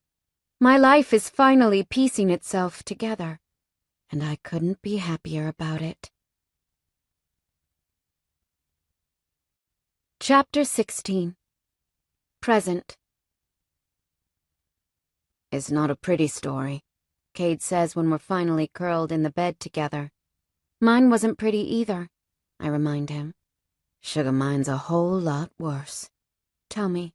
I won't judge you." "Don't be so sure about that." I don't say anything, I just lay quietly. I know he'll start talking when he's ready to. He begins speaking in a rough, scratchy tone, and I can hear the emotion in his voice.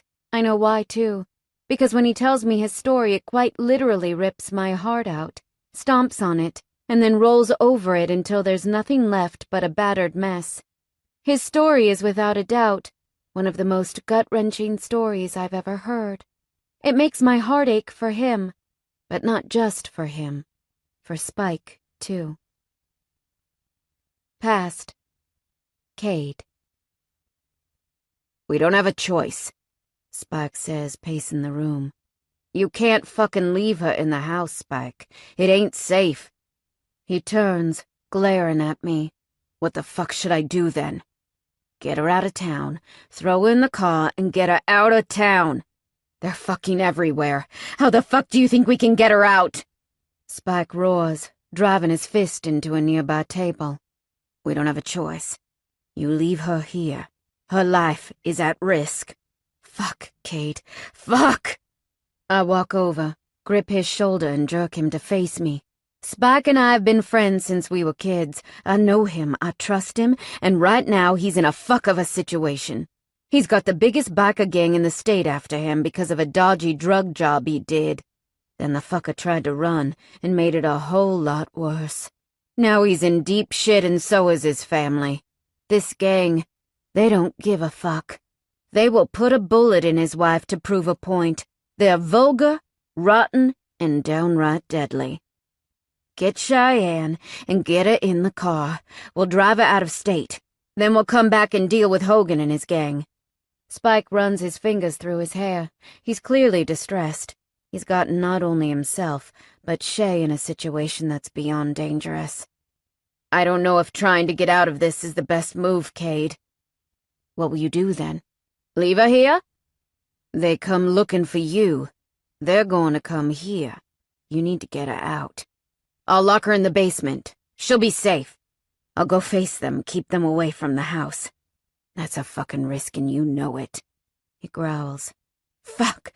Motherfucker! Go and get her. We're getting her out now. What's going on? We both turn to see Shy standing at the door. She's a beautiful woman, with silky blonde hair, big brown eyes, and a tiny petite build. Her stomach is just starting to round out with their unborn babe. Shy is the love of Spike's life. He's given up everything to make her happy, to be with her, to adore her. And he does. He adores the living shit out of her. I watch as he walks over, wrapping his arms around her. Compared to his height, she looks like a child. Her head rests on his chest. He's a good foot taller than her. He holds her close, and for a moment I let him. Time is running short, though. Hogan's gang is already in town. It won't take them long to find Spike's address. We gotta move, Spike. Spike lets Shy go and looks down at her. We're going to have to go for a drive, Sunshine. Got me? She nods. What's going on? Just a biker problem. Cade here is going to sort it for us, okay? She looks at me, her eyes hopeful. I smile at her, giving her the best reassuring glance I can. Just going for a few days, yeah? She nods and turns and quickly gathers her purse. I can get clothes on the way. Spike meets my gaze and I nod at him. Then I grip the keys and jerk my head towards the garage. My car. Haven't you two been drinking? Shy asks. It'll be fine, I assure her. I have an unborn child. I'm not comfortable with you two driving. Fucking women, they can be so fucking stubborn. Let Cade drive, Spike says in a warning tone.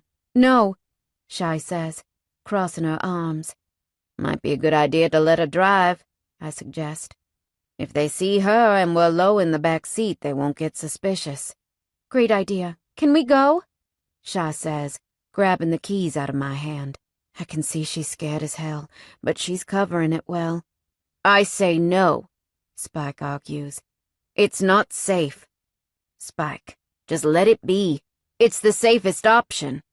For who? He roars at me. You and me? They won't recognize her. You underestimate them, Spike bellows. Shy walks over, rubbing Spike's shoulder. Hey, it's okay. I'm with Cade on this one. He's got the right idea. It'll be fine, honey, just fine. Spike is trembling with rage, but he nods with defeat and we all pile into the car. Spike and I get into the back seat and Shy gets into the front. Stay low, boys. I'll tell you when it's clear. We both sit low as Shy backs out.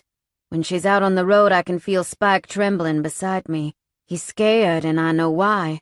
These guys aren't the sort you fuck with. Jax and the boys are out of town, so I can't even call on them for backup. This is our only option, and it's a shitty one.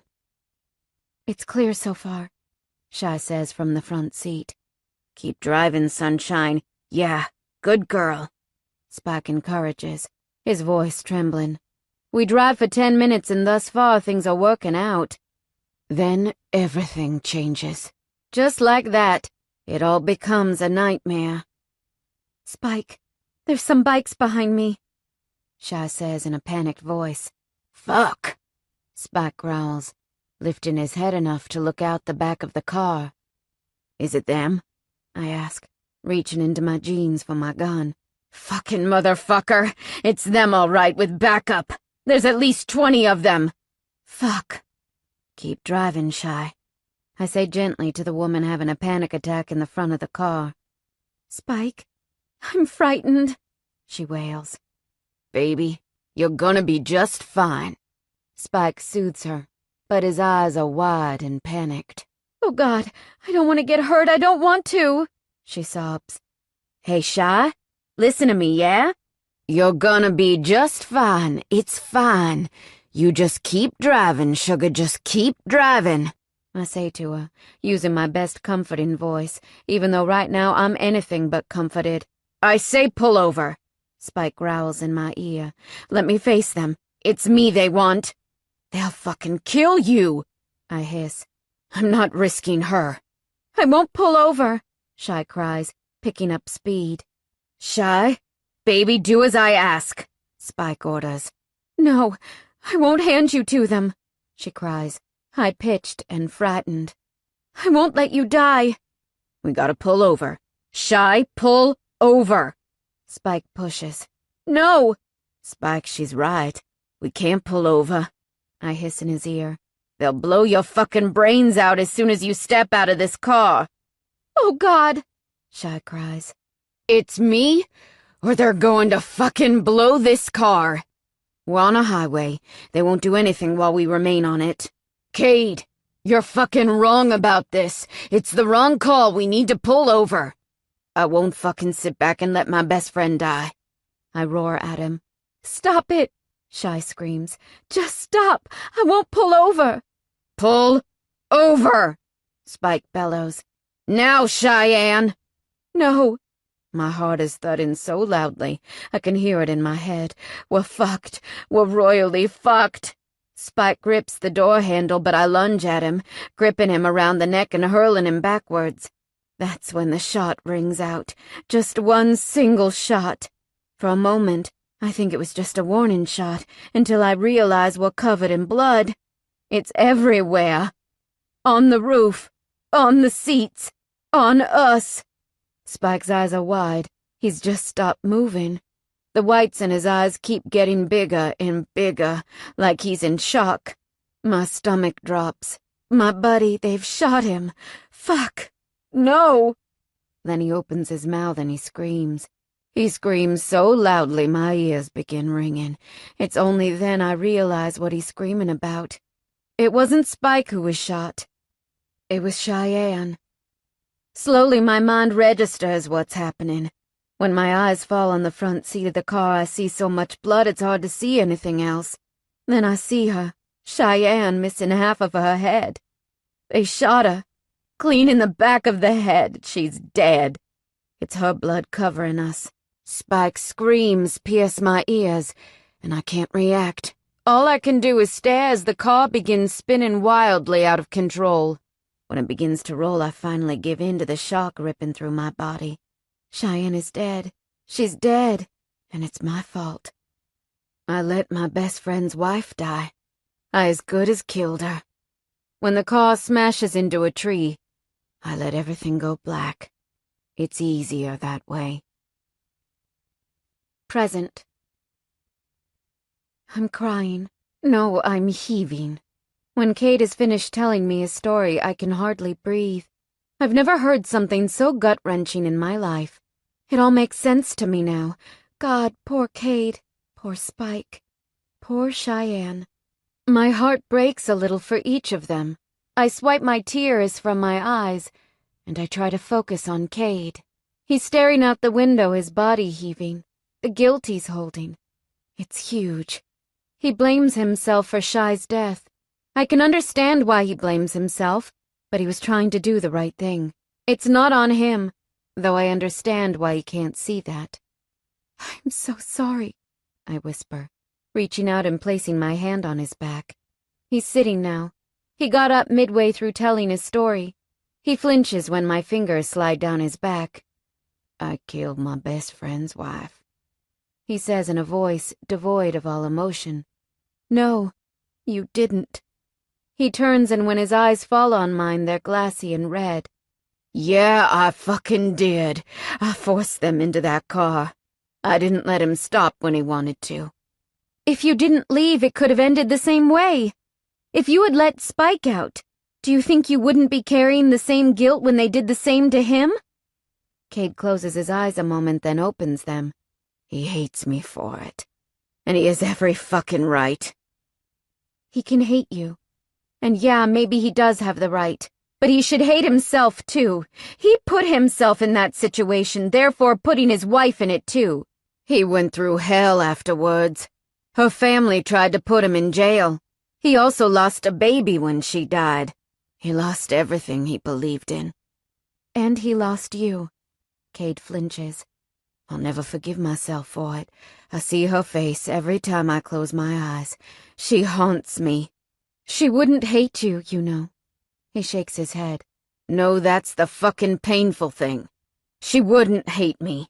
She would tell me it was her choice, that she was the one who wanted it. Cheyenne was beautiful like that.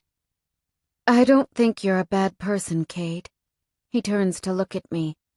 Why do you have to be so fucking understanding? Because I've lived with pain, guilt, and horror before. I know how it feels to be trapped in it.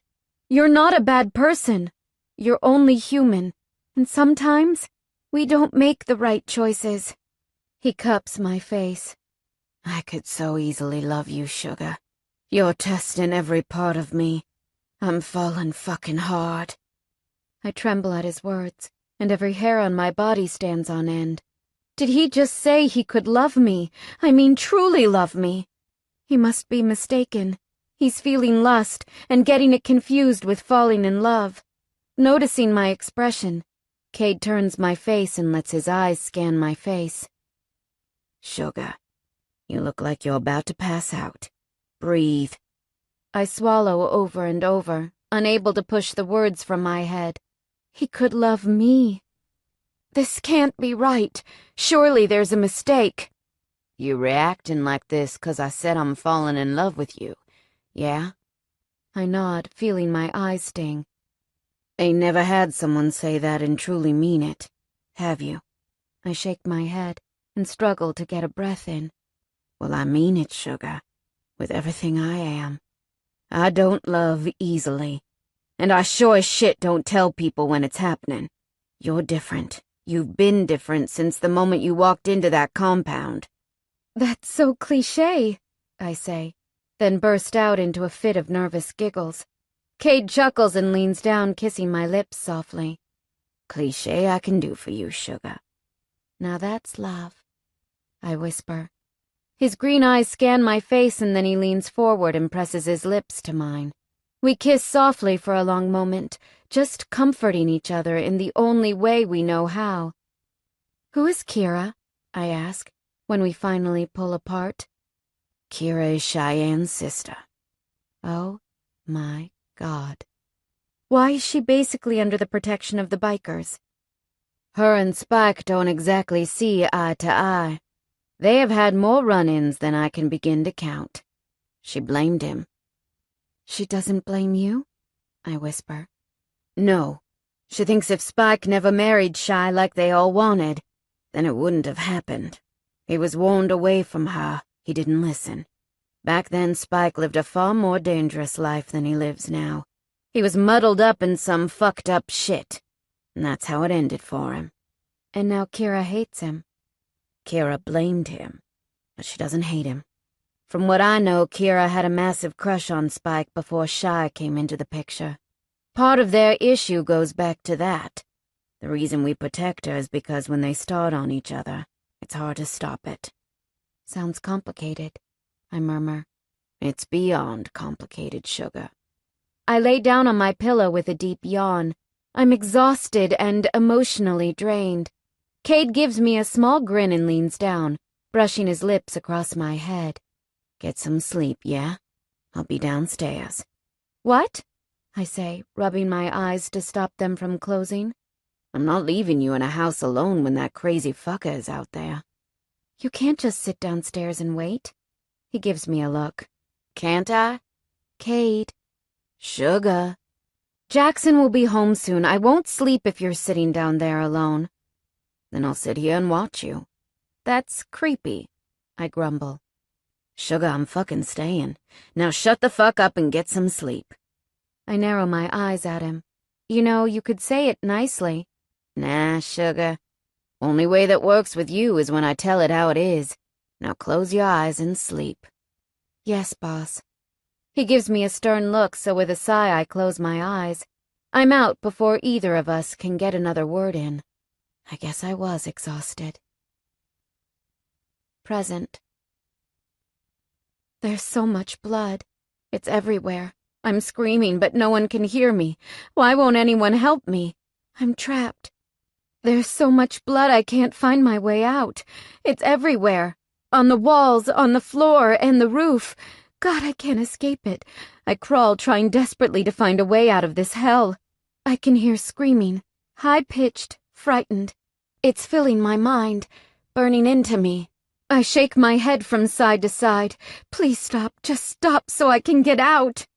Snake, there you are. Jasper is suddenly in front of me, and at his feet is a dead woman. I scream at the sight of the gaping hole in her head. I can still hear screaming. It's a man! Cheyenne! The voice cries, and I realize it's Spike. The woman on the floor is Cheyenne, and the blood is hers. Jasper steps closer to me as I try to crawl away. I'll find you, Snake, and this will be you. God help me. Someone help me. Please let me go, I cry. I bump into something and I look down to see another dead body. It's Cheyenne again. How did she get here? I scream, but no sound comes out. Suddenly her face is my mother's. Her skin is blue. She's struggling to breathe. I scream. This time it's ear-splitting. Cheyenne! Spike screams again. Snake, you're mine. Jasper growls. I'll kill you. I bolt upright, screaming. My hands frantically grab at the sheets. I can't breathe. It hurts to even try. The door swings open and Jackson comes running in, shirtless, sleep-ruffled, and waving a gun around. The fuck? He roars. I'm panting and sweating. The dream, it was awful. I wrap my arms around myself and I begin to cry. Jackson lowers the gun when he realizes there's no one in the room. Addie, he says gently. It was just a dream. I croak through my tears. Aw, shit, he murmurs, walking over to the side of the bed and wrapping his arms around me. I fall into him and I begin to cry harder. Cade told me about Cheyenne tonight, and it just brought up so much for me. I killed her, Dad. I let her die right in front of me. I didn't call an ambulance. I didn't stick my fingers down her throat to make her sick it all up. I just let her die. She fucked you up. When someone fucks you up that bad, you don't want to save them. What you did, anyone would have done. She was my mother, I wail. She gave birth to you. Didn't make her your fucking mother. It takes far more than that to be a mother. I let her die. You set her free. I flinch, his words hitting me to my very core. Do you think that's the life she dreamed of having? He says gently. It's not. The short while I knew your ma told me that she never wanted any of that. When you're so wrapped up in something like that, you can't escape it. She had no way out. She was stuck, and you gave her a way out. You set her free. You truly did send her to a better place. It doesn't make what I did right, I say in a hoarse voice. No, it doesn't. But it helps you deal. Did you love her? He pulls back and stares down at me. Only woman I ever loved. Why? He gives me a half smile, but it's pained. She was nothing like you described her. To me, she was Emily. Sweet, caring, loving Emily. She didn't do horrible things. She loved you. Heck, she loved me. The woman you speak of, that wasn't the woman I got a glimpse of. Each time you talk about her, I lose a little part of the woman I remember. Am I hurting you? He grips my face. You've been hurting me every fucking day since she took you. And now, you hurt me each day you look at me with those broken eyes. You hurt me. 'Cause I wasn't there to fucking save you when you needed saving. You didn't know, I rasp. Don't make it any easier. You're here now. He nods and sucks in a deep breath. He stands. Clearly the emotions of it are too much for him. Never told you this, Addie, 'cause I was too proud. But I should have told you the minute you broke into my compound and stepped into my shed. I give a weak giggle. I should have told you that I love you. And I've loved you since the second I laid eyes on you. Ain't never changed. And it never fucking will. Only a biker can use the word fuckin' in the same sentence as I love you and make it sound breathtaking. I smile up at him even though I'm still crying. You know, I think I might just love you too, old man. He chokes a laugh and shakes his head. Enough of this sappy shit. You're making a girl of me. You need me to get you something? I shake my head. No, you're giving me enough. He nods and then digs into his jeans pocket. He pulls out a 50 and thrusts it at me. What's that for? Food. You know, being that I'm your dad and all that, he says, using the same line I used on him the first night I arrived. I burst out laughing, and with a grin, he leaves me to it. Well, damn. Who knew a group of bikers really could be my happy ending? Chapter 17. Present. Cade? Are you home? I hear the female voice as I'm cooking breakfast a week later. I've been staying at Cade's house the past few nights, because he decided not to go on the ride to find Jasper. Instead, he stayed behind to make sure I had protection in case he showed up. The Hells Knights have been gone over 3 days, but so far they haven't found anything. That bothers me more than I'm letting on. I drop the scraper I was using to flip eggs and walk over to the front door. I see a young, beautiful woman standing behind the screen. She's absolutely stunning. She has this long, lightly curled blonde hair and eyes that remind me of cat's eyes. They're yellow and completely out of this world. She smiles when she sees me approach, which makes me think she knows who I am. Hi, can I help you? I smile, opening the screen. You must be Addie? I nod. I am, and you are... I've heard a lot about you. I'm Kira. This is Cheyenne's sister? My heart does a strange flip-flop, perhaps in awe of how strong this girl must be, to live through what she's lived through. Kira, it's nice to meet you. Come in, I'll get Cade. I turn and she follows me inside. So, are you enjoying being here? She asks. I am. So far it's been good. And I hope Cade's treating you well. I laugh. Yeah, he's doing a great job. For a biker, anyway, she laughs. I turn, giving her a grin. Yeah, for a biker. Can I get you something to drink?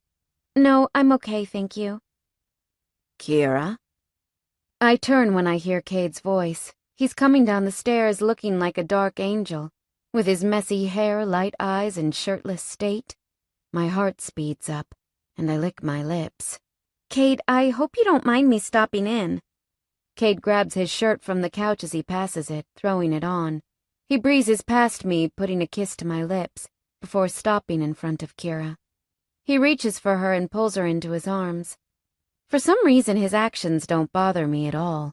He's clearly got a good friendship with this girl, and I'm happy for him. Everyone should have a good friend. You know you can always stop in. What can I do for you, Tomcat? She grins and rolls her eyes at him. You all know I hate that nickname. Cade smirks and reaches out for my hand, pulling me close. It's the eyes, he says. Damn eyes. I'll never live them down. Cade chuckles. Did you meet my girl? Kira nods. I did. She's lovely. I grin at her and she returns it. Then she turns back to Cade. I'm here about Spike. Cade flinches and I rub my hand up and down his back, soothing him. What about him? I know he's in town. He won't bother you. We've made sure of that. I kind of wanted to talk to him. Cade raises his brows. You can't be serious. Every time you two are in the same room, you end up ripping each other's fucking heads off. Kira rolls her eyes. Don't be so dramatic. We only half tear them off. Cade laughs, and I find myself laughing too. Kira has a bubbly personality. She's the kind of girl I could get along with quite easily. She's not much older than me either by the looks of it. Maybe 23? Why would you want to see him anyway? I wanted to talk to him. Look, I know I was harsh on him. What happened wasn't anyone's fault. My sister made her choice. It wasn't Spike's fault it ended the way it did. I've had some time to understand that. Spike ain't gonna hear of it. You know that? She nods. I have to try, though. Maybe it will bring him some sort of peace. I know he loved Cheyenne. Your parents know you're here, Tomcat? Kira visibly stiffens. No, and it wouldn't go down well. You hated him for years after her death. You forgave me when it was my fault. He ain't going to take your apology well. It was no one's fault, not yours or his. You were both trying to save her. It went wrong. It's the end of it. Ain't never that simple, and you know it. She shrugs. Sometimes it has to be. I don't talk to Spike, so you're gonna have to find him on your own. You know where he's staying, though, right? Cade shakes his head. You ain't going over there alone, Kira. Don't get overprotective with me, Cade. I'm not going to get hurt. He wouldn't hurt me. Spike's bitter. He's okay, I blurt, and Cade turns, eyes widening. Shit, I have to fix that outburst. I mean, he's not a monster, Cade. I've seen him a few times and he's never tried to hurt me. He tried to hand you over to a pimp willing to kill you, Cade grunts. He didn't know. Still think it's a bad idea sending her over. Then we'll go with her. Cade shakes his head. A Hell's Knight can't go into a Heaven Sinner's compound. It's far against the rules. We might have a truce to get along, but even that's out of bounds. Then I'll go with her. Like fuck, Cade grunts. No, look, Kira says, putting her hands up. I'll figure it out. Don't you two tangle yourselves up in it. You ain't going alone, Kira. She gives Cade a look. I'm a big girl. No. Let me go with her. Spike won't hurt me, Cade, and you know he won't. I said fucking no, he grates out. Kira puts up her hands. Stop arguing, you two. It's fine. I'll leave it for now, okay? Cade gives her a look and I cross my arms. Spike won't hurt me, Cade. What's the problem? I protest. The problem, he grinds out, is not that I think Spike will hurt you, 'cause I know he won't. The problem is that it's Heaven Sinner's territory now, and we don't fucking go in their territory. That includes you, Addison. I won't fucking tell you again. You're not fucking going. God, I hate bossy Cade. I give him a glare, which he returns with full force. Whatever. I've got to go to work, I snap. I'll make a few calls, Cade says, though his voice is still hard. Then I'll take you. I'm heading over to the compound, Kira says. I can take her. I turn to her. That would be great. I'd prefer your company right now. I'll just go and get changed. Cade snorts, but I brush past him and head up the stairs. I walk into his room and begin changing for work. A moment later, he comes in behind me. The fuck was that about? I spin around, buttoning up my pants. That was because you think you can control everything I do. It's not about control. It's about respect for another club. We only wanted to talk to him, I snap. Don't fucking care. You won't be going there, Addison. You got it? Yeah, I got it. I storm past him, shoving his hand away when he reaches out to grip mine. I head downstairs and out the front door. Kira is waiting beside her car. She smiles when she sees me. Ready? She asks. Yep, ready. I don't look back at Cade's house as I slide into Kira's front seat. When she pulls out of the drive, I turn to her. Head to Spike's. Her eyes widen. Addison, that's not a good idea. Cade said no. It will take 5 minutes. He won't know. Addison? Trust me, Kira. Do you want to speak to Spike or not? She nods weakly. I do. Then go. Are you sure about this? Fuck yes, I'm sure. Cade doesn't own me. He kind of does. No, I growl. He doesn't. Let's go. We're both silent for long moments, then Kira turns to me again. You honestly didn't have to do this. Cade will be furious. He'll get over it. It's about time Cade learned he can't tell me what to do. God, girl, you've got far too much spunk. I laugh. So, you and Spike, things seem pretty bad between you two. She sighs and pulls a set of sunglasses over her eyes. Yeah, it started long before my sister passed. Spike was my first, if you know what I mean. My mouth drops open. Cade said you had a crush on him. He didn't say he slept with you. She laughs. Cade leaves out those details. He's just protecting me. So you and Spike have history. She shrugs. I suppose you could call it history. We met one night and we became friends. I knew he was crushing on my sister, but I didn't care. I was a revenge fuck, I'm sure of it. He saw her one night out with another man and he got angry. He found me at the bar and one thing led to another. We had sex. He didn't know it was my first time until later when my sister went sick at him. She cared about him too, and was using the other man to make him jealous. When she found out Spike slept with me, she got angry. I was heartbroken being used like that. I knew Spike had feelings for me, but they weren't as strong as the ones he had for Cheyenne. I went away for a while. When I came back, they were married. Jesus, that's a fucked up story. I can't imagine how painful that would have been for Kira, loving a man who was not interested in her at all. I'm sorry, that would have been awful, I say gently. It wasn't nice. Do you still care about him? She quickly glances out the window. No, she says, but I can see how her body stiffens. Kira is in love with Spike. It's written all over her. What's his real name? I ask, changing the subject.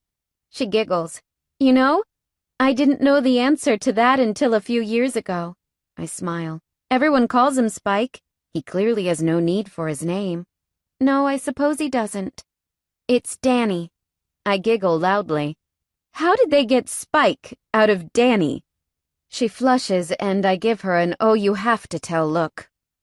Oh, spill, I urge. Well, Spike is known for his, spikes. His spikes? He has numerous, spikes in his...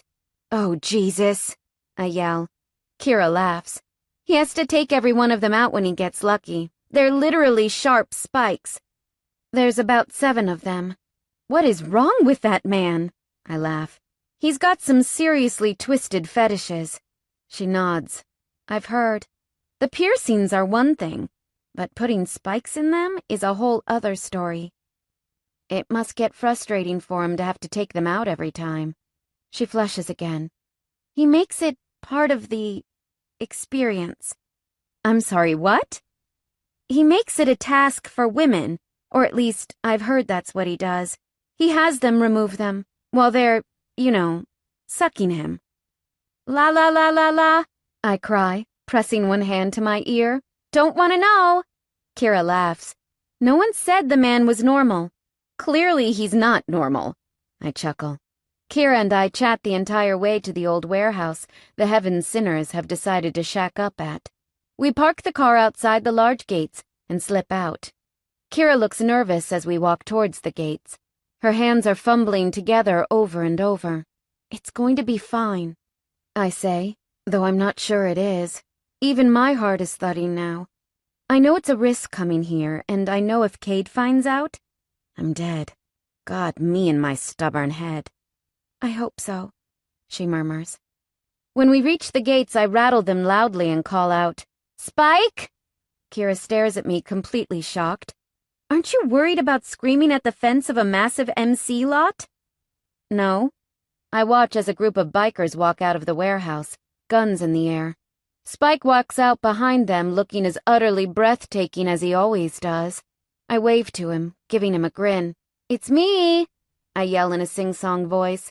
I'm being sarcastic, of course, but I'm just trying to lighten the mood. Kira gapes at me. Are you asking to get shot? Spike won't shoot me. If he wanted to, he would have. Trust me, I murmur. Spike waves his hand and the men lower their guns. He pulls a pair of sunglasses over his head and begins walking towards us.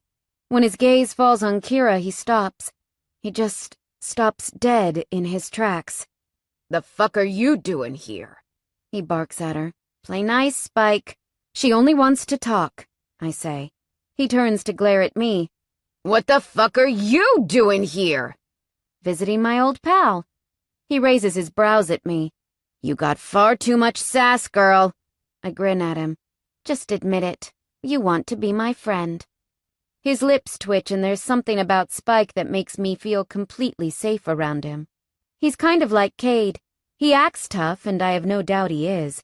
But he's also gentle inside. It's written all over him. For someone like me that's lived a life around evil, I can pick the people that have black hearts and the ones who are just putting on a show. You're lucky your man paid me my money. You and I both know you never wanted to hurt me, Spike. He raises his brows. I'm reconsidering that decision.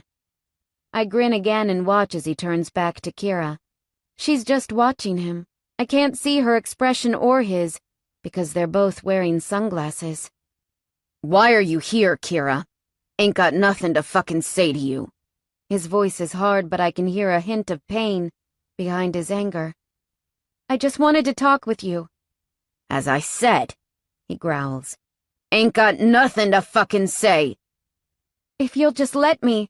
What part of that don't you understand? He barks. You're nothing to me. You never were. You were no more than a revenge fuck. Stop trying to be my friend. It's too late for that. You let your folks drag me through hell to get vengeance for your sister. You made my life a living hell. I couldn't care less if you dropped off the face of this earth. My mouth drops open, and Kira nods weakly. I understand. I do. I just wanted to say sorry. I wanted you to know I forgive you. Forgive me? He roars, storming over and gripping the fence. He shakes it hard. Forgive me for what? For trying to protect her? That other cunt is more to blame than me. I never wanted her to leave the fucking house. You forgave him right away. So don't you fucking come in here and try to make yourself feel better. That's all you're fucking doing is making your own demons go away. Fuck you, Kira. Spike spins around, storming towards the warehouse. Spike, please, you know I care about you, she calls, her voice raw and broken. Go and fucking die, he roars, throwing the rude finger up over his shoulder.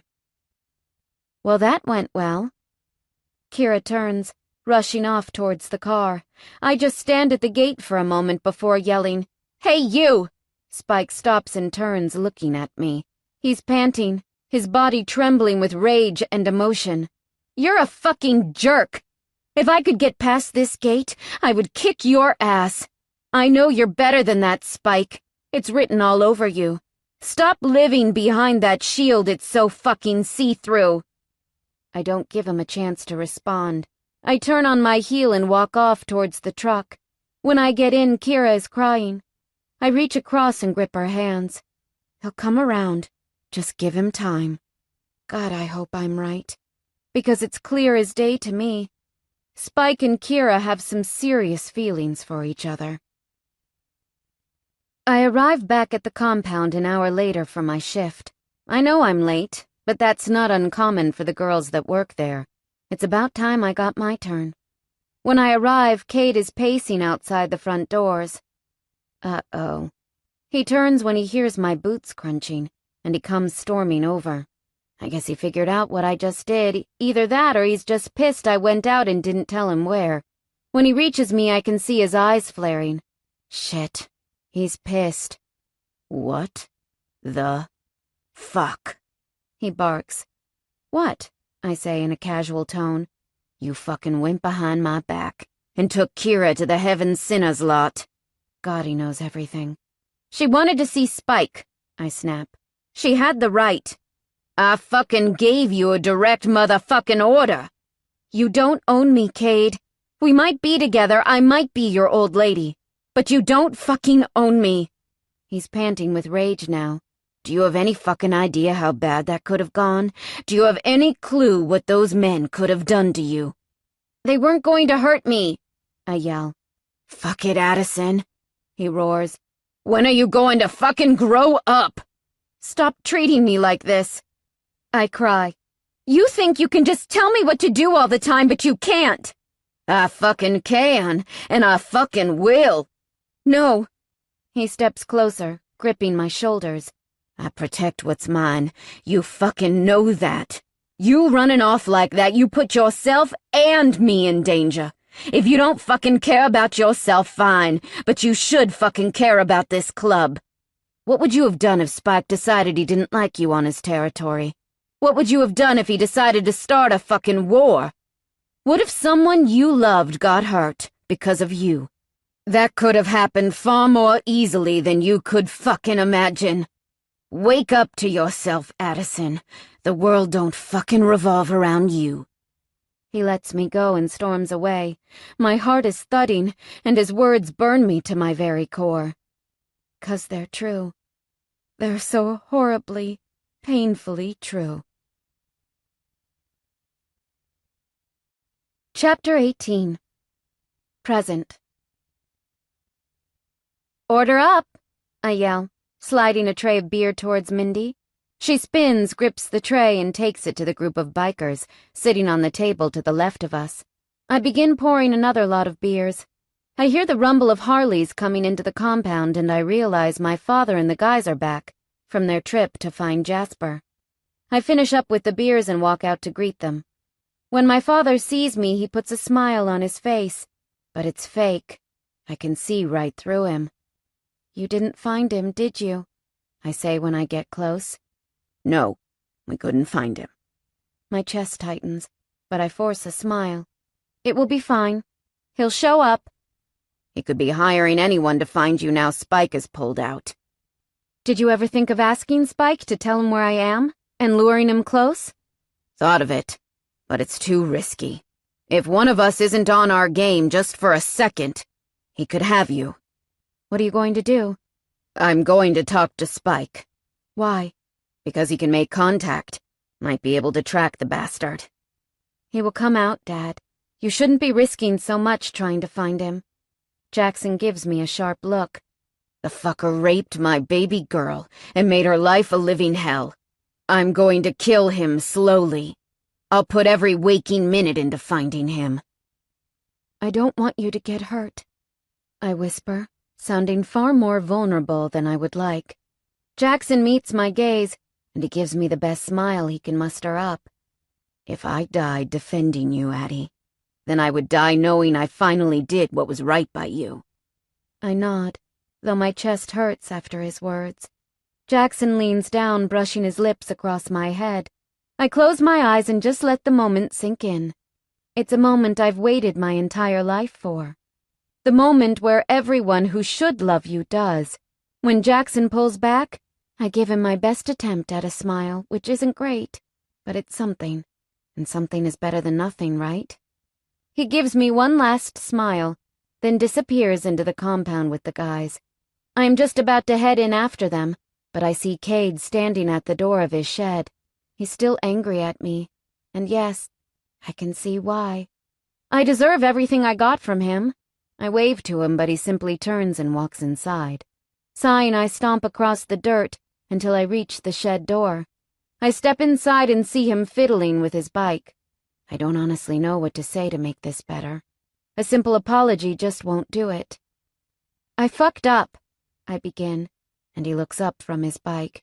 His green eyes meet mine. You're right. I could have put everyone in danger. I was thinking of myself and my determination to avoid being controlled. I don't have an excuse for that. I won't use my past because I don't live in it anymore. I should have listened to you, but I didn't. For that, I'm sorry. His eyes narrow, but he doesn't say anything, so I continue.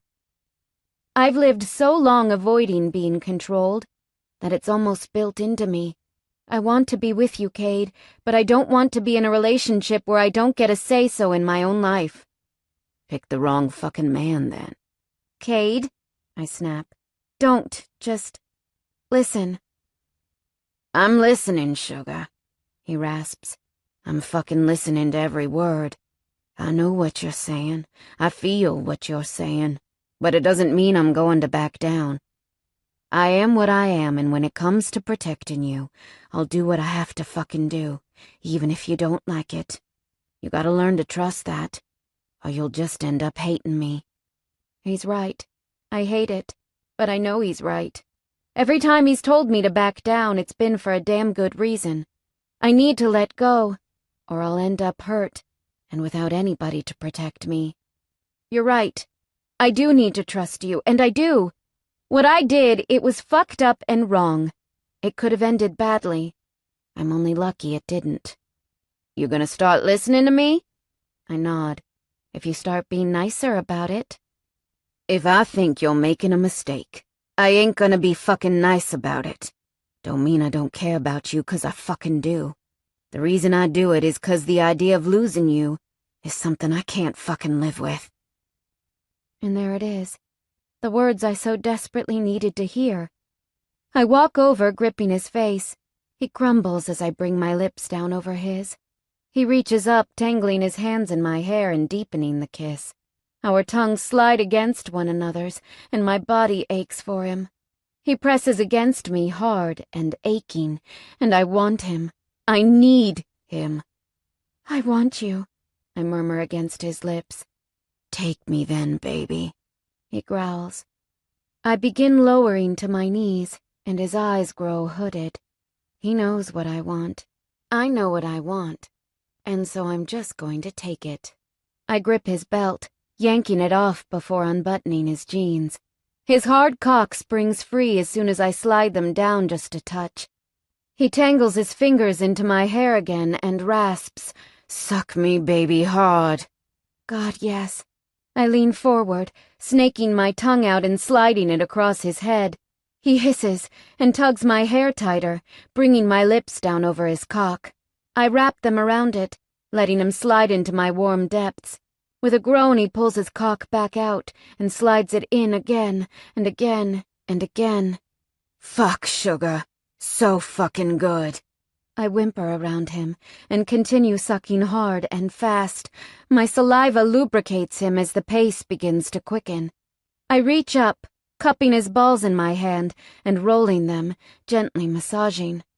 Fuck, he groans. I gently squeeze the tight sack, and he growls loudly. My head bobs harder, faster, until my mouth is sliding up and down his length with perfect rhythm. Fuck, going to come, baby.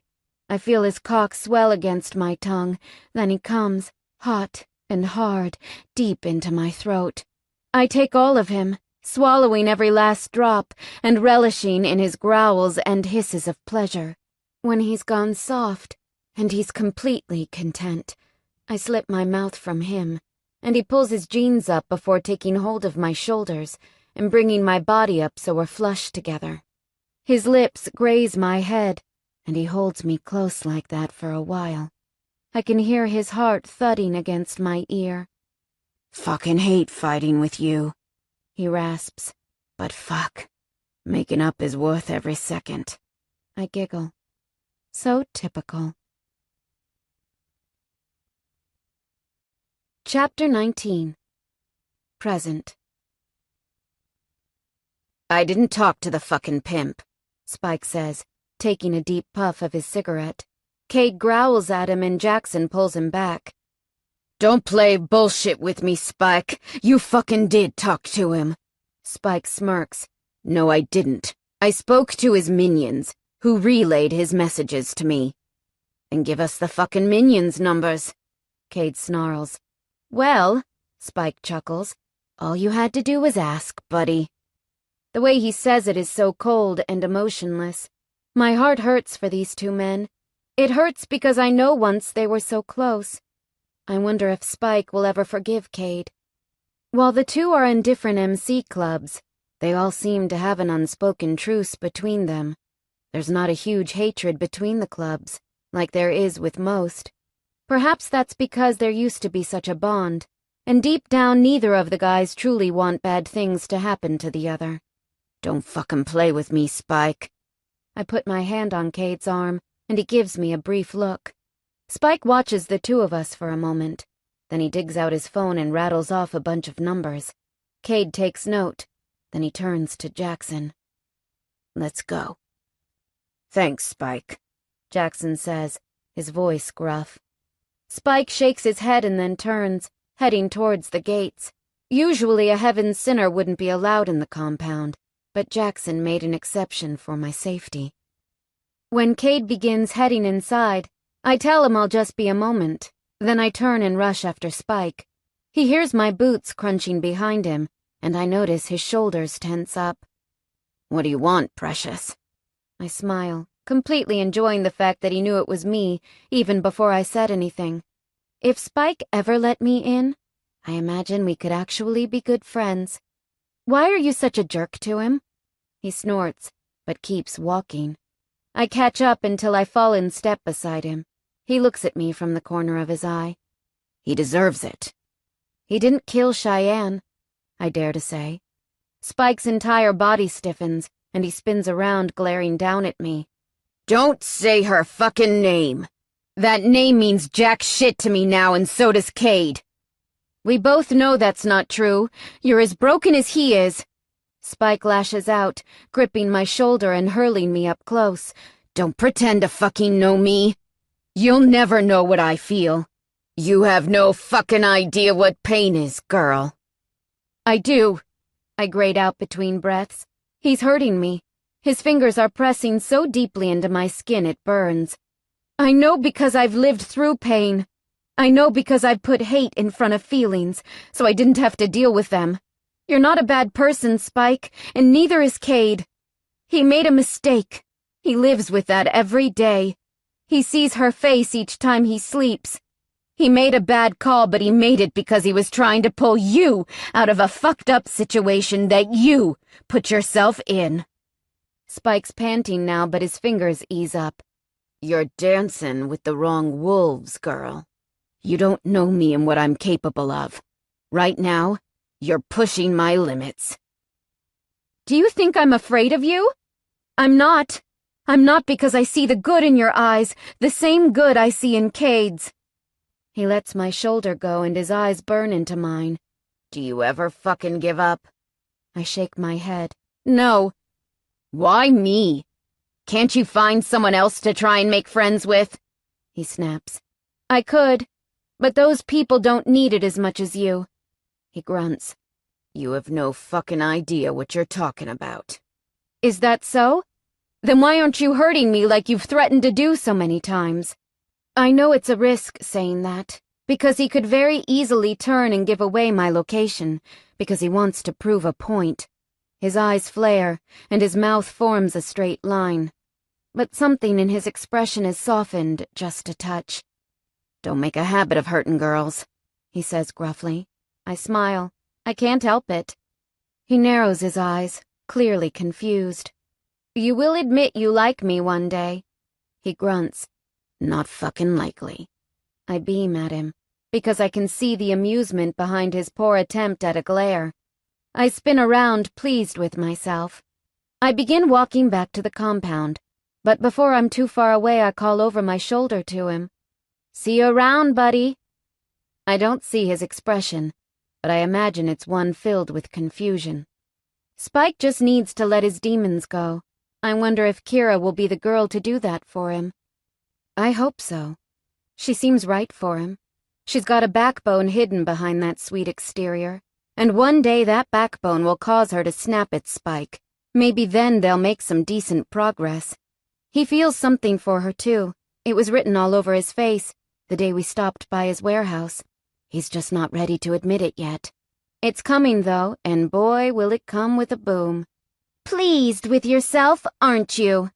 I roll my eyes at the sound of Brittany's voice. I turn and see her walking towards me, a snarky expression on her face.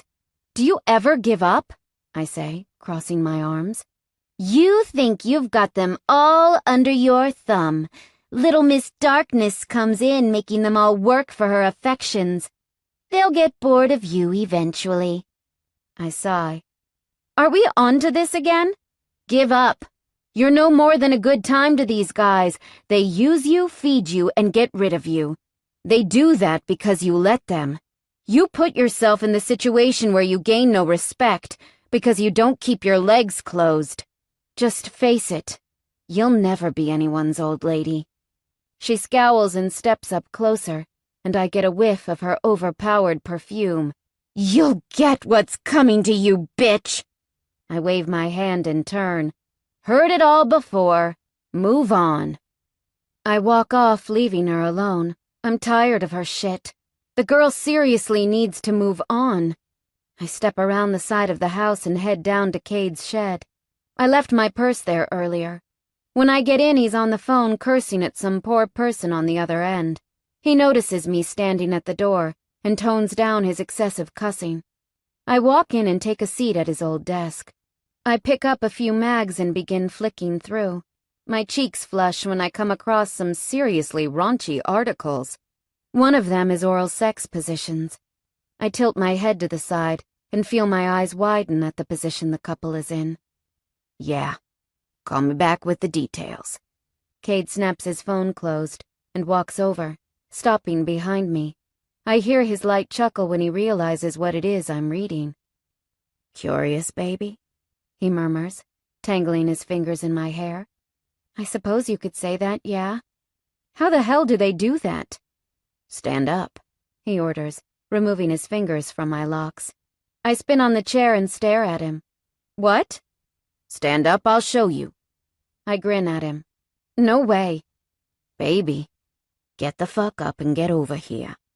No way you're doing that to me. Gonna feel fucking amazing. Now get up. No.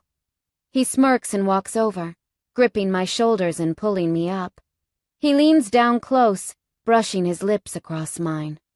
Trust me. You're gonna want to try this. Now get your pants off. Cade, you'll never hold me. He gives me an arched brow, and then he leans down and grips my shorts. Off. Now. Cade. Sugar. Yeah, I know. I grumble, shifting out of my shorts. Shut the fuck up. He laughs and turns, walking over to the shed door and locking it. Then he spins back towards me and grips his jeans, lowering them as he moves. God, why does he have to be so fucking yummy? When he reaches me, his jeans are lowered and his cock is out, hard and pulsing. My attempt at pretending this wasn't a good thing is now turning into complete, desperate want. I stare down at his erection and my tongue slides out and across my bottom lip. Want that, sugar? You know I do, I purr. Then come here, get those panties off, and let's play. I drop my panties without a second question.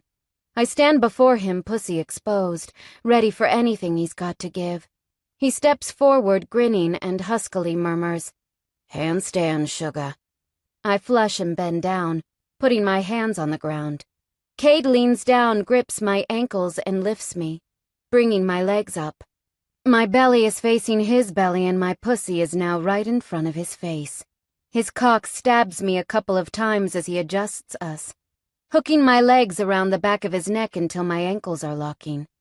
Then he wraps his arm around my midsection and brings me up higher until his mouth is hovering over my open, sensitive flesh. His cock is at my face now, throbbing, needy. I wrap my fingers around it, still feeling completely nervous that I'm upside down and wrapped around him, and we're about to go for one hell of a 69 job. I can fucking smell you. Fuck you want me, sugar. Cade growls, and I can feel his breath against my pussy. Stop talking, I mewl. He chuckles and leans his head down, grazing his tongue across my sensitive tissues. I groan and take his cock, feeding the head into my mouth. He grunts, and the vibrations travel through my clit. I take him deeper, sliding him in, and swirling my tongue around his head and over his piercings. At the same time, he sucks my clit into his mouth and flicks the end with his tongue. I open my mouth and gasp as pleasure shoots through my body. He jerks his hips, bringing my attention back to his cock. I close my lips over him again and suck with everything I have. He returns the favor until we're a mass of moans and trembling legs. Fuck, Cade snarls, wrenching his lips from my sex. Need to be in you. Deep. Yes, I gasp. God, yes. Fuck me. He gently lowers me, and I reluctantly let go of his cock. I place my hands on the floor, and when he lets my legs go, I lower them down. Panting, I get to my feet and turn to face him. We're both holding the same lusty expression. Cade lets his gaze travel the room until he stops at a set of chains hanging from the roof.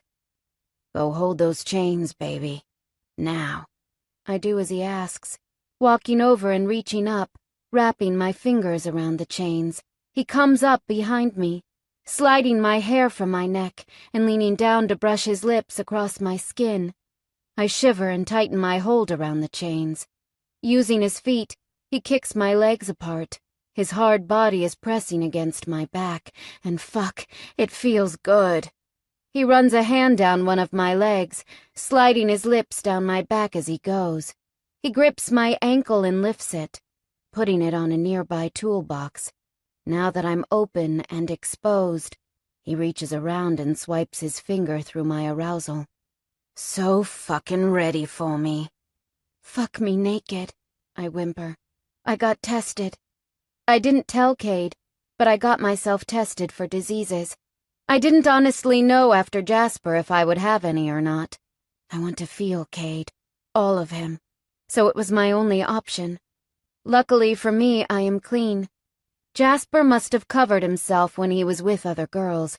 I can only thank God for that. Cade stiffens behind me and rasps, "The pill?" "On it." "Fuck." He grips my hips, grinding his erection against my ass. "Been fucked here, sugar?" he growls. "No," I whimper, letting my head fall back and my hair tumble down my back. "Won't fuck you in a shed if you haven't had it. That takes time." He jerks his hips again, taking hold of his cock and sliding it up and down my slick heat. "Ready for me, baby?" "Yes," I cry out desperately. With a throaty chuckle, he slips the head of his cock into my entrance. I whimper and push my backside back, needing more. He grips my hips, steadying me while he continues to feed his length inside me, little by little. One of his hands is now pressed flat against my belly, and every now and then, he puts a little pressure on it and pushes my body back. "Kate, just fuck me," I gasp. He thrusts deep, filling me, stretching me. His hand slips from my belly to find my exposed clit, and he gently strokes it as he pulls his cock out and pushes it back in harder, faster. "So fucking hot for me, baby. You feel so fucking good like this." I groan and rasp. "Pull my hair." "Fuck, my dirty girl." He tangles his hand in my hair and jerks my head back, pressing his lips to my exposed neck, while he drives his cock in and out of my heat. My fingers are throbbing around the chains. I'm gripping them so tightly. I can feel his breath on my ear as he leans over me. It's so intense. I feel my body rising, needing my release so desperately. I'm so close. I can feel it pulsing through my body. "Kate, oh God!" I cry out. "Come for me, sugar," he growls. I thrash, not releasing my fingers as I come hard around him. My mouth opens and I scream. Yes, scream. Kate growls behind me and thrusts harder, hand tangled in my hair, finger rubbing my clit. A moment later he roars, and I feel him pulsing deep and hard inside me. He thrusts his hips until every last drop has been wrung from his body. Then he slumps down, wraps his arms around my midsection, and rests his mouth against my back. "Fuck!" he rasps. "That about covers it," I whisper. "Let go now, baby. I got you." I let go of the chains and collapse back into his arms. He holds me like that for a long moment before pulling back and spinning me around. He grazes his lips across mine, then pushes my sweaty hair off my face. He strokes my cheeks, and runs a finger across my bottom lip. "Saw you talking to Spike out there," he gruffly says. "Spike's not so bad, Cade." "Never said he was." "He'll forgive you one day. I know he will." "Maybe." Cade's gruff voice tells me he doesn't want to talk about it any further, so I pull back and smile up at him. "I should go and get some clothes. It's time for work," I frown. Cade grins at me. "Tough life, eh?" I giggle. "Yeah, tough." "You want a lift?" "No, I'll walk. I need some fresh air." "Not fucking walking, sugar. End of fucking story." "Well then. I'll ask around, see if anyone can take me then. Most of the girls are finishing their shifts now," I say. He nods. "You do that, yeah? I gotta keep making some calls, but you come back if you can't get a lift and I'll take you." "Have you gotten closer to finding him?" "Nah. Seems the fucker is good at hiding." "It'll come good. He'll stuff up somewhere." Cade doesn't look so confident, but he forces a smile for me anyway. "Call me when you get back, yeah?" "Got you. I'll see you later, okay?" "Missing something vital there, sugar," he chuckles, staring at my bare ass. "Yeah," I laugh. "I was getting there." I pull on my panties and shorts and straighten my hair out. I lean over, kissing Cade once more before turning and leaving the shed. As I walk through the compound, I relish in the good feeling that's swelling in my chest and spreading through my body. I'm finally happy and it fucking rocks. I know I should ask for a lift, but Jackson's house is so close and it's on a main highway. It will be time wasted getting a lift, so I decide to walk. It will be fine. I head out of the compound and begin walking down the road, enjoying the fresh air. All I can think about is Cade's body over mine. God, I can still smell him all over me. I don't hear the car stop behind me until its engine switches off. That's when I realize how heavily I was daydreaming. I spin around expecting to see Cade, but he's not who I see. Instead, I see Jasper. Everything in my body comes to an abrupt stop. I'm almost sure of it. I can no longer feel my heart beating or my legs moving. I'm just standing in complete shock. "Well, well. Bet you didn't expect to see me," he hisses. Oh God, this isn't good. Jasper has a gun in his hand and he twirls it in his fingers.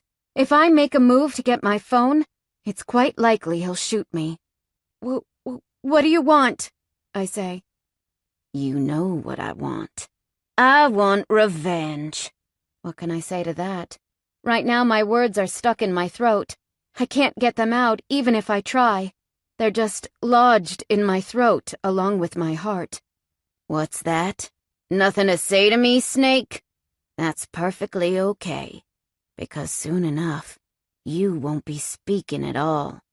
"Just leave me alone," I rasp. He throws his head back and roars with laughter. "Leave you alone?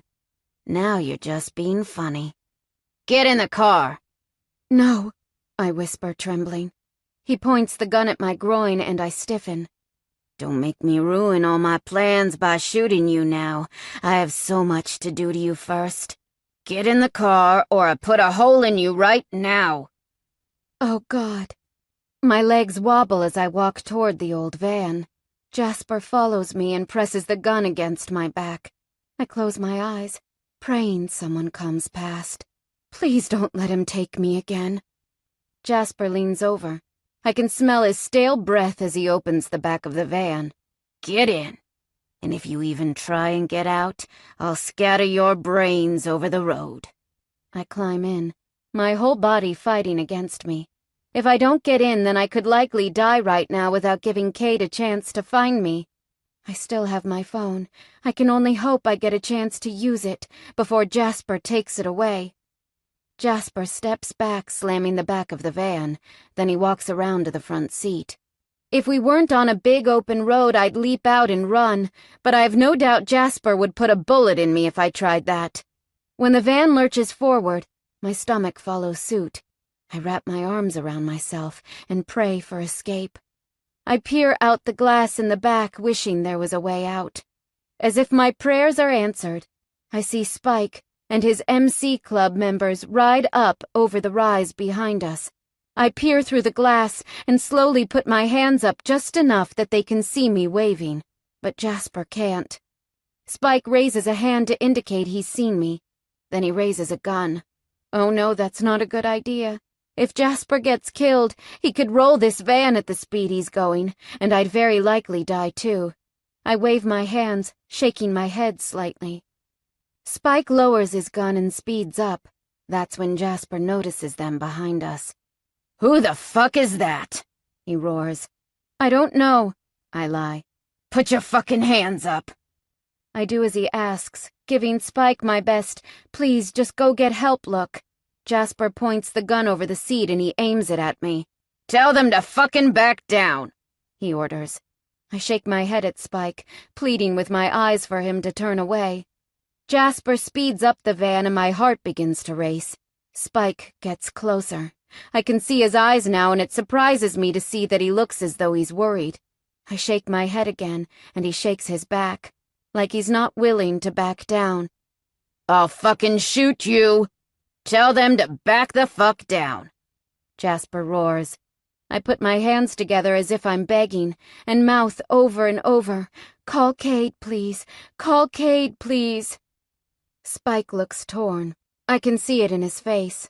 I am paying so much attention to him that I don't even notice that the gun's gone off, until I see blood splatter across the back of the van window. Then I feel the deep, burning pain ripping through my shoulder. I open my mouth and scream, and my body slumps forward. Jasper shot me. I vaguely see Spike slowing down. I guess seeing me get shot made him realize Jasper isn't playing. The bikes spin around in the middle of the road and go full throttle in the opposite direction. I scream out in pain as my back hits the floor, sending the pain shooting further into my shoulder. "You think I'm fucking joking, Snake?" Jasper roars. "You'll die for what you did to me." My vision begins going fuzzy as the pain takes over, rushing through my body like liquid fire. I can't even hear my own screams anymore. I'm fading out. "Shut up!" I hear Jasper roar. "Shut the fuck up!" I feel my eyes roll. It's all just too much. It hurts too much. I feel my lids flutter closed before my entire world goes black. I scream as Jasper hits me with the butt of his gun again. He's been doing it over and over constantly. His mission is to punish me slowly, painfully. I wish to God I had just let him shoot me on the road. I should have at least tried to run. Now I'm here and quite likely going to suffer a long, slow death. I spit blood on the floor as my mouth fills with it yet again. My shoulder aches. At first, it was a burning, agonizing pain, but now it's a constant thudding pain. I guess all the hits to my face directed the pain from my shoulder to my head. "They'll kill you for this," I spit at Jasper, who's watching me. I can almost see the evil ideas spinning in his mind. He laughs, deep and malicious. "Won't matter. I'll have my revenge." "You're willing to give up your life for revenge? How pathetic," I hiss. "You want to know what pathetic is?" He growls. "This!" He grips his pants and jerks them down. I open my mouth and gasp at the sight of his mangled, purple and scarred skin. There's no longer any man parts. Now it somewhat resembles a burn victim's skin. My eyes widen at the damage I did, but I'm not sorry. I'll never be sorry. "Do you know what you fucking did to me?" he roars. "You fucking ruined my life. I don't care if I'm fucking dead, so long as you go down with me." "You deserved everything you got," I bark. "And you deserve everything you're about to get."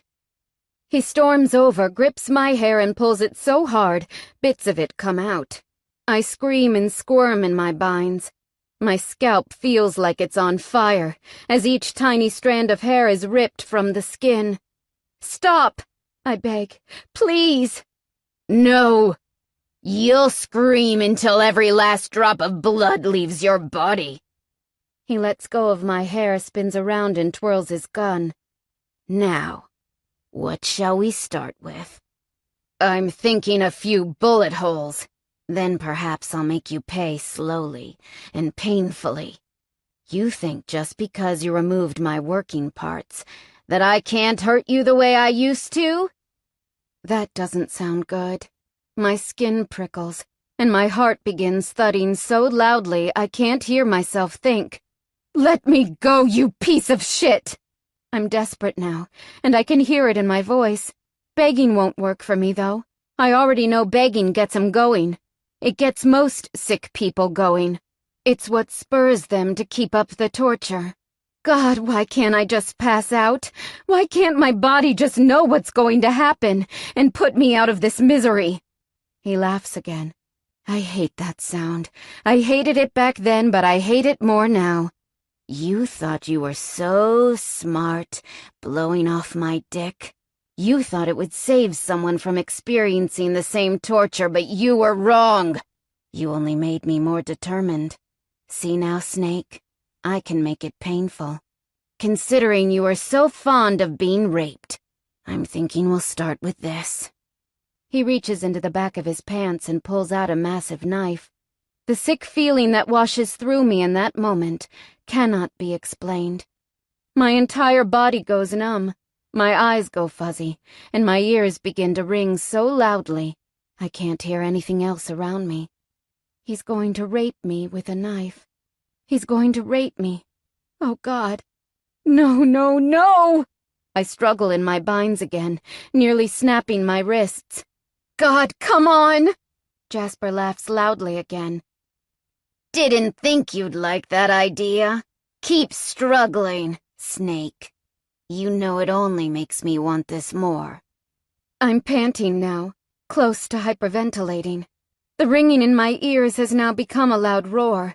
I'm still pulling at my binds, beyond desperate to get away from him. Nothing in this entire world could possibly frighten me more than the idea of being raped with a knife. That is something you don't recover from.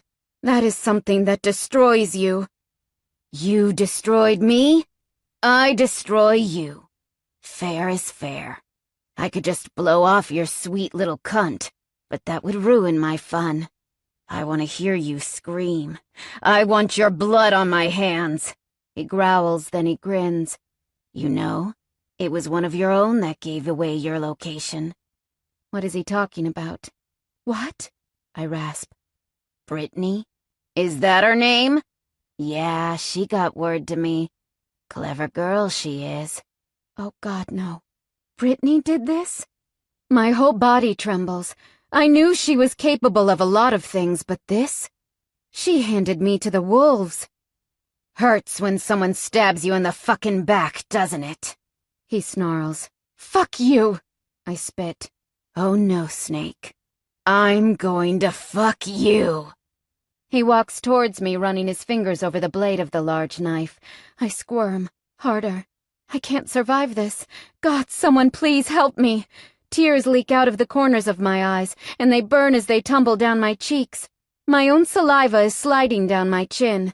I am struggling to breathe so much I've forgotten how to swallow. Would you look at that? I think I finally cracked you, Snake. He drops to his knees in front of me, and I try to kick out my legs at him. Growling, he drives the knife into one of my thighs. I scream. God, I scream so loudly he stumbles backwards and covers his ears. Shut the fuck up! He roars. Blood pours from the wound in my leg, and I begin to thrash. He lunges forward, holding the knife up to my face. You fucking move again. I'll slit your throat. I stop kicking, even though everything inside me is screaming at me to fight. I'm so scared. The only thing I can think about is living another moment. Jasper uses the knife to slice my pants off. I am crying heavily now, gasping and begging for him to stop. He runs the knife up my leg, drawing a tiny line of blood. I cry out. The sound is broken and strangled, like that of a wounded animal. I can't wait to slide this inside you, Snake. I'm going to enjoy every second watching you suffer the way you made me suffer. I'm going to enjoy every scream that comes from your mouth. He slides the knife up my panties, right in the middle of my sex. It's not quite enough to cut me, but it's enough to scare the life out of me. I thrash again. I won't let him do this. I'll let him stab every part of my body before he even gets close to doing what it is he plans. Suddenly he leans back, running his fingers along the blade again, giving me a thoughtful expression. You know, it's funny, really. I thought of so many ways I could play this out. I've spent weeks thinking of nothing else. I thought about just killing you. But that wouldn't have satisfied my need for revenge. No, it had to be epic. I liked the idea of shooting you right in the cunt, but that just wouldn't have completely satisfied me either. Then I remembered how much you loved being forced, and your wise little idea of blowing my dick off sparked my final decision. You thought I'd never rape you again, but you were so wrong, Snake. I don't need my dick to rape you. All I need is something, well, like this hunting knife. Imagine what this will do to your insides. Imagine how this will feel lodged deep inside you. Imagine the pain as I twist it, slicing you to pieces. Nothing will satisfy me more than to hear you beg. In fact, I think it's time to hear that begging. I shake my head, and my body trembles with fear as he looms closer. He leans down, sliding the knife under my panties. I wail loudly and struggle once more. The pain is nothing anymore. It's nothing compared to the fear ripping through my body. I've never been so afraid in my life. I've never been so helpless, so unable to control what happens to me. Please, I scream. Don't, please. That's it, Snake. Beg. I shake my head, forcing my mouth closed, even though all I want to do is continue begging him to stop. So pathetic. Just like you always were. How about I make it easier for you? Because I'm such a nice person. He reaches into his pocket and pulls out a few pills. I clamp my mouth shut.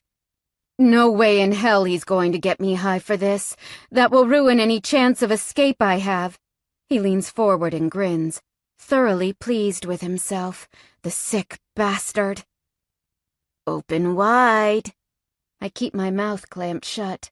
Growling, he lurches forward and slaps me hard. I cry out, and as I do, he thrusts his hand into my mouth, jamming the pills down my throat. I scream and gag, spitting as much as I can back up. The binds burn against my wrists as I tug, desperate to get away. Jasper picks up the gun with a growl and aims it at my leg before pressing the trigger. The ripping pain that tears through my thigh has me choking on the pills as I scream. My eyes roll and my body jerks. Swallow them, or I'll shoot you again, Snake, he roars. I swallow as best I can, now desperately wanting the pills to make the pain go away. It feels like flames are traveling up my legs, slowly burning me. I scream and thrash. God, someone please help me. I don't want to die. Not after every breath I've fought for. Jasper kneels again and shoves the knife towards my panties. No, please. I kick out, trying to hit him. Maybe I can hurt him badly enough with a decent kick to the head or chest. Perhaps I'll slice your nipples off first. Really get the party started. He reaches for my shirt, and I begin gagging again. My head is spinning and my vision becomes hazy. I feel him lifting my shirt, and I'm powerless to stop him. I am so far beyond fight. I am just a puppet for him now, and he knows it. He reaches my bra, cutting it off with the knife. When he has my nipples exposed, he brings the blade down. I scream again, but it's pointless. I have nothing left. I'm in so much pain, my head is so fuzzy. I am unable to do anything but scream.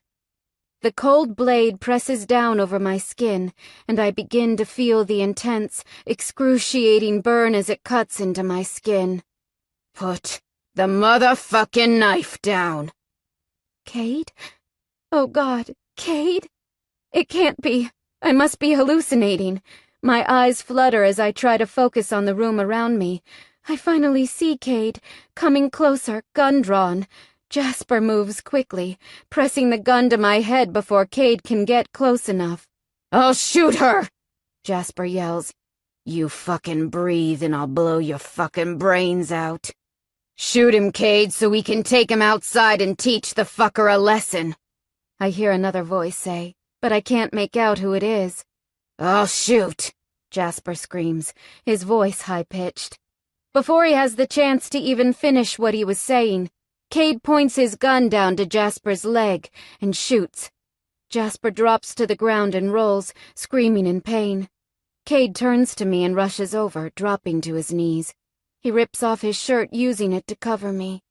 My eyes flutter closed as shock begins to set in. "Addison, baby, wake up. Come on, don't close your eyes. Addison? Oh, fuck, baby. Keep your eyes open." Jackson. They're both here. "Sugar," Cade says again, stroking my cheeks, urging my eyes to open. "Hurts," I wail loudly, feeling the drugs beginning to bring out my hysteria. "I know. Hush, I know." "She's high." That's Spike's voice. "We need to finish this fucker," Cade growls. "Addie, baby, hey, I got you." "Don't move her," Jackson says. "She might be hurt bad. We need to check."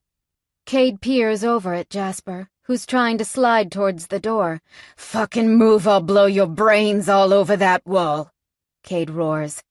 "Take care of him," I hear Spike growl. "I'll get her out." "Baby, you're gonna be just fine. We're gonna get you out," Cade rasps. Then he says to Spike, "You fucking take care of her. Whatever you got against me, it ain't her fault. I'd never fucking hurt her. Go finish that scum." Cade grips my face, coating his hands in blood. "I'm gonna be back in less than 5 minutes. You hang in there, baby." "I'm okay," I croak. "Kill him, Cade. Make it count." He nods, and then Jackson strokes my face, his eyes red and glassy. Then they both turn, stand, and haul Jasper up, taking him outside. I can't begin to imagine what they're going to do. I don't care, either. Spike kneels down in front of me, swiping a bloody piece of hair from my face. "You sure do know how to get yourself noticed. If you wanted this kind of attention from me, you should have just asked." He leans in, inspecting the wounds on my head. My stomach begins to turn violently as he begins to gently move me. "Talk to me, precious. What hurts?" "Everything," I croak. "He shot you twice. God knows what else. And you've lost a lot of blood. Your body's working overtime to get those drugs out of your system. We're going to get you up slowly. You tell me if anything hurts too much." I nod, and just as Spike's wrapping his arms around me, I hear Jasper's screams. They're the kind of screams you don't forget in a hurry. They're the screams of torture. I jerk and begin sobbing wildly, overreacting because of the drugs in my body. My stomach turns harder, and I know I'm going to be sick. Hey, calm down." "Sick," I rasp out. "Shit." Spike gently lets me go just in time. I drop forward and begin throwing up violently. I hear Spike mutter a few fucks before he grips my hair and moves it off my clammy face. When I've stopped throwing up, he gently sits me back and focuses instead on undoing my hands. I can hear Jasper's screams turn into high-pitched begging. I don't know what they're doing to him. I don't want to know. I hear the sound of a gun, and then everything goes quiet. "It's all over, precious." It's all over. Years and years of abuse, of torture, of mental pain, and it's over? It's really over? Spike pulls me into his arms when he's done with my binds and stands, walking towards the door. Cade meets us at the entrance, covered in blood. I don't even want to know how he got that much blood on him. I croak out his name and he takes me from Spike's arms. "Thanks. I appreciate it," I hear him say to Spike. "Yeah," Spike says, his voice full of emotion. "Anytime." Cade cradles me in his arms, and the familiar scent of him soothes something inside me. "She's in a bad way," I hear him say. "Get her to a hospital," Jackson says, his voice hoarse. "What do we fucking tell them?" "Tell them it ain't none of their fucking concern. And if they want to argue, by all means, argue." Cade nods and walks us outside. When the sun hits my bruised and battered body, I wince. It's so bright. Too bright. "It's okay. It's all going to be all right soon." "Hurts," I croak again. "I know, sugar. We'll get you better." I close my eyes and listen as he shuffles around. Then he places me down onto the back seat of his truck. He covers me with a blanket and gets in. "You need us to deal with this?" I hear Spike ask. By this, I assume they mean Jasper. "Yeah. Appreciate it." Before I know it, the car has started. My eyes begin to flutter closed, a mixture of relief and the drugs. My legs are throbbing, my shoulder burns, and my entire body feels broken. But I'm here. I'm alive. And most of all, I'm free. Epilogue. "Fucking making me work extra hard," Cade grumbles and tosses a bag of food onto my eating tray. I grin at him. I'm an invalid. Someone has to feed me. He grunts. "Your hands still work, yeah?" I shrug. "And your mouth?" I shrug again. "Then you ain't a fucking invalid." I pout at him and he grins, walks over and tangles his fingers in my hair. "Can't fucking wait for you to come home." I know, I say, stretching. 2 weeks is too long. "Fucking telling me. My dick hurts." I giggle and grip his face, bringing him down for a kiss. You know, hospital sex is said to be good. He chuckles against my lips. "Don't tempt me." I'm not tempting, I'm serious. His eyes widen and he pulls back to meet my gaze. "You're all sore and fucked up." I roll my eyes. I don't need my leg and my shoulder to feel my man's cock inside me. "Fuck, sugar. Careful."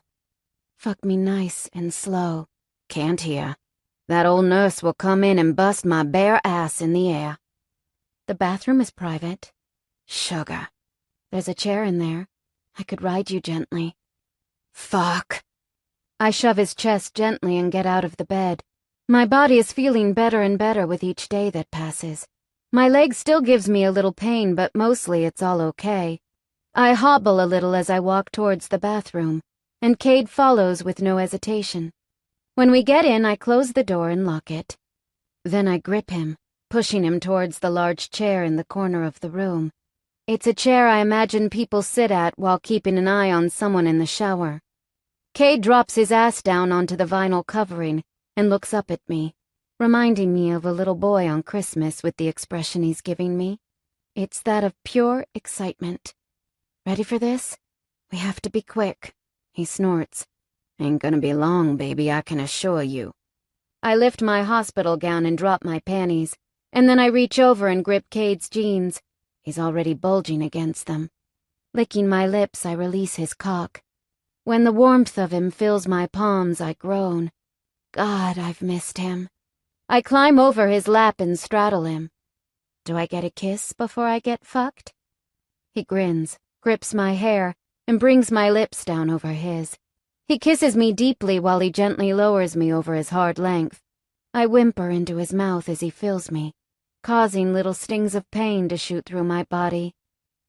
The pleasure far outweighs the pain, though, and so I keep sliding down. When he's inside me, filling me, I begin a gentle rocking motion. I tear my lips away from Cade's mouth, nestle my face into his neck, and breathe him in. His hands go around my waist and he supports me, helping me lift up and down. I go easily, sliding over his length. "Fuck, baby. Not gonna last long. Missed your sweet pussy." Me either, I whisper. I close my eyes and bite his neck. "Fuck, harder, baby." I bite him harder and he growls, erupting inside me. At the feel of his pulsing and the sounds of his groaning, I come hard.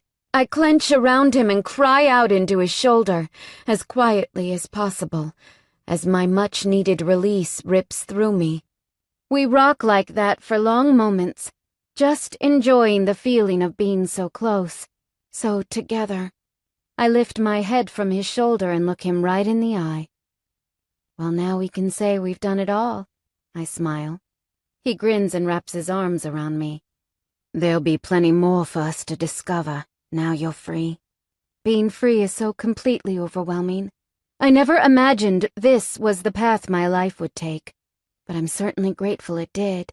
Now Cade and I can start creating something worth fighting for. Speaking of, I have noticed he and Spike don't seem as tense. I really hope they can find it in themselves to forgive and forget. You and Spike seem to be getting along better, I mention casually, but my heart is thudding with curiosity.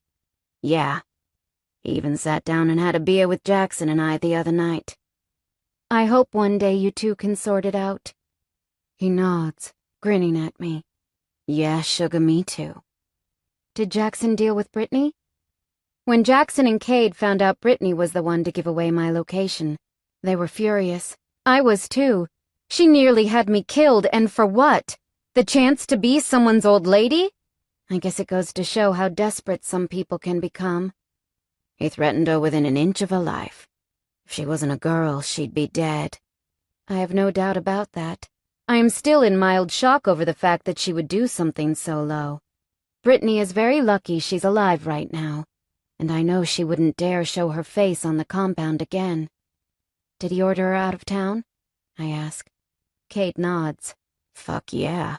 And she wouldn't dare come back. I sigh deeply, relieved. Well, at least it's all over now. He nods.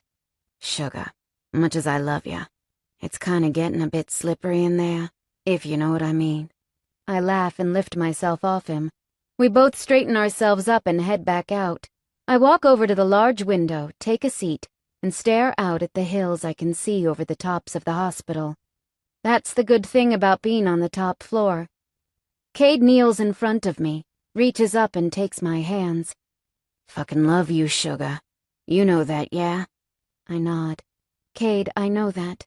I've known that for a while now. The thing is, I want you to know how much.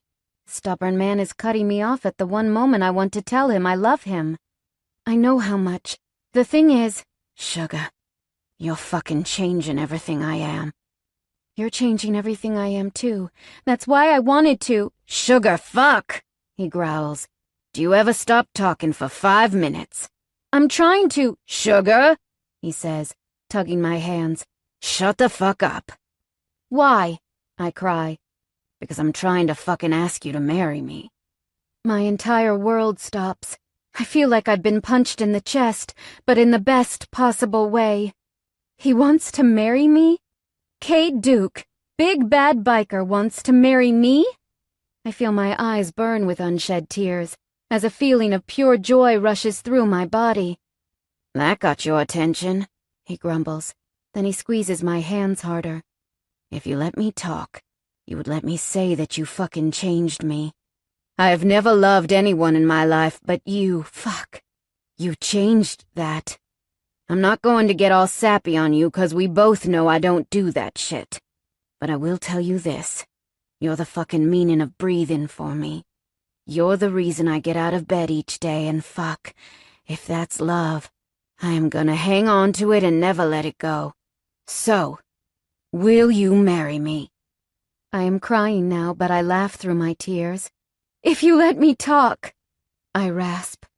You would have let me tell you that I love you too, you stupid, stubborn-ass biker. He stares at me. Then he roars with laughter and pulls me into his arms. Fuck, sugar. Here you go, making me the happiest man alive. I won't tell anyone you said that. I choke between tears. He chuckles again and pulls back. He reaches into his jeans pocket and pulls out a ring. No box, just a ring.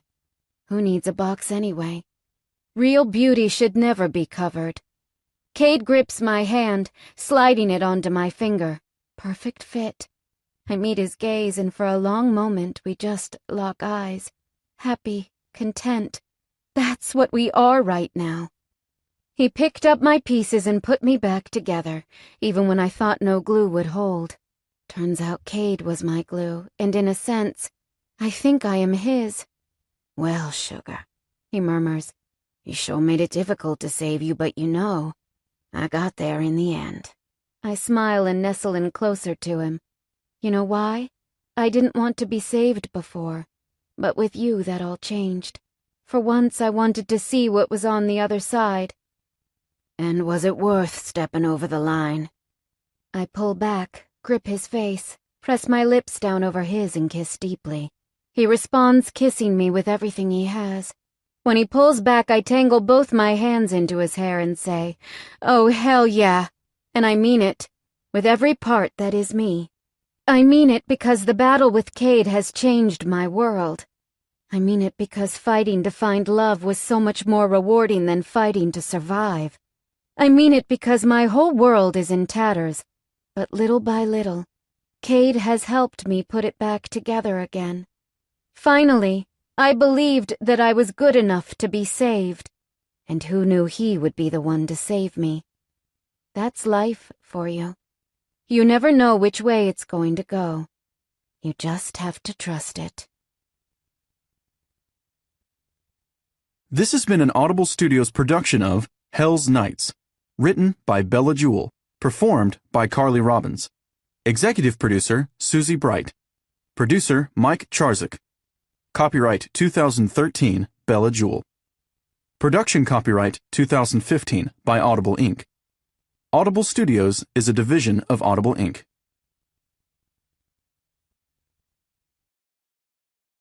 Audible hopes you have enjoyed this program. A woman openly, but she's expected not to do the same? Well, newsflash.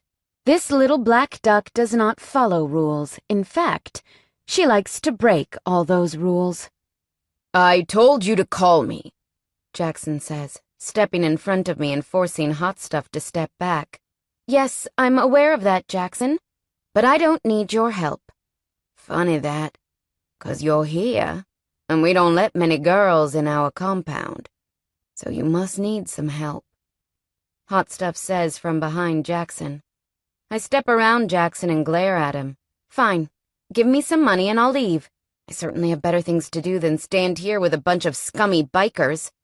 Hot Stuff smirks, crossing his arms over his chest. Girl's got an awful big mouth, Jax. Best you put her in her place. In my place? I growl, crossing my arms too. What am I? Some sort of dog? If that's what you want to be, sugar, then so be it. You motherfucking— Enough! Jackson yells. Addison, Cade, enough. Cade? That's his name? Well, it's a sucky name. I turn to Jackson and give him a look. Where can I stay if I can't stay here? You can't stay here. It's the rules. I have a house just down the road. It has 4 bedrooms, 2 bathrooms. Enough for you to have your own space. I'm hardly there, so it should do you for now. For now. Why does that tug something deep down inside me? I shift my backpack and nod. Where can I find it? Not safe for a girl walking round here alone, Cade drawls. I can take care of myself, I retort. What's a little girl like you gonna do to a big man on a bike if he tries to have a little bump and grind with you? Shut the fuck up, Cade, Jackson growls. Ha! My old man has some fire. Can you tell me how to get there or not? I say, glaring at Cade. Out the gate, to the left, number 10. It's about a 5-minute walk. Jackson answers for Cade, thrusting some keys at me and not once moving his eyes from mine. Thanks. I'll be on my way. I won't be staying long. I just need to earn some money and then I'll leave. You need a job, girlie? Old Gray asks. Yes, I do. We got one going at the bar, here at the compound. No, Jackson says. She ain't working there. Why not? I say, crossing my arms. You're too young. I'm 21, and last time I checked, that is the legal age. You don't need to be put in front of a bunch of drunk, dirty old men looking for a fucking bang. I raise my brow. I've dealt with far worse. Oh yeah, sugar? Like what? Cade drawls. I turn towards him.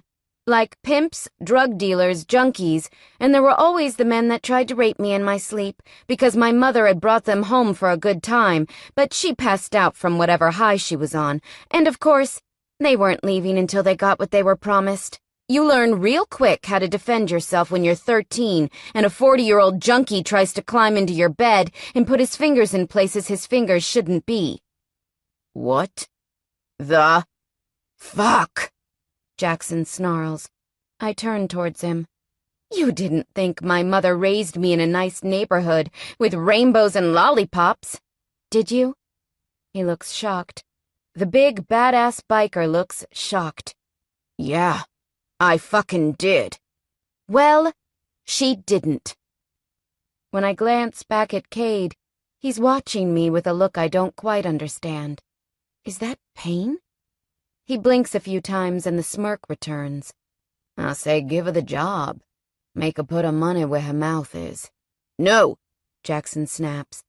Oh, come on, boss, Old Gray says. We need a girl. She's my daughter. Well, least you can keep an eye on her if she's in the compound. Jackson sighs and then turns to me. Fine. We'll give you a run. Good, I say, walking towards the door. Later. Oh, and Addison, Jackson calls. I glance over my shoulder at him. Ever disrespect me in my club again? I'll punish you. Your mama might have let you get away with that behavior because she was clearly a worthless piece of shit. But I ain't. Don't fucking speak to me like that again. I tilt my head to the side. You're a bit late to play daddy now, Jackson. In fact, I am pretty sure you lost that chance the day I turned 13 and got raped by a man nearly 3 times my age. I walk out to the sound of his strangled gasp. I hold my head high, though. I have to take care of myself. Feeling means losing, and I can't lose. My mother might have fucked up my life when I was younger, but it doesn't mean I have to live like that forever. I'm free now, and I plan on doing everything I can to fight for the life I know I deserve. Chapter 2. Past. Don't push me away, Snake. Jasper hisses in my ear as he presses my body against the wall. I can smell his breath. I can taste it in the back of my throat. I want to gag. I want to hurt him, but I am powerless. I have nowhere else to go. I have no one else to turn to. This is my home, and these are the people that are in my life, like it or not.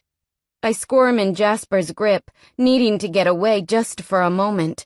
I know what he wants. He wants to fuck me against the wall. He wants to put his filth all over me. He gets off on taking girls that fight him, so I learned not to fight. Most of the time. He gets bored. Others, he does it anyway. My mother will be here soon with her friend for the night. If you're here, what's that going to say about the kind of service you're running? He hisses, and I hold my breath, not wanting to smell him a moment longer. His dirty gray eyes scan my face, and his gray hair wisps around his chin. I don't know why any man would leave their hair so wispy. It's disgusting. I might not get hold of you this time, Snake. But I will. I know he will. He always does. All I've done is buy myself a night, maybe 2, if I'm lucky. He'll come back, and perhaps next time he won't listen to my attempts at turning him away. I'm sure you will. I snarl, in a low, dangerous voice. You make sure your mama brings in a good amount tonight.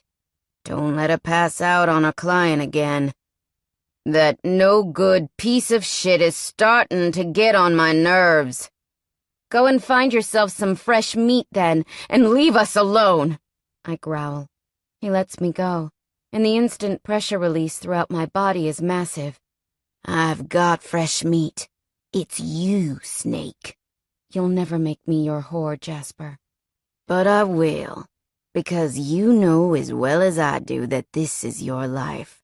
Like it or not. Not.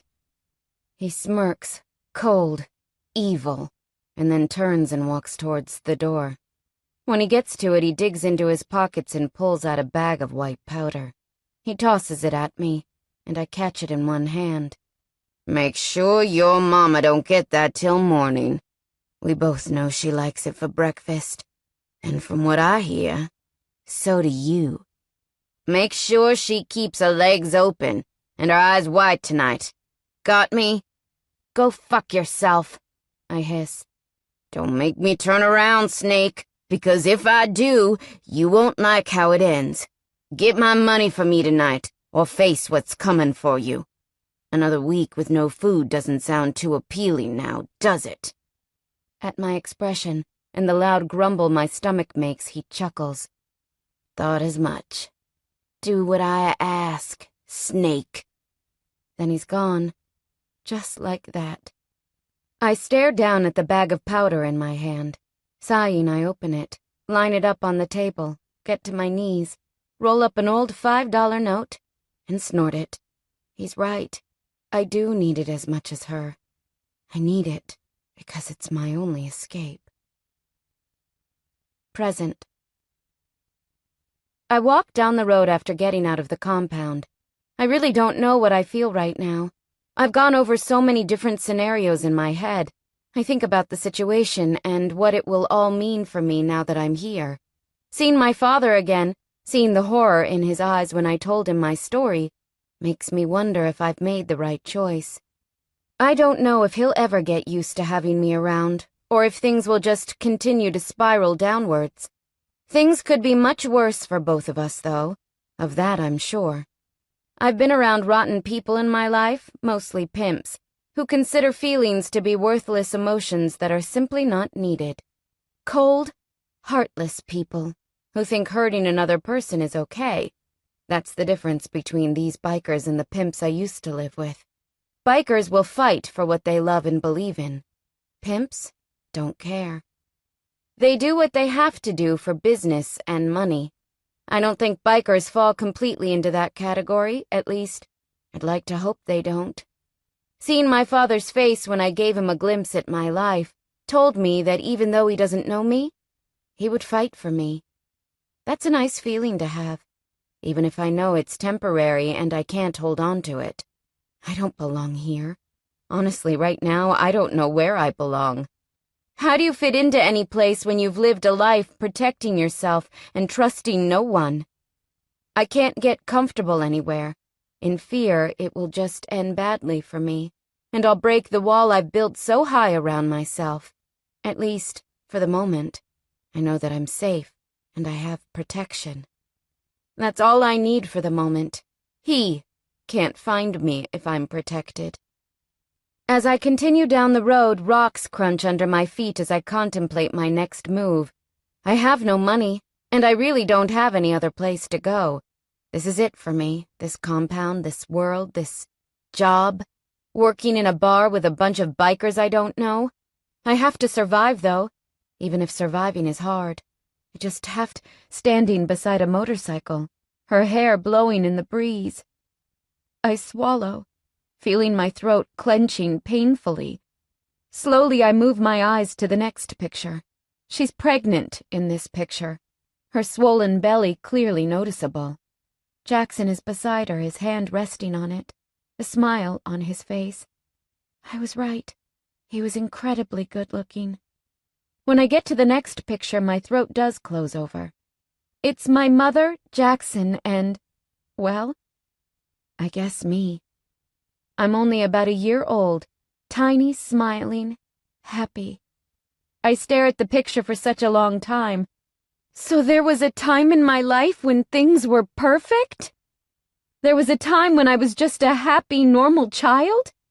I run my fingers over the picture and then look up at Jackson. He's watching me intently, focusing on my expression, no doubt trying to gauge my reaction. I am in shock.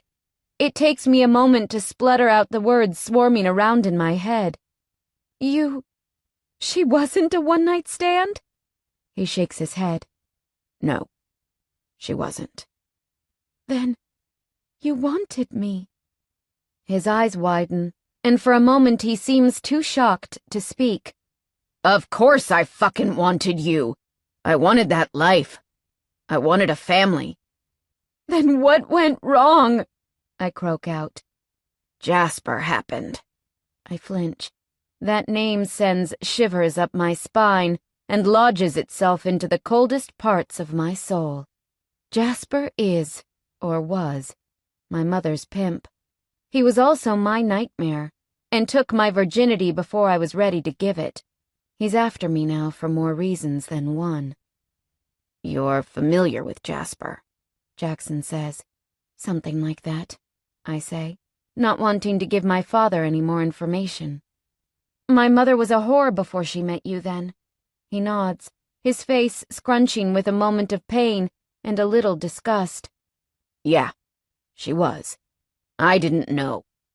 I met her at a bar one night. Didn't even fucking think that she was there whoring. We didn't fuck that night. We talked all night long. We did that for about 4 or 5 days. Things were good. I liked her. Then we got together one heated night and didn't use protection. She got pregnant and we decided to give it a go. She never even indicated that she had that kind of life. She told me her parents lived overseas and were wonderful. I didn't even question when she had us moving around all the time. I now know it was because Jasper was after her. She owed him money. When he caught up with us, you were just about to turn 4. I still remember the look on her face when he showed up at our door. When he told me what he was there for, I didn't fucking believe him. No way he was telling the truth. No way my sweet, loving Emily was a fucking whore. I confronted her. She told me it was true, that she was a whore. I lost my shit and walked out. I was hurt and angry. When I came back, she was gone. And so were you. Turns out her name wasn't even Emily. I didn't know how to find her. How do you find someone with a false name and a false life? I ponder this information for a long moment before answering. You didn't abandon me like she said. He looks hurt by that. No. Fuck no. I came back when I cooled down and she was gone. Went with that little prick. Never even stayed behind to explain. She took you with her. Then the first time you heard about me since then was after she died? Yeah. Apparently she had my name in her will. That's how I got in contact with you. They rang me to tell me she passed on. Yeah, they told me your name was in there. It's how we located you. He nods. I never intended for you to have the life you did, but I assumed she might have taken you to her wonderful parents, and that she got out of that bad life. She did love you, Addison. I flinch. Don't, I whisper. For starters, her parents are dead. They were never real. And secondly, you don't know what she was like. I saw what she was like with you before she left. You were her sunshine. Do you feed sunshine to the wolves? Do you drag your sunshine through a life so violent and horrible it damages it for life? No, you don't. If she loved me, she would have sent me with you. If she loved me, she would have made a decent life for us. She would have found a way. Sometimes there is no way, when you've sunk yourself so deep. I stare at him, hurt. You're on her side? You think it's okay what she did? No, I don't fucking think it's okay. If she was here, I'd put her on her ass. All I'm saying is that sometimes things get so bad, you can't go back. You can always go back, Jackson. I stand before he can say anything else and begin walking back towards the stairs. I don't want to talk about this anymore. What's the point? He's got his opinion, and I don't need to hear that my mother loved me when I know she didn't. If some part of her did, it wasn't enough. I am just about at the stairs when Jackson calls my name. I stop and stare back at him, forcing my emotions down. For what it's worth, I never wanted to let you go, and I'm fucking glad you're here. With that, he flicks the television off Then he disappears into the small study, leaving me completely and utterly speechless. Chapter 3. Past. I rub my arms. I'm cold and I can't stop shaking. I hate coming down. Going up is always a relief. Coming down sucks. I don't do it often enough to become used to it. Even then, I don't think I could. I only do it to escape him. It's all I have. I feel my eyes darting around even though my body isn't doing anything but shaking. I scan the room. I'm sure I heard something. I scurry towards the curtains and peer out, but there's no one around. I'm sure I hear phones ringing, but I don't have a phone. I hate this. I hate it. Sweat slides down my face, trickling over my cheeks and down my neck. I shake so violently my teeth clatter together. There she is. I hear the raspy voice that haunts my dreams, and I turn to see Jasper, standing at the door, fully naked, stroking his cock. I gag. I gag and gag until I struggle to breathe. I feel so utterly helpless, like no matter what I do right now, I won't escape this. There is no feeling in the world that could be worse than being completely trapped, with no way out. So nice to see you're excited to see me. As you can see, I'm excited to see you. Please just leave me alone. All I want is to be left alone. I don't want to be touched. I don't want to be forced. I just want freedom. Just for one moment. I will fight. I will beg, but in the end the result is always the same. He will take what he wants, and he will leave a part of me that much more broken. Leave me be, I rasp. Coming down from that meth high? Always fun. I hate him. One day I'll kill him. I will. I'll take a knife to his heart or a gun to his head. One day I'll free myself from this. Just get lost, I wail, and my voice sounds high-pitched and childlike. Now come on, Addison. You and I both know you enjoy what I do to you. I gag again, and this time a dribble of bile slides from my throat, out of my mouth, and down my chin. He won't leave. He never does. When he's like this, I can fight as much as I like, but he won't leave. The only thing I can do is survive it. I grip the side of the table, pulling myself closer to it. There's still a line of white powder on the edge. I pull out an old $5 note and roll it up. Then I grip my hair, pulling it away from my face. I press the rolled note into my nose, and I lean down, snorting it, until it's burning, and my eyes are watering. In a moment, just a small moment, everything will be fuzzy. That's how I survive. No one said it was right. Present. The first day at work in the compound is utterly gut-wrenching. Though I try not to show it, I am having a slight breakdown inside. I spent the entire morning in my room pulling my hair up, fixing my makeup, and trying my best to keep my nerves under wraps. I don't know how I'll be treated. I don't know if they'll hate me or like me, or both. I've had many experiences in my life, but bikers aren't one of them. There's a certain part of their lives that sparks an inner fear inside me. It's the dominant, strong, never back down part, I think. I have to keep my chin up, though, because I know that I can beat anything that's thrown at me. Heck, I have beaten everything that's been thrown at me. Luckily for me, most of the guys are good when I arrive at work. A few even give me smiles of encouragement. This surprises me. I honestly thought they would give me hell. Maybe they're just being nice because I'm Jackson's daughter. I meet a few of the other girls, or old ladies, as most like to call them. The two that are constantly around, Mary and Poppy, seem decent enough. They help me out where I need it, and give me a rundown on the club and how it works. They also inform me that I wouldn't be here if it wasn't for the fact that I was Jackson's daughter. Fair enough, I suppose. Rules are rules, and let me tell you, I've been given a fair list of them. Jackson gave me a rundown on the way out of the house this morning. He told me to shut my mouth, do my job, and then leave the compound. I wasn't to go snooping or walking around or interrupting anyone's day-to-day activity. I was there to work, plain and simple.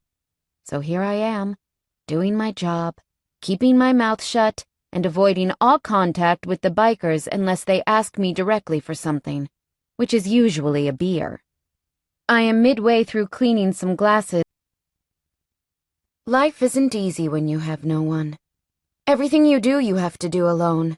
There's no one to lean on. There's no one to help you out when you're in trouble. There's no one to cry with, and no one to share your laughter. You get tough. Not because you want to, but because you have to.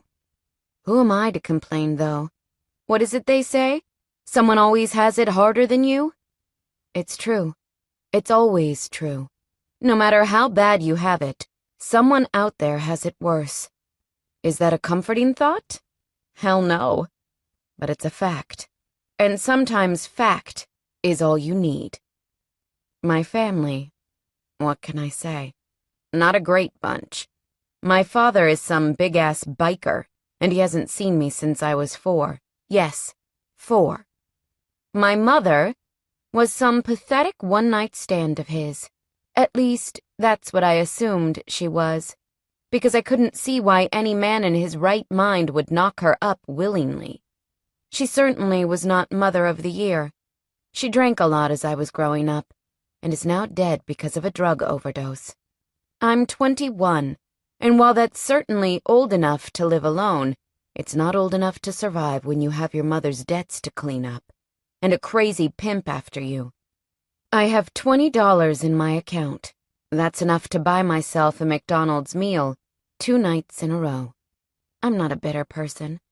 Well, I certainly try not to be. I don't want to walk around with a bitter expression and a bad attitude because my life isn't a picture of happiness. No, I won't do that because I'm a strong, determined girl. A strong, determined girl sitting on a train that's taking me to a father I don't remember, because he's all I have left. He's also the president of a huge MC club. I imagine he's not overly happy to see me. He certainly didn't sound happy when he found out my mother died. I hate being the child that isn't wanted. It's a shitty feeling to have no one in the world that wants to love you. Not one single person. Chapter 1. Past. She won't wake up, and I know right away that this was a mistake. It was a huge mistake. I grip her shoulders, wrapping my fingers around her arms and shaking. She doesn't move. God, no, this can't be happening. Not now, not here. I shake her again, but her head flops to the side. She has a gray tinge to her skin that I'm sure wasn't there a moment ago. I swallow, feeling the sting of bile as it rises up my throat. I don't cry. My tears are now lodged into a place I can't get to. I stare down at her lifeless body, and I know it's the end of her. Guilt rises in my chest as I force myself to my feet. I can't be here. I have to get out. I'll call the police, let them know it was a drug overdose. Then I'll be out of here for good. I won't look back. I stared down at the woman that brought me into this world, and I feel nothing. I don't even feel angry that I never got to tell her what I thought about the life she gave me. I don't feel sad that she's no longer around. I don't even feel happy that I don't ever have to live under her shadow again. No. The only thing I feel is a deep emptiness that goes right into my very core and lodges itself there, blocking out any other feelings that may try to rise. I turn. My fingers tremble as I lift her cell phone and hit the 3 numbers that will connect me to an ambulance. 911. When they answer, I simply tell them what I know as I stare down at my mother's lifeless form. She's going blue now, an ugly shade of blue that is making my stomach turn. I hang up the phone when the operator tells me to hold on, sit tight, we'll be there soon. I'm sure they will be here soon, to take my mother to a cold place where I know she belongs. They'll be here to free her of her life. But me? I won't be. I won't be here because now I'm going to free myself of my life in the only way I know how. By running. Present. I tuck my dark brown hair behind my ears and lift my sunglasses to stare at the large 3-story house, surrounded by barbed wire, that's situated right on the side of the highway. This is the address I was given. Apparently, this is where my father spends most of his time. I see a lineup of shiny Harley-Davidsons out the front, all sitting together like they've been perfectly placed. I can hear music booming from the large red brick home that looks like it's seen better days. Is that a smashed window? This should be fun. I walk to the gate and rattle it. Padlocked. Of course it is. I look to my left and see a bundle of old stacked pallets. Grinning, I sling my backpack over my shoulder and saunter over. When I reach the pallets, I climb on top of them and grip the fence with one hand, using the pole beside it to hoist myself over. I end up in the dust, on my ass, but completely proud of my breaking and entering efforts. After I pull myself to my feet and dust off the light brown specks of dirt covering my jeans, I walk towards the large house. When I get to the oversized front door, I knock loudly, but nobody answers. Giving up on the house, I walk around the side until I find an old shed that voices are trailing out of. When I get close enough, I see a small door to the left. Taking a deep breath, I walk over and grip the metal handle, opening it. When I step inside, it takes my eyes a moment to adjust to my surroundings. When I am able to focus more clearly, I turn my gaze to 4 men sitting around a wooden table. 2 are smoking, all are drinking beer. One of the men stands as soon as he lays eyes on me, and I realize as he begins walking towards me that he's my father. I know because I see myself in his face, and I quickly realize where I got my dark brown hair and sky-blue eyes. He's tall and muscular. I'm tiny and petite. That seems to be the only difference between us. His arms are covered in tattoos, and his dark hair is tied in a long braid that hangs over his shoulder. He also has a well-groomed goatee covering his top lip and his mouth. I'm not sure what I expected when I saw my dad again. I don't remember him, so I had no idea what it was I actually thought would come from this moment. I guess knowing he is a biker, I expected a fat, ugly, smelly man with a beer belly, not the handsome, well-groomed man sauntering towards me. My mother, God bless her trashy heart, had such poor taste in men that I have to wonder how she snagged him. I am sure my mother was once beautiful, but all I remember was the scraggly-haired woman with rotting teeth and a foul temper. Addison. My father's voice is husky, deep, and, well, fatherly. I'm pissed at him, though. I mean, how can I not be? He never tried to contact me. He never tried to see me. He never made an effort to pull me from the life I was stuck in. I don't know if I can ever forgive him for that. He left me to live in hell. He doesn't know what my life was like with those men she used to bring home. The dealers, the junkies, the trash off the streets. His life, the biker life, would have been a damned walk in the park. When he stops in front of me, I meet his gaze. For a moment, we just stare at each other, taking each other in, figuring out what we can say. Jackson, I say. It's the only thing that comes to mind. His mouth twitches. Did he really expect I'd call him Dad? You look just like your mama, he breathes as he takes me in. My eyes widen and I feel a pinch deep in my chest, forcing the feeling away. I cross my arms and snap. That's an insult. You do know that, right? He tilts his head to the side and his gaze narrows. How so? I ignore him. I refuse to spell it out for him. Instead, I turn, looking around the large shed. This is your life, huh? Very interesting. Where's my room? How'd you get in? He asks. I raise my brows at him. Jump the fence. My room? This your girl, Jax? I turn to see an older man with a bushy gray beard and steely-colored eyes staring down at me with an almost sexual look on his face. Yuck. I give him my best, "If you look at me like that again, I'll punch you," smile, and turn back to my father. "You jumped the fence," he says, completely shocked. "Girls got guts, jumping the fence into a biker's lot," Old Gray says. I spin back around to give him another glare, and that's when I notice him. It's surprising that I missed him, because he's sitting there looking utterly perfect, in his black jeans, black shirt, and black leather vest. He has the face of a dark angel. Dark, messy hair, green eyes so emerald they're piercing, and a set of lips that, well, are downright kissable. He has a piercing in the lower left corner of his bottom lip, as well as two in his ear. I let my gaze travel down his body. Thick silver chain around his neck, tattooed arms, thick skull rings on his fingers, and some swanky black boots with silver chains on them. He also has a chain hanging from his jeans. The man likes chains. I have to agree with you, Curly. He drawls in a voice so deep and husky, my panties become soaked in seconds, thinking about how sexy that voice would sound while he was fucking a girl senseless. Girl is brave, jumping into a biker's lot. I tilt my head to the side and give him a curious look. Why is that? He grins, showing me two perfect dimples in his cheeks. He stands, walking over. I see the patches on his vest now, one that says Vice President, and a few other standout patches that he's earned over the years. I can now see the other man sitting at the table with his back to me. He has a large patch of a bike surrounded in flames, with big, bold letters saying, Hell's Knights.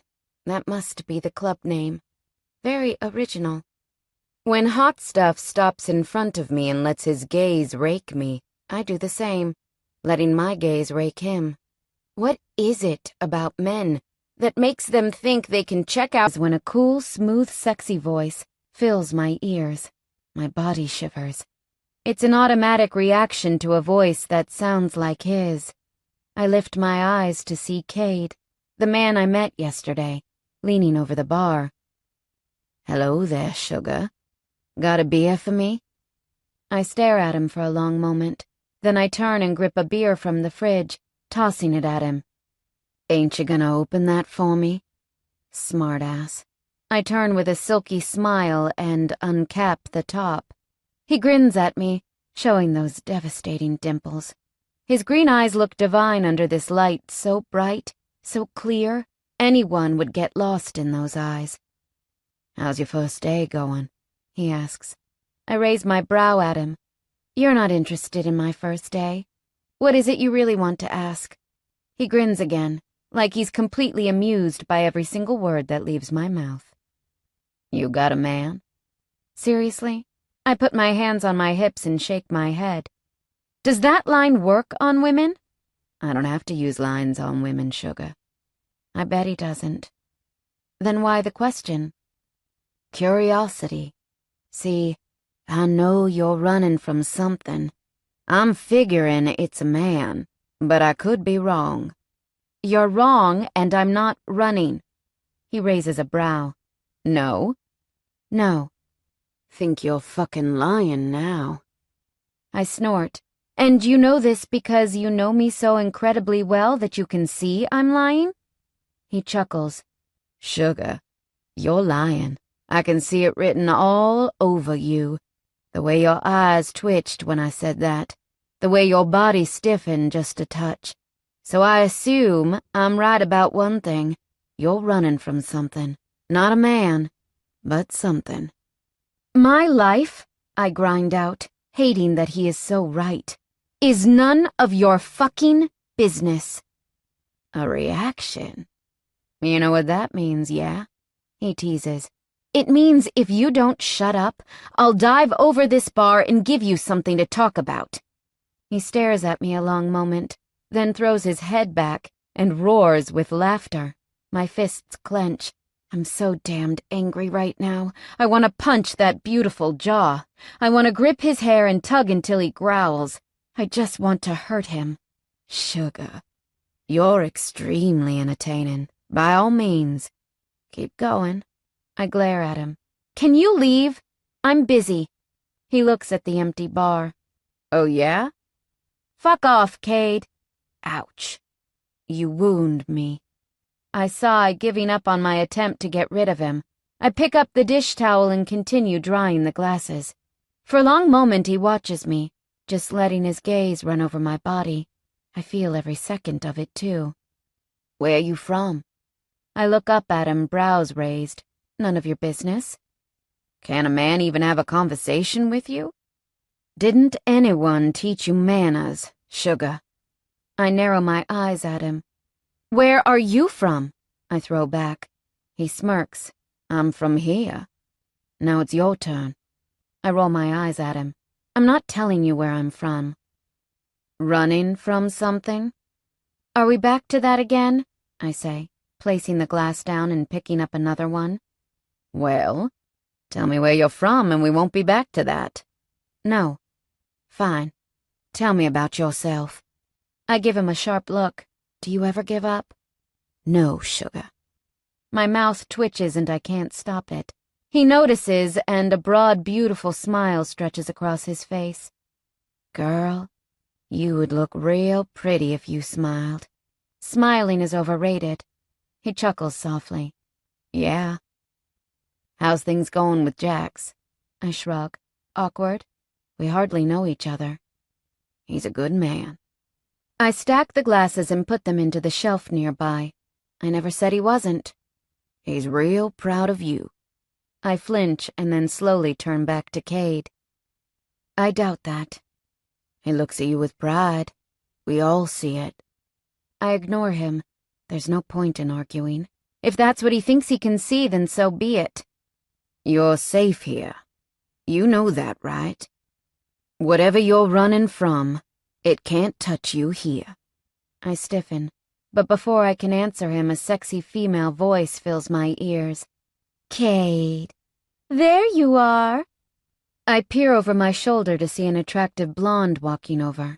She's gorgeous, tatted up and completely rocking the biker chick look. Her tight leather pants fit around her ass like they've been glued on. Her top. Don't get me started on her top. She might as well take it off. It would probably be less erotic. She saunters over to Cade, grips his shirt and pulls him in for a kiss that has my cheeks flushing. I turn away, not wanting to witness this public display of affection.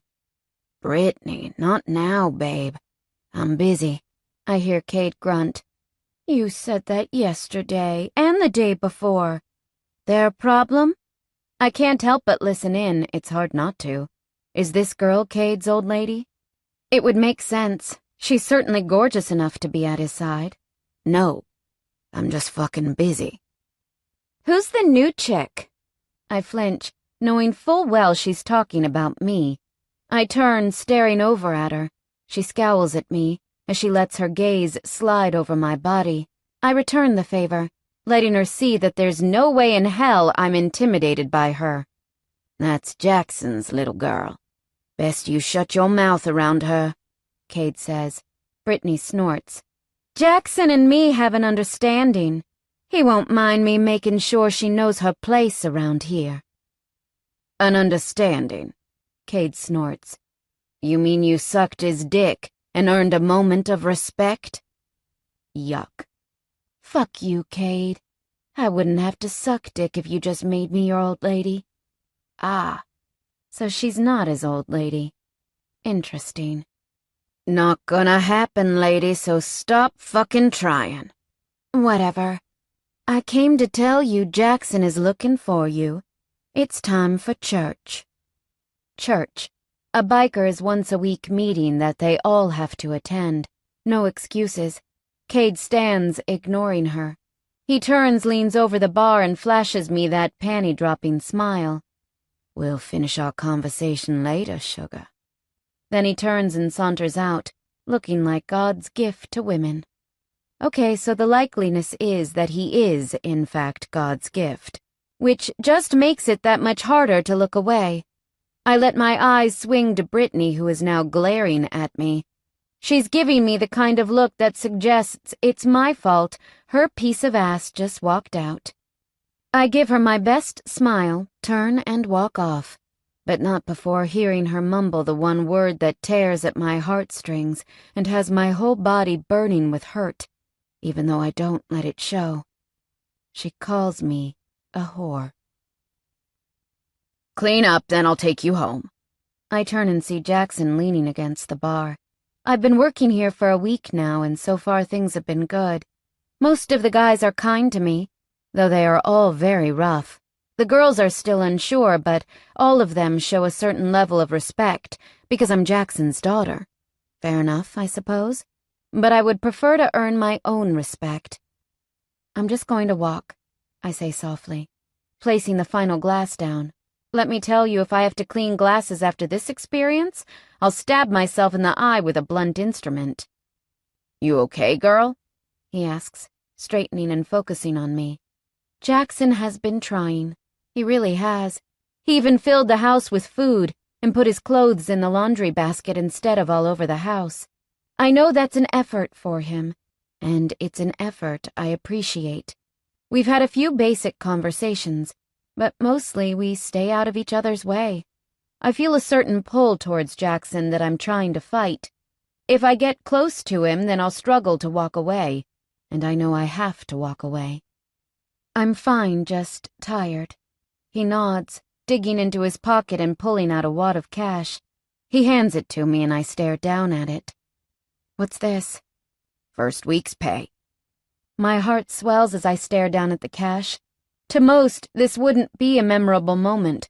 For me, it's the beginning of my new life. I earned this on my own, without having to rely on another person. This cash, it's all mine. Thank you, I breathe, still staring at what has to be at least $500. You earned it. Now go home. The girls can finish up here. I nod and I attempt to give him a smile. He returns it, flashing me what would be an award-winning smile. Thanks, Jackson. He nods and turns to walk out. When he gets to the door, he glances over at me. One day, I hope you'll call me Dad. Then he leaves me there, feeling that ache in my heart spread further through my chest. I believe that ache might be the beginnings of something I've never felt for a parent before. I think that ache is love. Shaking my head and forcing the emotions down, I finish up and pack my things. I'm just heading out the door when I hear moaning. I don't know if I would call it a natural reaction or a built-in reaction, but I find my curiosity getting the better of me, and I follow the sound. When I step into a large open room with a few pool tables and a karaoke machine, I see Cade and Brittany. I can't turn my eyes away. I can't because the sight before me is so erotic, my blood heats instantly. My chest begins heaving and my fingers curl around the doorframe as I peer in, watching them. I shouldn't be watching them, but it's so hard to look away from a sight so utterly filthy. Cade is standing against the far wall. His back is to the brick, and his fingers are tangled in Brittany's hair. She's on her knees, head sliding up and down as she sucks his cock. He doesn't even have his jeans off. They're just open enough to give her access. His eyes are closed, and every now and then he makes a light grunting sound. He looks so delicious standing there like that, eyes closed, head to do what I do best, and that is to fight through the next few months and get enough money to figure out where to go from here. Once I am out of this state, hell, out of this country, then maybe I can start piecing my fucked-up life together, tatter by tatter, until it resembles something worth believing in. When I get to my father's old run-down house, I stare at the massive building for a long moment. It's ugly, like, really ugly. But I've lived in much worse, so to me, it's like a fine hotel. It's tall, 2 stories, and it's surrounded by a rickety-looking deck. I think it was once white, but the paint is now peeling and faded to a dirty brown. I step through the front gate and walk up to the front door. As soon as I unlock it and step inside, I sigh. Typical male home. Beer bottles everywhere. Clothes, pizza boxes, you name it. It's clear to me after one glance at the old faded blue kitchen that the dishes haven't been done for at least 3 days. And the laundry! Don't even get me started on the laundry. I stare around my new home. It's not great, but it's safe. I've been to many places in my life, most of which weren't fit for fleas, let alone people. So I know I can make it work here. I slip my shoes off and walk into the kitchen. I open the fridge, cringe, and close it. My God, what in the hell was that god-awful smell? Do I even want to know? Guess I will deal with that one later. I notice along with dishes, laundry, and cleaning up, my father also doesn't shop often. Turning on my heel, I walk out into the living room and up the stairs to my left. At the top, I step into a long hallway with faded wooden floors. I stare around at all the closed doors. I guess I have to open them and find out which room is the spare one. I begin walking down the hall, opening doors as I go. The first to my left is definitely a man's room, so I am guessing my father's, considering he's the only man who lives here. At least, I think he is. The second room is an old bathroom with cream tiles, a cream shower that needs a damn good clean, and an awful rusted mirror. The third door is the spare room. I can tell this by the mass of suitcases, pillows, old blankets, and other junk that's been so nicely dumped on the queen-sized bed. With a sigh, I walk in and get to work clearing it all off. When I've managed to tidy the room up, I take a good look. Green curtains. Nice. Wooden floors in here, too, though most of the surface is covered with an old frayed rug. The bed has a squishy sink-into-it kind of mattress. I dispose of the sheets and pillows right away. I will hit my father up for some new ones later on. If not, they're getting washed 3 times, at least. When I freshened up, thrown the sheets into the washing machine, and put my clothes into the old wooden dresser, I head downstairs. Time to tackle this kitchen. I spend the next hour cleaning, gagging, and cursing my father for being so incredibly lazy. Seriously, the man could at least invest in a dishwasher to save us all some pain. This kitchen is a pigsty. The entire house is a pigsty. I hear the front door open just as I am giving myself a pep talk about tackling the fridge and handling whatever has died in there. I turn and see Jackson walking in. He stops when he sees me dissecting his kitchen with a scowl. He tosses his helmet down and shrugs off his leather jacket. "Have you ever heard of doing dishes?" I say, crossing my arms. He shrugs, giving me a who cares kind of expression. I do the dishes when I need to do the dishes. I've got better things to do in my life. I throw him a sarcastic expression. I couldn't imagine what could possibly be more important than dishes. I'm pretty sure I see his lips twitch, which surprises me. I imagine that Jackson was a complete looker in his day. In fact, I have no doubt about it. While older now, I don't doubt he still attracts plenty of female attention. He must have had no brains in his head, though, the day he decided my mother was worth a shot. I walk around the kitchen counter and stop in front of him. "What have you got to eat in this joint?"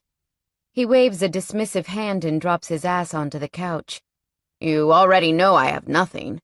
I don't cook, I don't shop. That's what takeout's for. Plus, I'm at the compound more than I'm here. If you want food, get it yourself. I'm sure you can sort it out. "Jackson, if you want me to make food and eat, then you should give me some money. Being my father and all." He grins at me like that's completely amusing to him.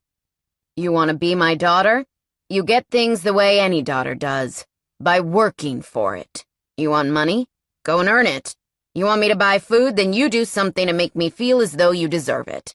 It ain't a pretty walk in the park here, princess. Nothing comes easy. You ought to learn that. I walk over, feeling my blood boil, feeling my anger getting the better of me. "You think I don't know how to support myself? You think I don't know how to work for what I want? You know I haven't had a beautiful life. Nothing came easily to me, not a single damned thing." I'll earn every morsel that goes into my mouth, you piece of shit. Jackson stares at me, completely and utterly confused, and a little stunned. It takes him a moment to get a stony expression back on his face. I get you had a hard life. I get you have your own back and you do what you gotta to survive. I get that you're here temporarily and you don't want to be. But don't think you can come into my house, speaking to me the way you just did.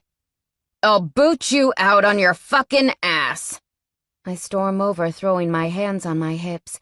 He shouldn't be getting a reaction like this. It's not worth it. And yet here I am, about to explode at the one man that is taking me in. The one man who is likely going to be my only protection.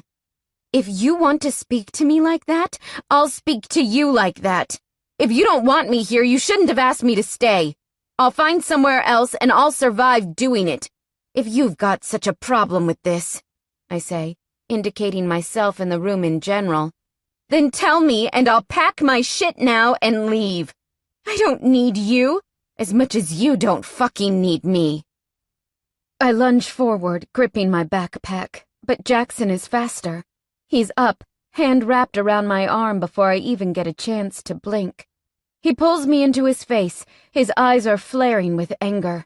Girl, he says in a rough, angry tone, you might be my daughter, and you might have had a tough life, but you ever speak to me like that again, I'll put you on your fucking ass. Swallowing, I force the tears back that well in my eyes. I snatch my arm free from Jackson's grip and heave my next words out. I know you don't want me here. I know you don't like me disrupting your life. But do you think I like it either? Do you think I asked for any of this? You want to put me on my ass? Go right ahead.